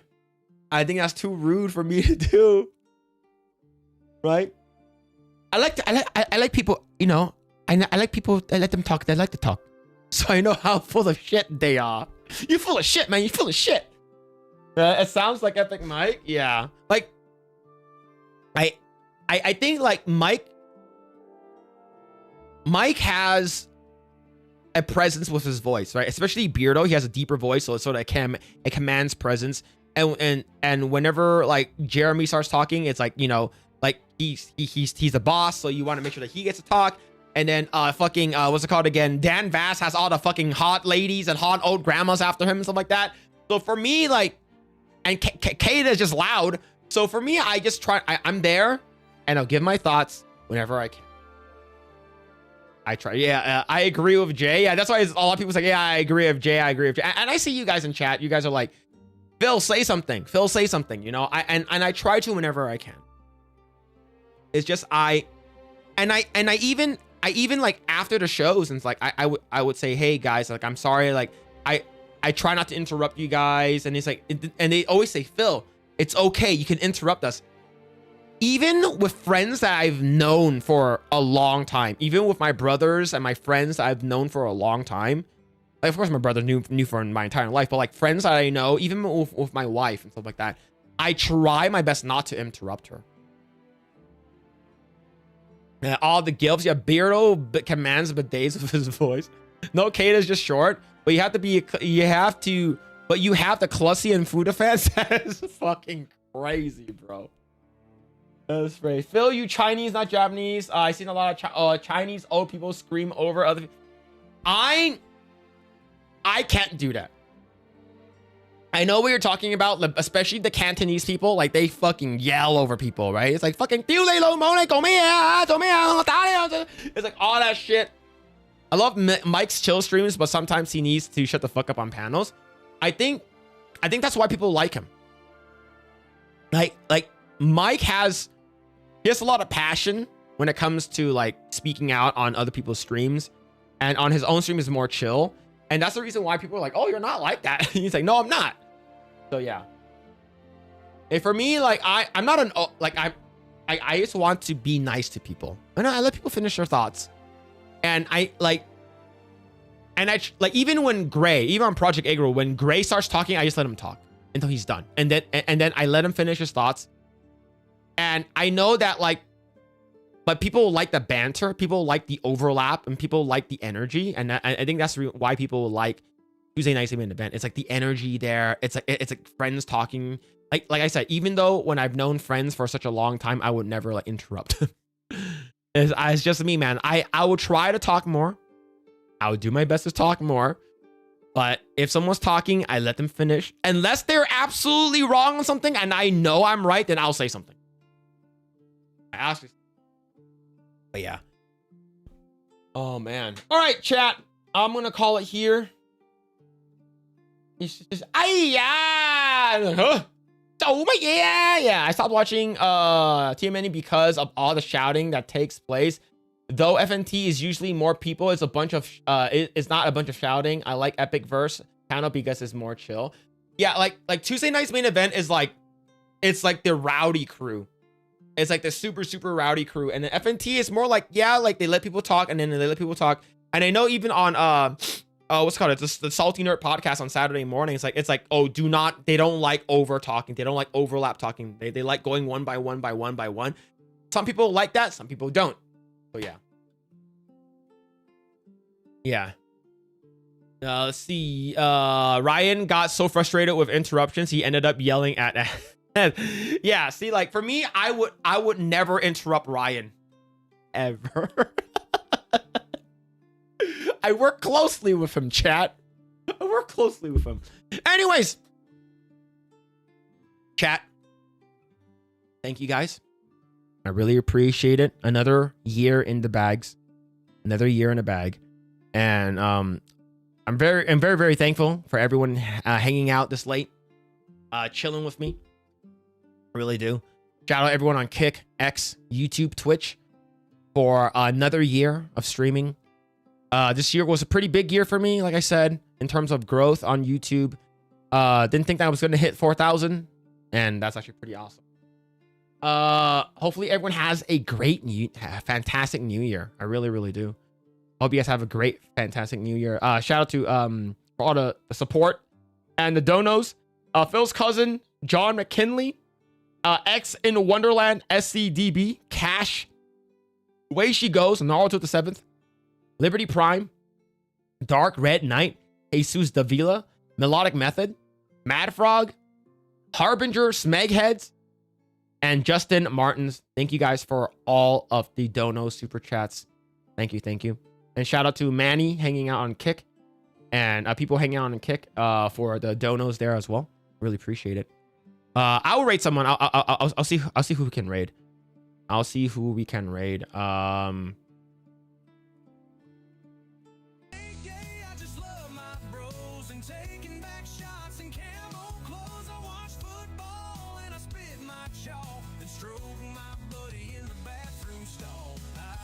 Okay. No, we don't need the bathroom stall stuff. We don't need the gay bathroom stall stuff, right? That's fucking gay, bro. That's so gay. I'll raid you guys over to Smash JT. All right. All right, chat. Thank you guys. Really appreciate it. Hope you guys have a fantastic new year. I will be back on this channel next year.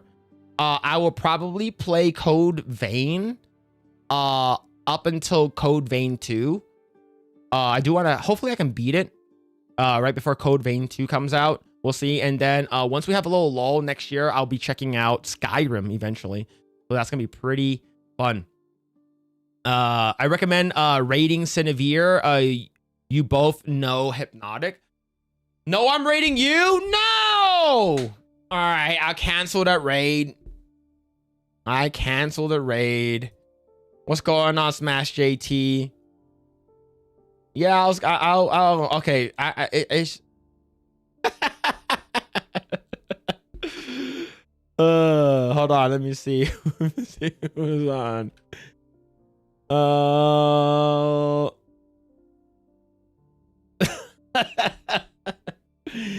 Rate someone else. I was gonna rate you. Yeah, you rate someone else. You rate someone else. I'm going to bed. I have an early day tomorrow. I don't think Cinevere's on. I typed in her name and it didn't show up. Oh, there she is. Okay. Okay, but thank you. Oh, you already raided me? All right. Thank you, Smash JT, for the raid, man. Thank you. Thank you. You take your raid and you like it? All right. Thank you, Smash JT, for the raid. Thank you. Thank you. Hope you... Yo, Smash JT. Double Team Cine? Okay, we'll rate Cinevere. We'll rate Cinevere. Smash, Happy New Year, buddy. Hope you had... I know this year was a huge year for you, so that's freaking awesome. And hopefully we can hang out in person again. I know you don't live too far from me. So, but yeah, but thank you, man. It was good meeting you out in Dallas, man.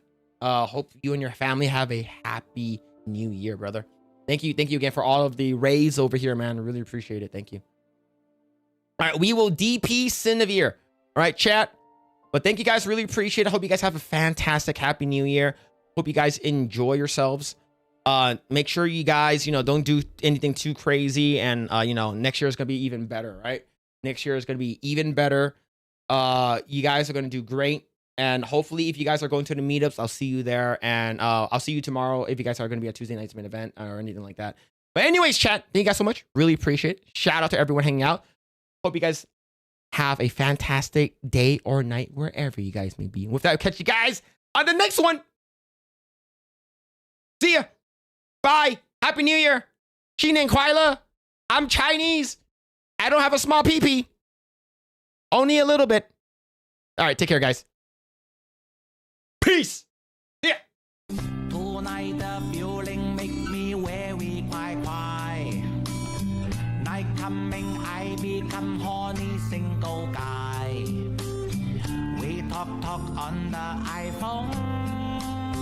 You want to bye me? Yeah. Love me, fuck me. If you say you bye me. I don't wanna listen your mouth say when you give me honey feel. Love me, fuck me. If you say you bye.